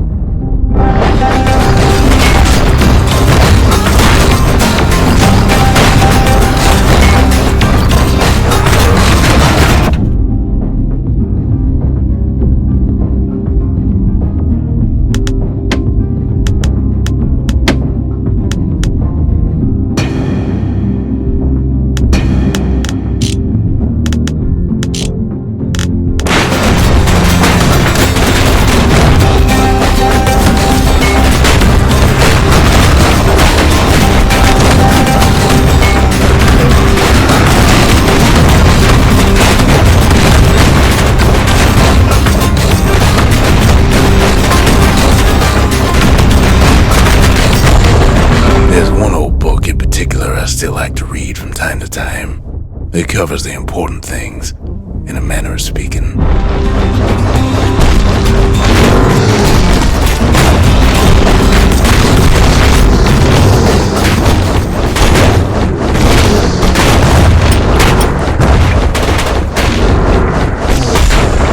Here we go. A is for Kobe, the goddess of oath and abandon. Make a promise, and the chastened maid will hold you to it.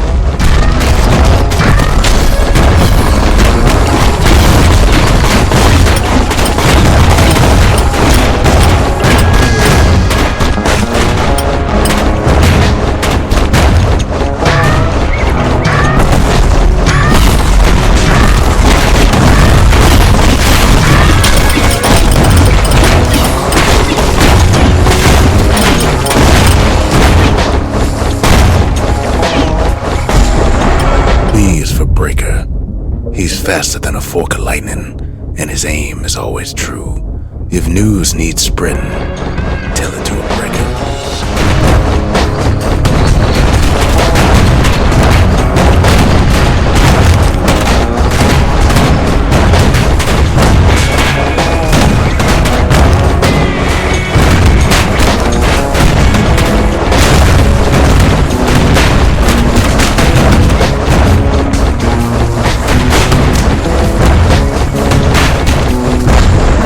C is for core, a perfect bit of stone found deep underground. It makes the city shine day and night. Is there anything it can't do?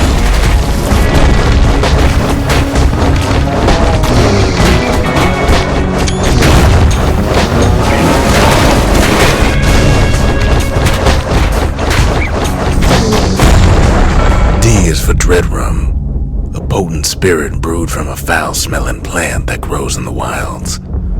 One taste will sharpen your senses.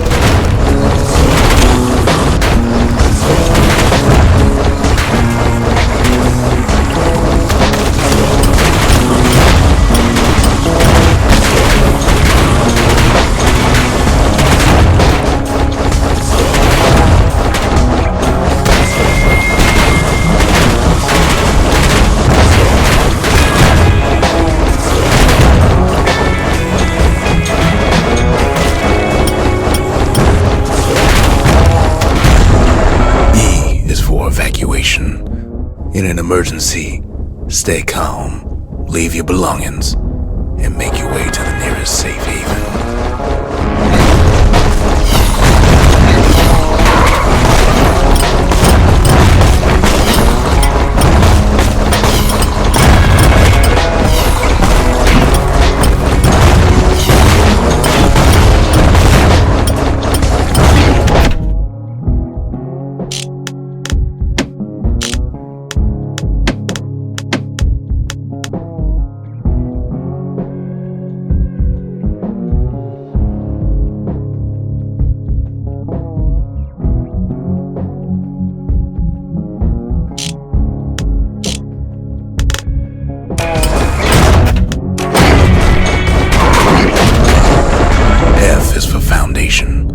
A solid plot of land for building anything you can imagine. Even grand ideas start small.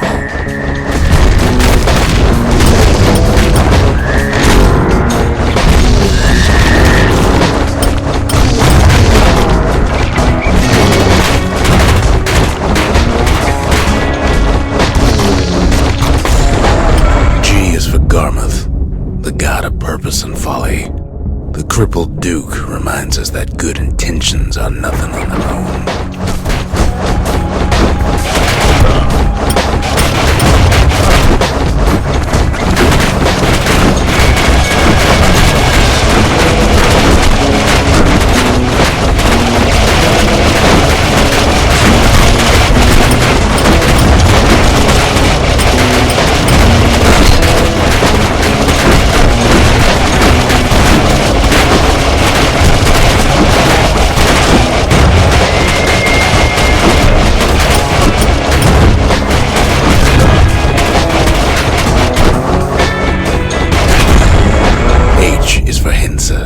Goddess of pain and pleasure.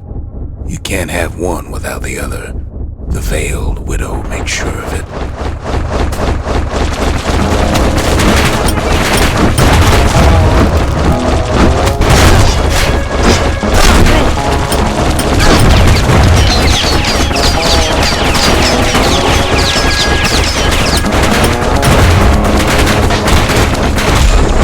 I is for in case of trouble.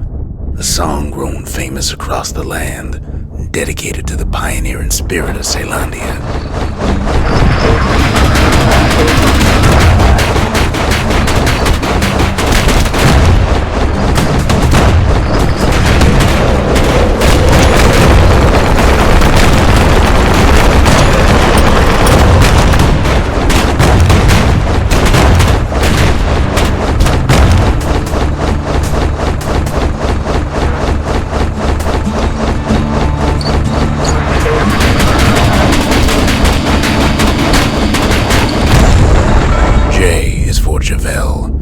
The god of health and atrophy. We each have the Tower Keeper's strength in us, until that strength runs out.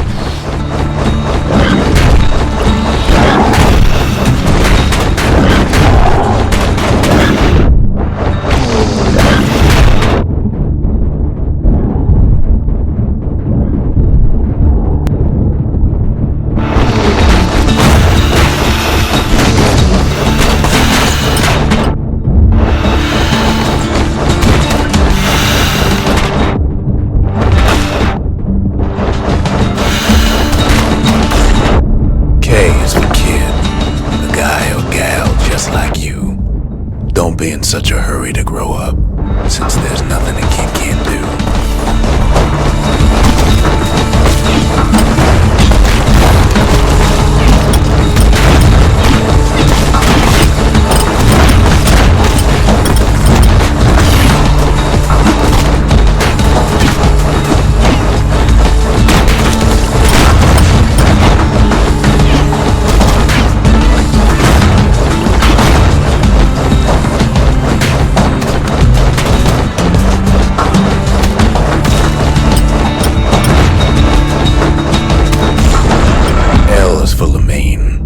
The god of hope and despair.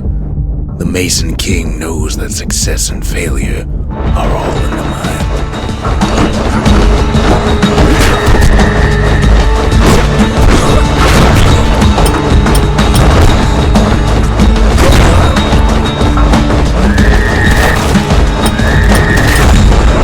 M is for Messiah, our goddess of loss and longing. We all are born from the Lorn Mother. And in the end, we all return to her.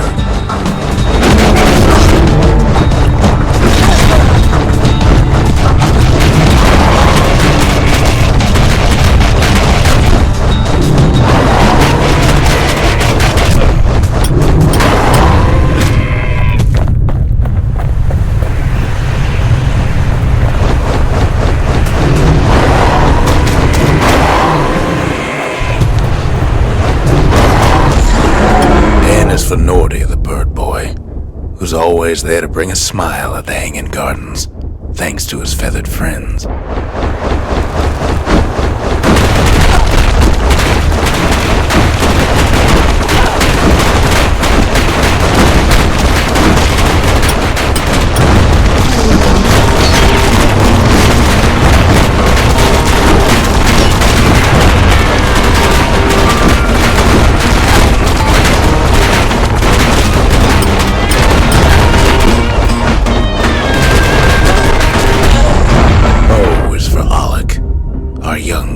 Chance and whim. The carefree son lives forever in the moment. The rest of us can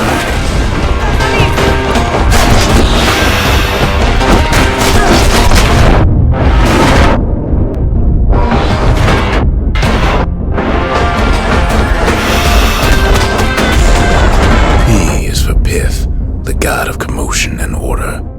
When the wakeful bull is calm, let's all do our part to keep him that way.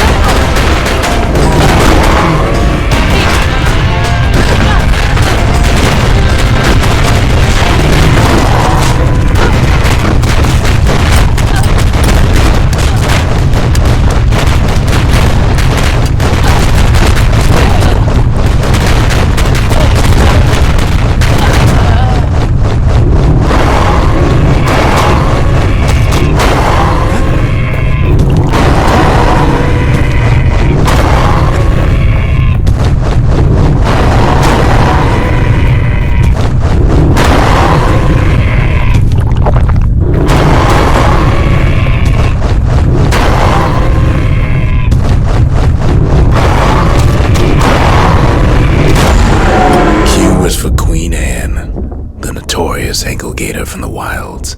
She can even dig her way into rotten children's dreams.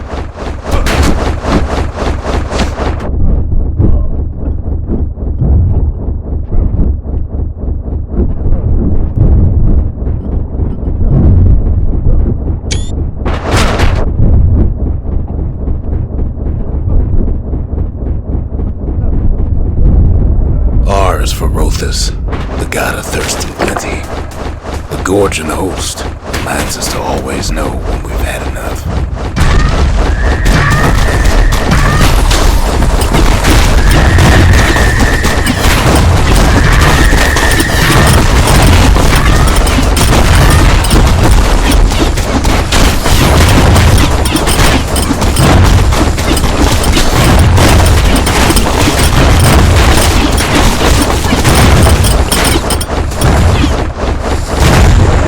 S is for scumbag, a big lumpy old fellow who sidles about.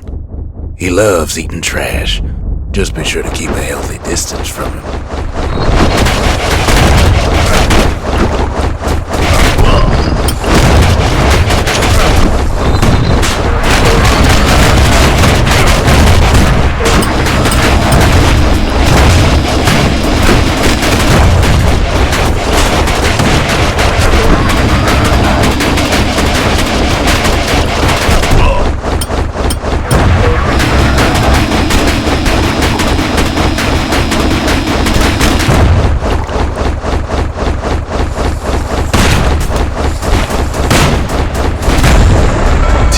Trigger, the Army's sharpest shooter. Take pride in Caelondia's mounted soldiers. They risk it all to keep us safe. Let us in.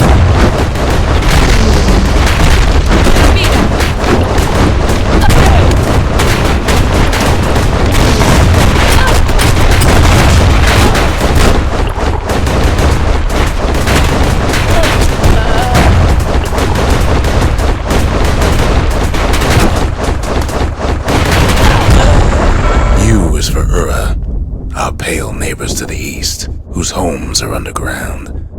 Each day we learn to live in harmony.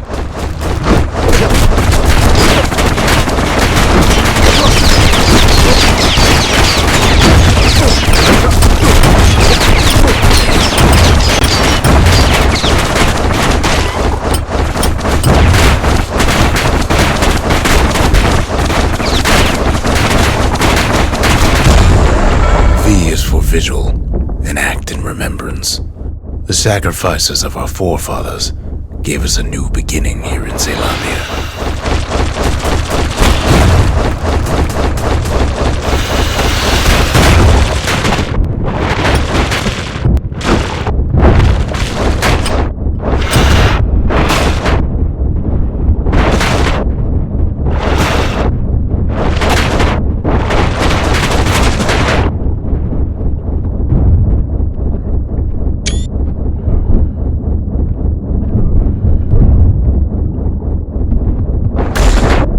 W is for Weepin' Nelly, the Langston River's fastest little ferry barge. We couldn't have crossed that river without her help.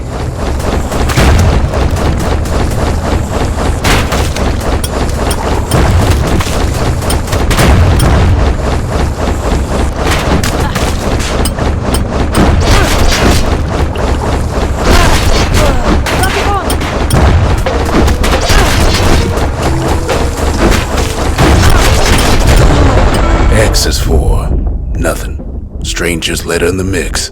Yet even the stranger's letter has its use, as you couldn't have a mailbox without one.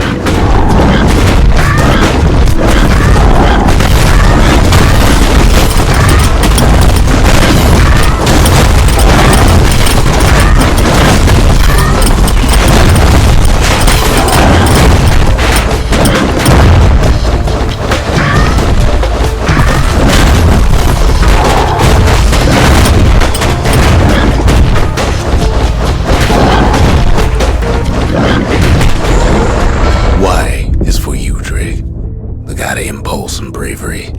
Each time the morning stallion stamps his hoof, somebody out there makes up his mind.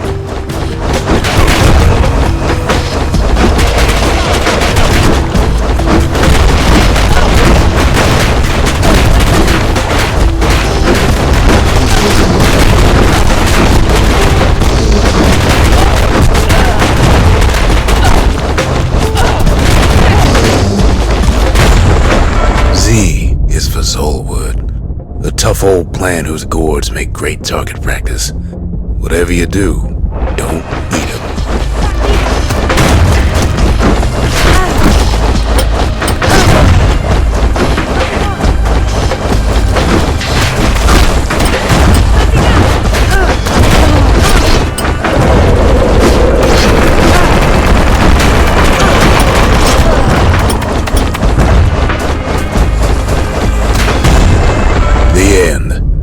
There's nothing after Z.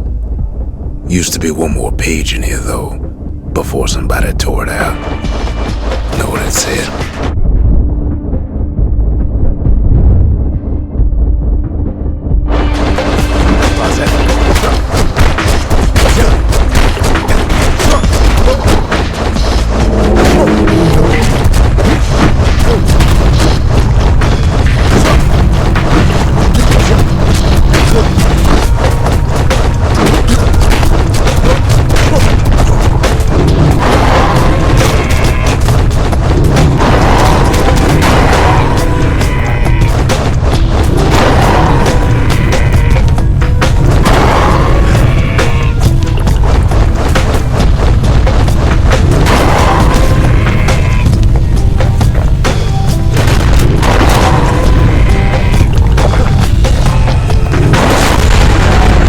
last page of this book was about the author. Didn't say much, but the imagination has a way of filling in the gaps.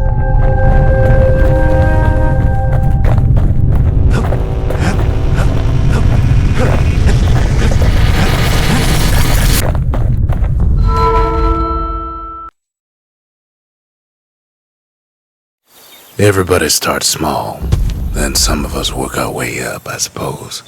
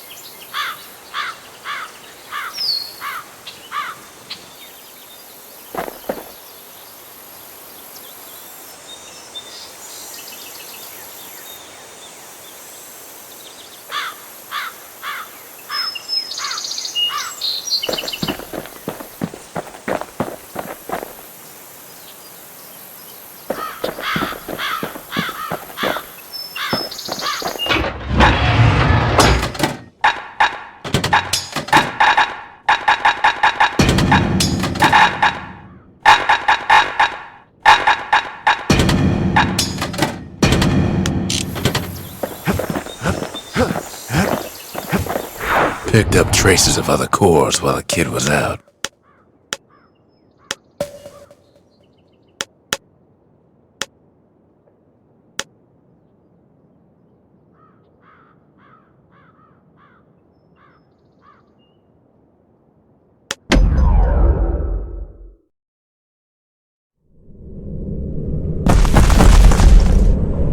In better days, the melting pot was sealed tighter than the skin on a squirt.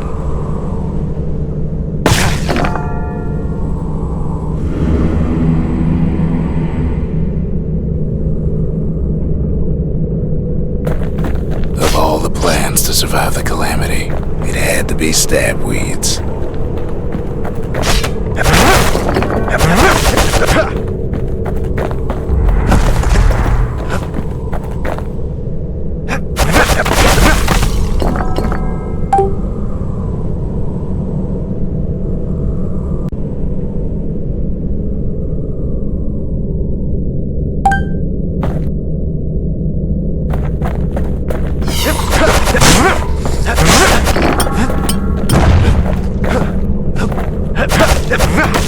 If there's a core, he figures it ought to be deeper down.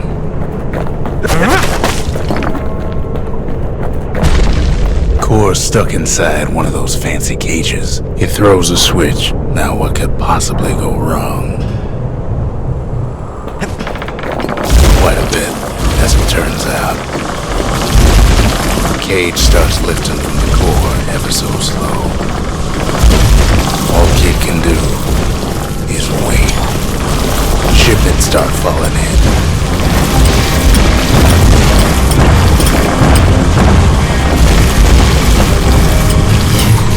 Not every squirrel's born bad. Some spring to the kid's defense.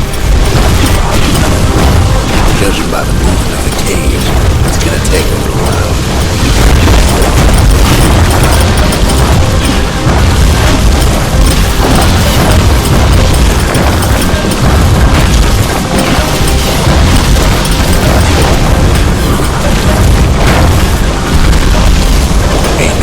Way out of this mess. Scumbags don't take kindly to interlopers.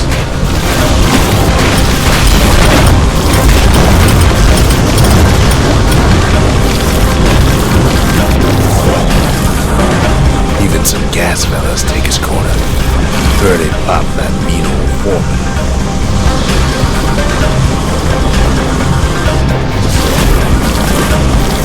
At this rate, maybe 5 more minutes, maybe 30, hard to tell.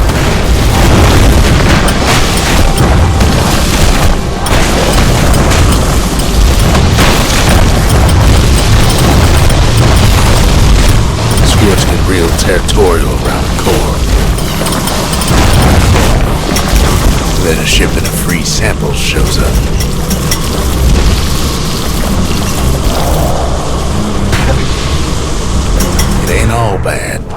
kid find some spices from the motherland, tax-free. One thing's for sure, that cage is awful heavy.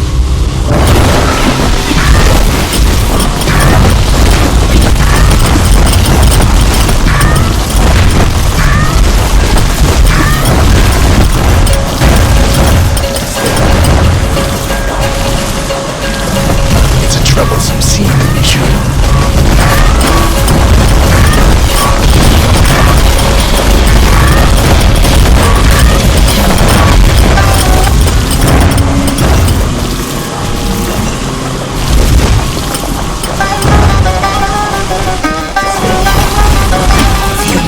Left and the core goes free.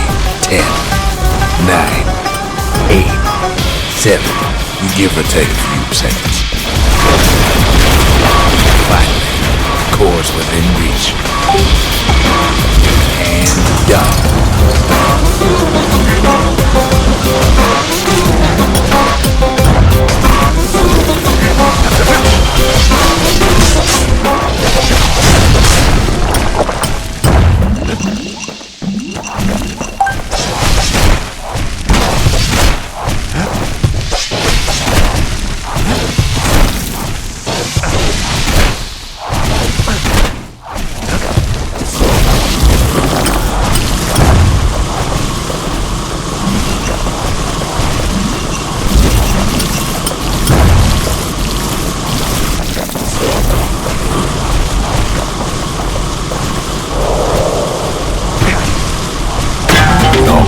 More than the kid can handle.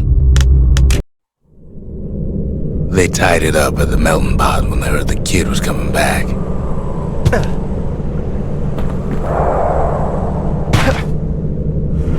Of all the plans to survive the calamity, it had to be stab weeds.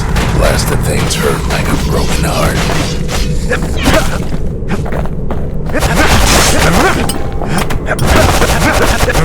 If there's a core, he figures it ought to be deeper down. Core's stuck inside one of those fancy cages. Now what could possibly go wrong?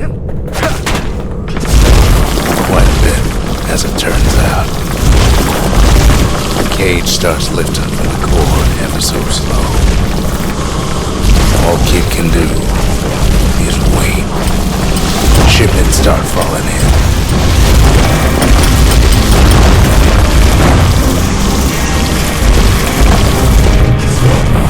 Not every squirt's born bad. Some spring to the kid's defense. Judging by the movement of the cage, it's gonna take a little while.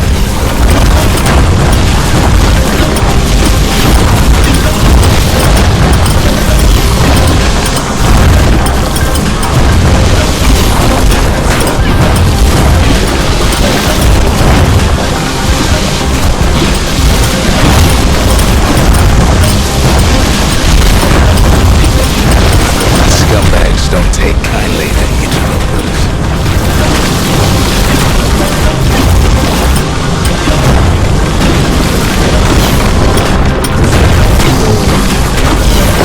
Even some gas fellas take his corner. Heard it pop that mean old foreman.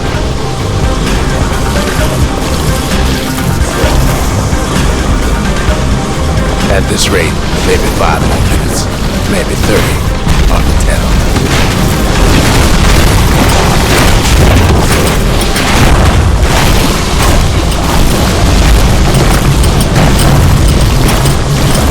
Squirts get real territorial around the core. Then a shipment of free samples shows up.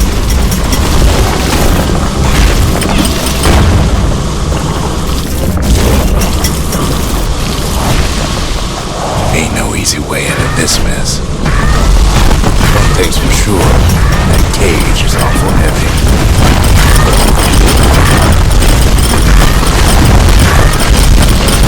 He's hurting, but he's gotta hold out just a little bit. It all proves more than the kid can handle. Zealandia held treasures from around the world, but Kid needs just one.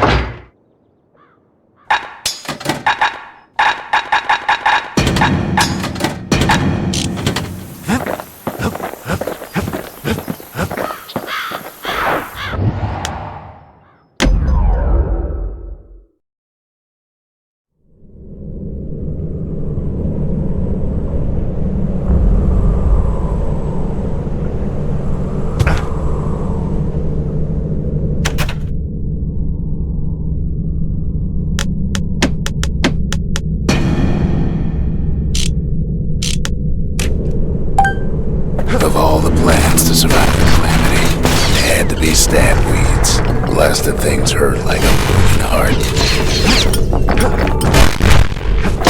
If there's a core, he figures it ought to be deeper down. He throws a switch. Now what could possibly go wrong? Gotta find a way to spring it open. Quite a bit, as it turns out. Cage starts lifting from the core ever so slow. All Kid can do is wait. Shipments start falling in.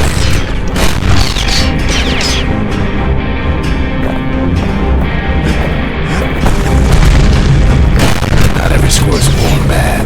Some spring to the kid's defense. Judging by the movement of the cage, it's gonna take a little while.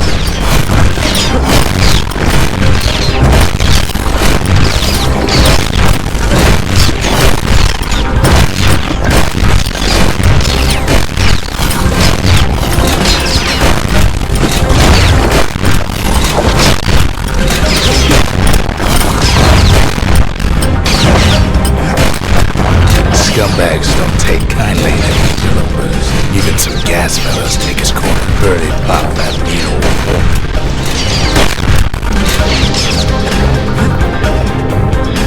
At this rate, maybe 5 more minutes. Maybe 30. Hard to tell.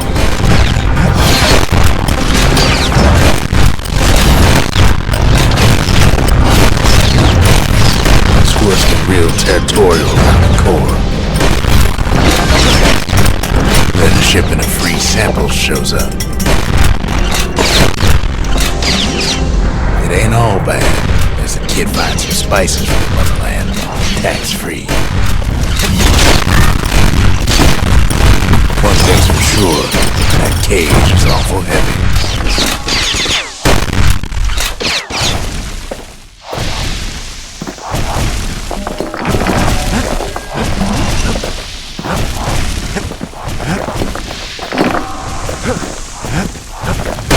It's a troublesome scene, to be sure.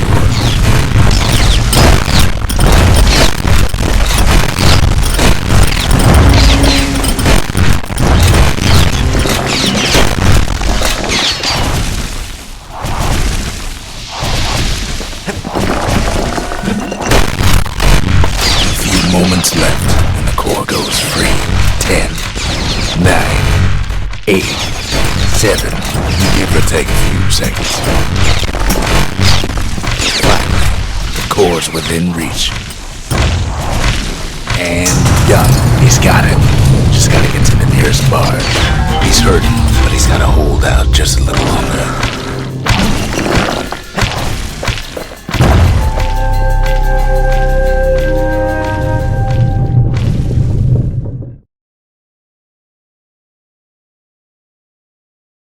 I still remember the look on his face after that one. The old world's finished, but the new world's just getting started. Folks voyaged across the boundless sea to found Caelondia. It was good living here for a while.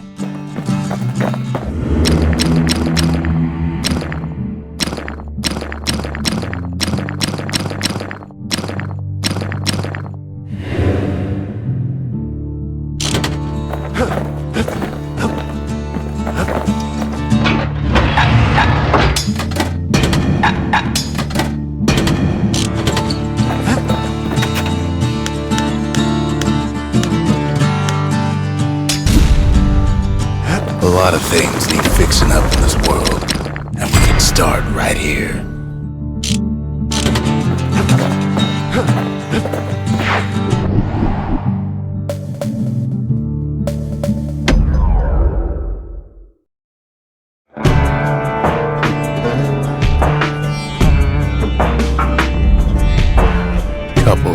walk the sundown path.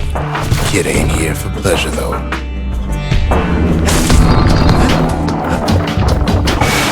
But then, somebody gets to the floor starts giving way under the lightest step. A single panic squirt breaks down.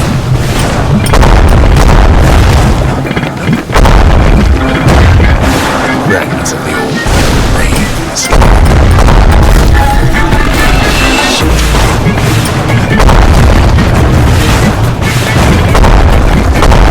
Well, the path ain't exactly invisible.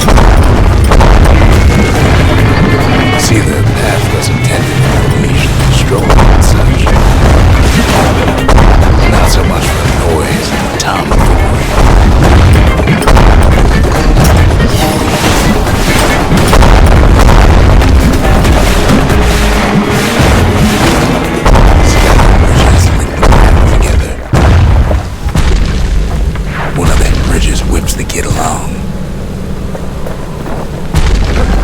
Finds a spyglass, like the ones they'd used to search the stars.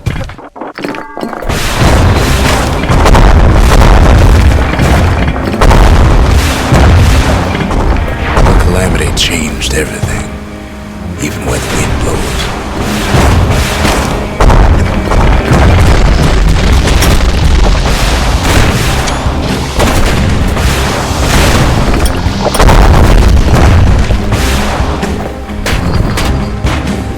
Well, if we mastered the winds in the old days, we can do it again.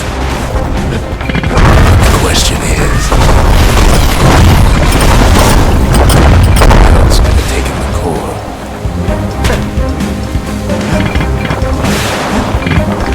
Well, ain't no survivor stolen thing. Scumbag ate it by mistake.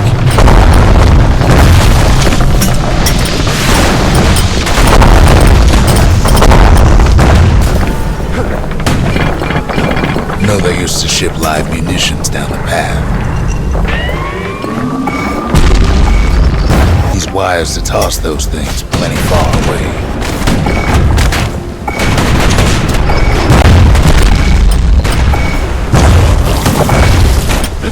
Even gas fellas need some shut-eye from time to time. They get real cranky when you wake them up.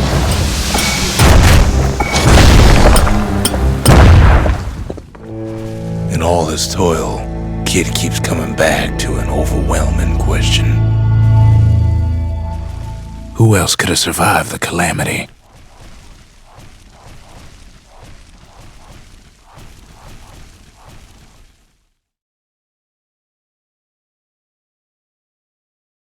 So he didn't find the core that time, but that ain't about to stop us.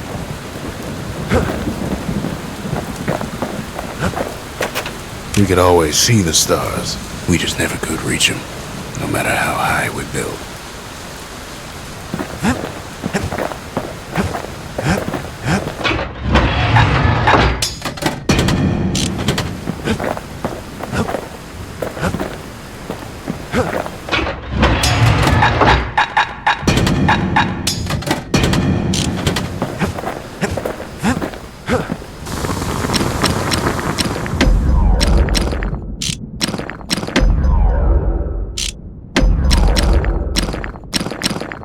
Take my word for it.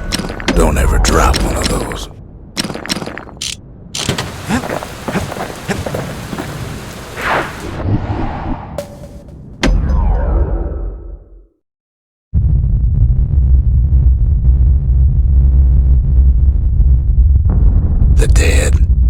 The dead ain't gotta worry about this mess. The calamity took everybody after all. Kid sees a plane and frozen faces all around.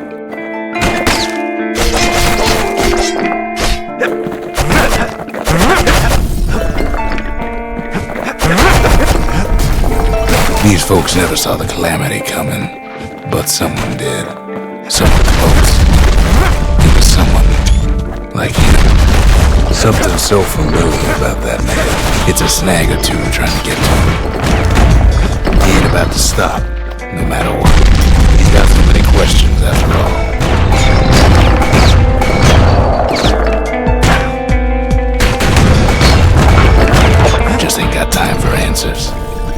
The Thunder Brothers didn't make it.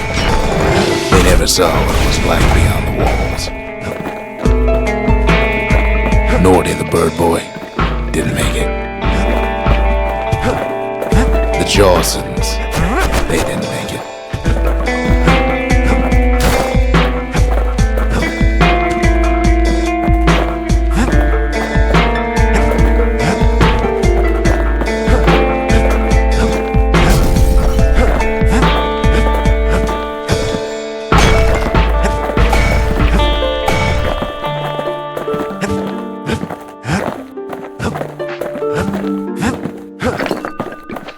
Grady Sr., Grady Jr., they didn't make it. But him, he survived. Kid finds proof enough that man ain't from around here.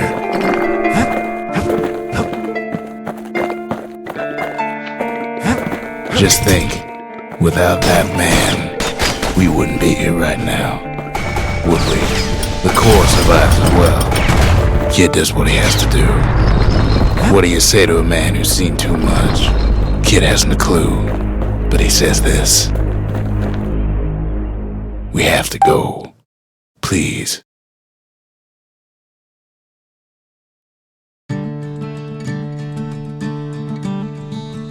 He's a proper gentleman, that man. His name is Zulf. No hiding he's an Ura. Folks like him ain't never been a common sight in Caelondia. He's relieved to see a living face or two. The kid and I introduce ourselves in kind, both to him and to each other for the first time. We fought the Ura decades ago, but that was then. Things are different between us now. We all lost loved ones in the calamity, he says. I don't know how I'm gonna go on without mine. For Zulf, Caelondia was like a second home. He's real worried about his first home, too. Far to the east. Zulf offers to help me plot the skyways for the kid. At least the calamity hasn't touched the stars, he says. He was born in the Tazzle terminals. The Ura sent him on a mission of peace to our city, and he's lived here ever since. The Corps, they remember. That's why this place is coming together. That's why things are gonna be alright. Well, look what we have here.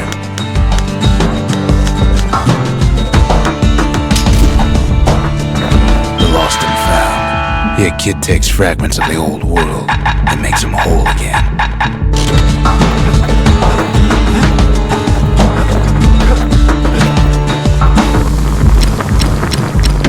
That border's gonna leave a lasting impression.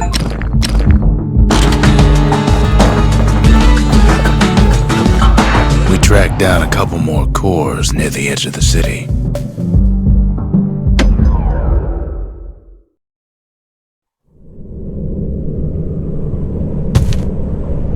The gods, they're all undone.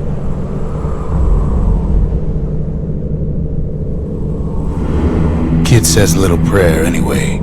Couldn't hurt, right?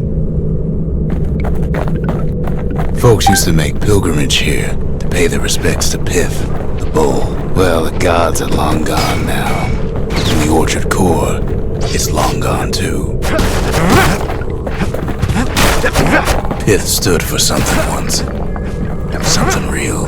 In time, though, the bull stopped being a symbol and started being decoration. Pith makes a decent scarecrow at least. Then Pith lights up like a rodeo. So what'll it be? Invoke the gods? Or tell them off? Kid decides to press his luck. If the gods are alive, they must be plenty sore.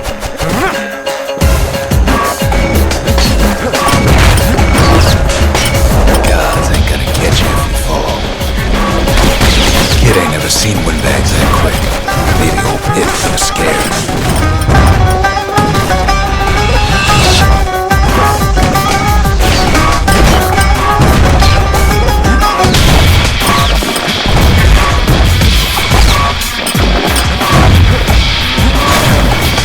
Kid passes Pith's trial, and is richer for it.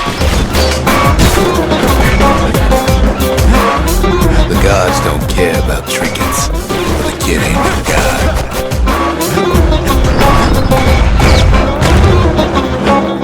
Kid ain't found a core, but at least he found Zolf's precious shrine, hidden orchard. Place is a dead end in more ways than one.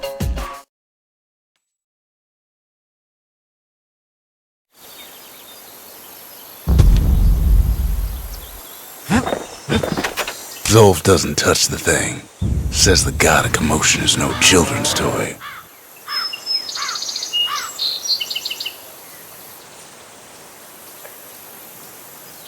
Kid says hello, but Zolf's lost in thought.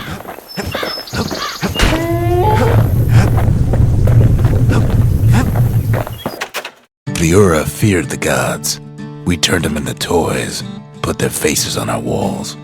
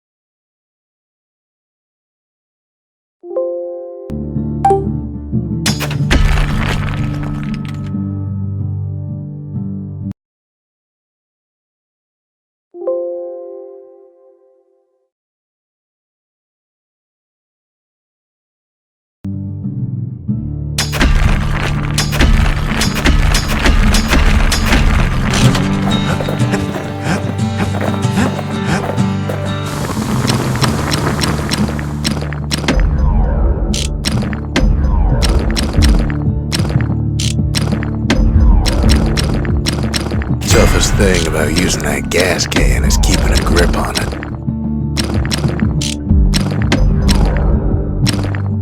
Taught him an old trick from a galleon gunner I once knew. The Armada sure could have used one of these back in the day.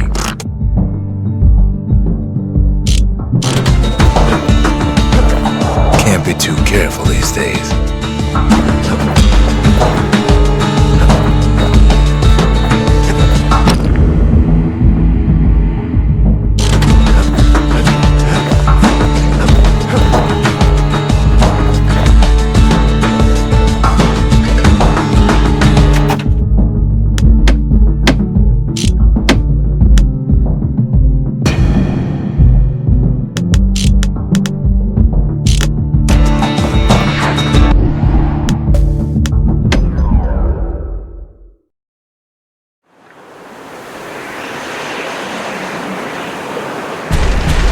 There's only one way to disintegrate Fort. The hard way. Sure, the city marshals may be gone. Now the fort's crawling with windbags.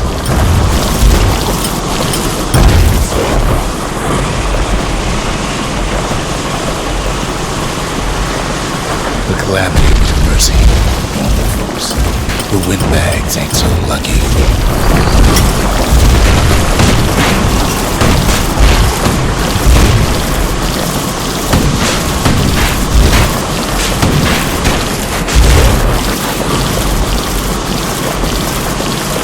They've been left to freeze or starve or face the kid.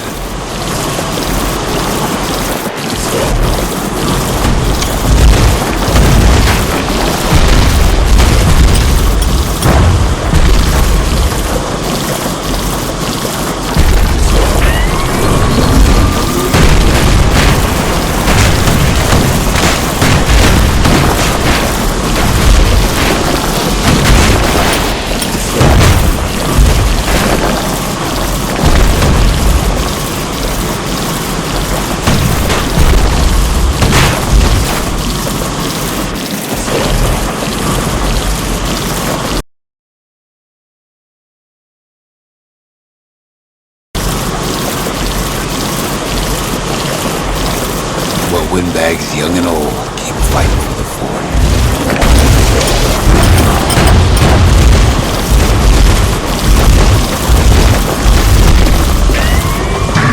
Windbags ain't much different from home folks. All at once, a warm place to stay and a decent meal.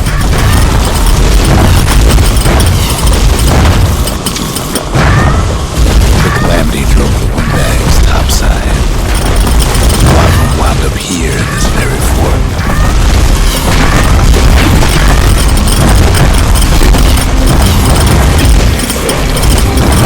Could have been minding the business underground like in the old days.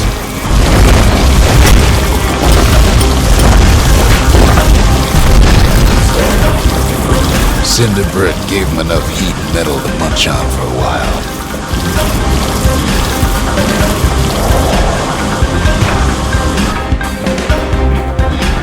Well, the fort ain't theirs by right.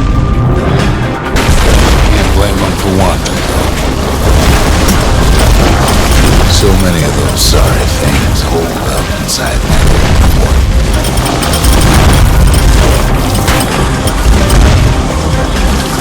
Not a scratch on him as he presses on to higher ground.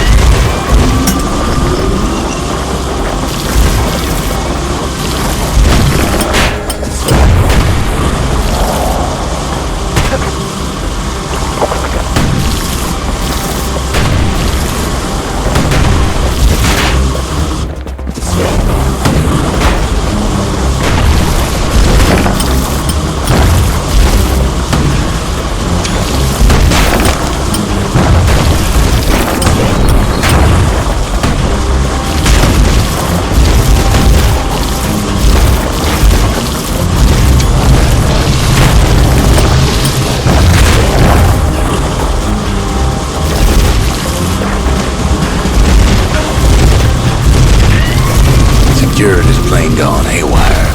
Windbags gummed up the works.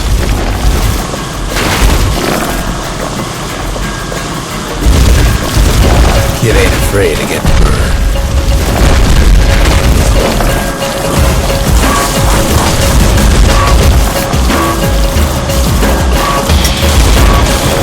They trapped the kid in the middle of the fort's parade grounds.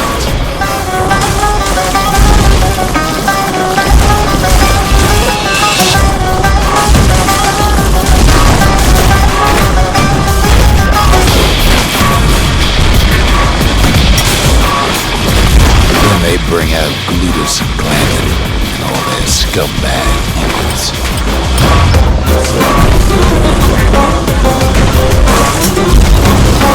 They got something to gain, only their sorry hides to lose.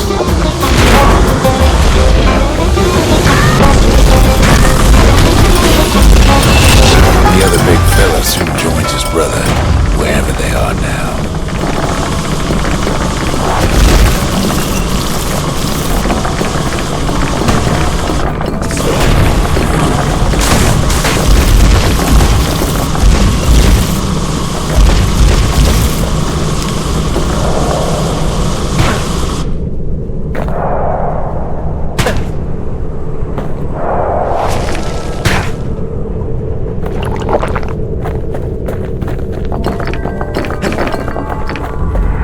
To dream of getting a marshal's badge, but not like this. And now ain't nothing left for nobody down at Cinder Brick Fort.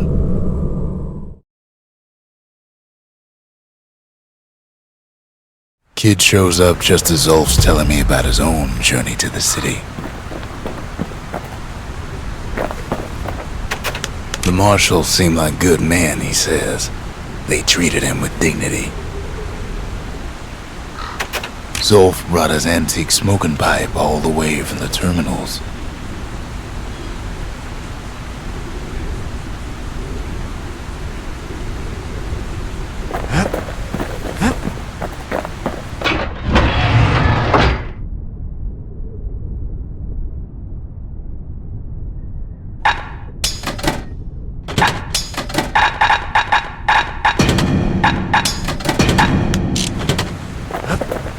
Seems the only thing the Calamity saved for Zulf was his smoking pipe.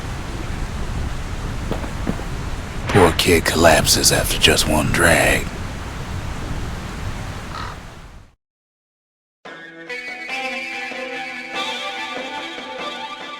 The past. Only good thing ever come out of the past is history.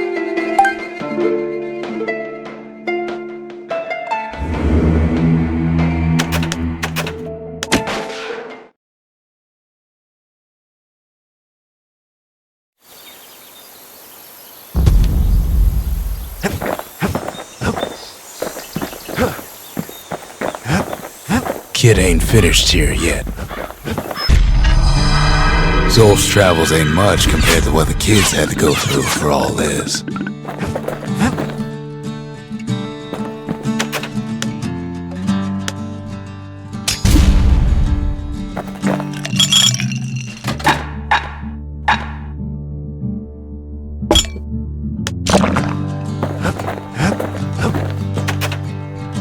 Even since the Ura surrendered to us, the Marshals kept a wary eye on him.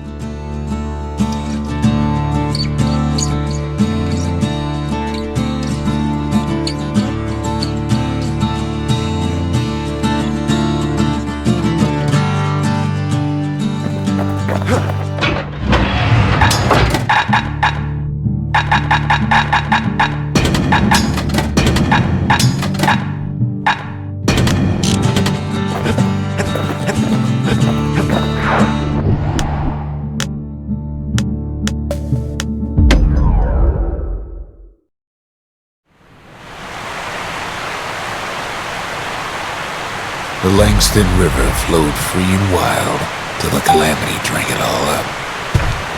Maybe all that water just grew wings and flew off.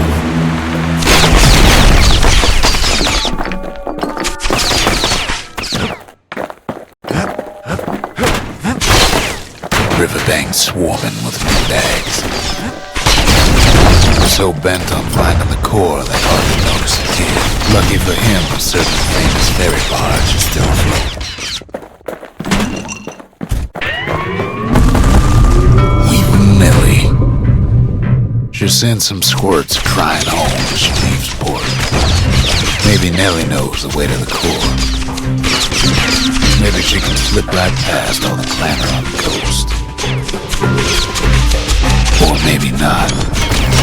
Security skiff pulls up portside. Nellie's just another windbag to those guns. Just then, the windbags notice who she's sailing with.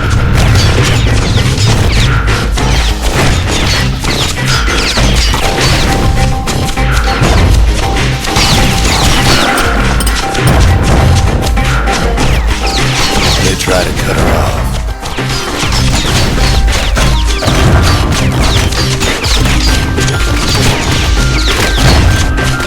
They try to slow her down.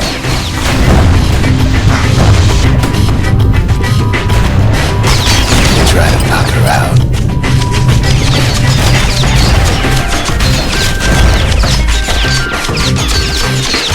Well, Weeping Nellie tries harder. Try as she might though, she hits a snag. She's gotta help her get untangled. Favors for favors.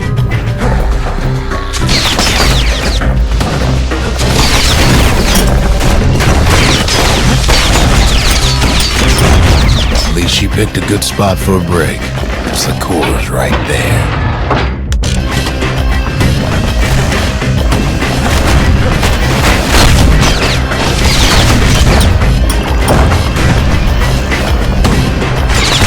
Then the kid hears an unusual sound, like 100 flapping wings. They've been watching his every move. They have their own eyes on the core. But why? Well, kid ain't got time to think of it just yet. Finds Weeping Nellie raring to go. Turns out she's got a special surprise for when the waters get rough. She's gonna need a little help with all the papers. Traffic things think they're king of the roost now. rest of us only wish we could fly at times like these.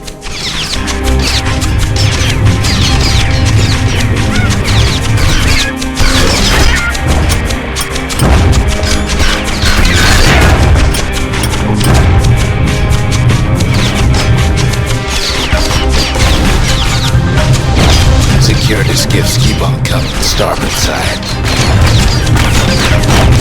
Don't seem to care what they shoot if they hit something.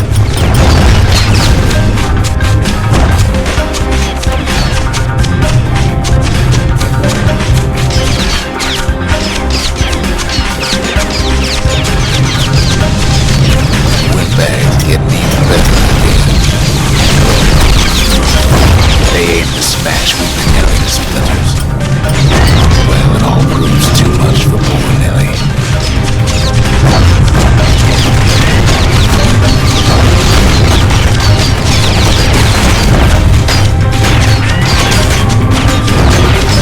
She's just gotta make one last stop.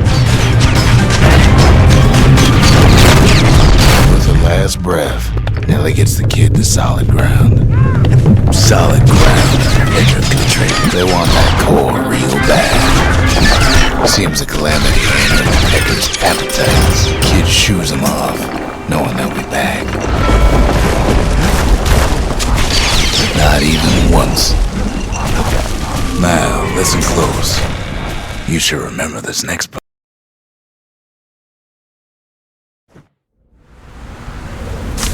Why go to Prosper Bluff?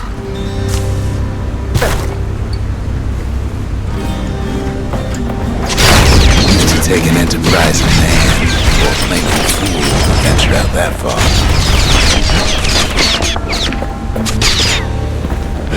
The city was the most beautiful place in the world. We all knew that. But on the other hand, some folks just yearn to see the things they're told they can't. And that's why you go to Prosper Bluff, ain't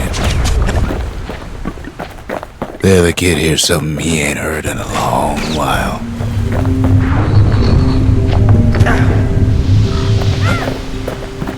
How's it go again?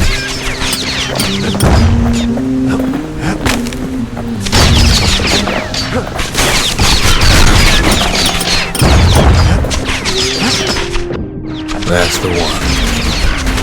I dig my hole.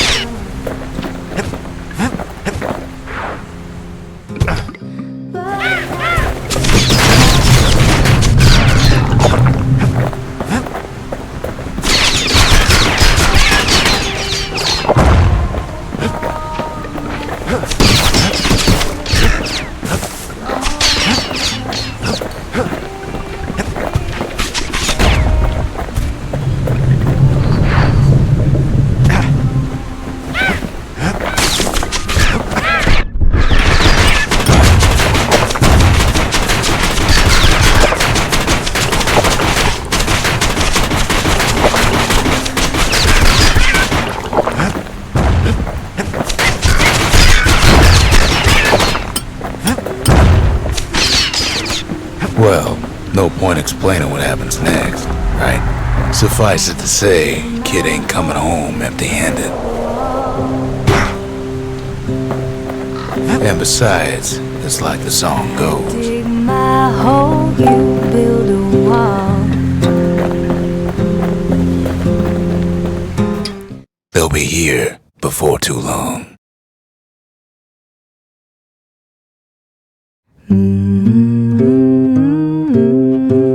We darn near celebrated when the kid got back, didn't we? Zolf never thought he'd see a fellow her again. We become fast friends. Calamity has that effect on people. But there was more to be done. There was one last core to find.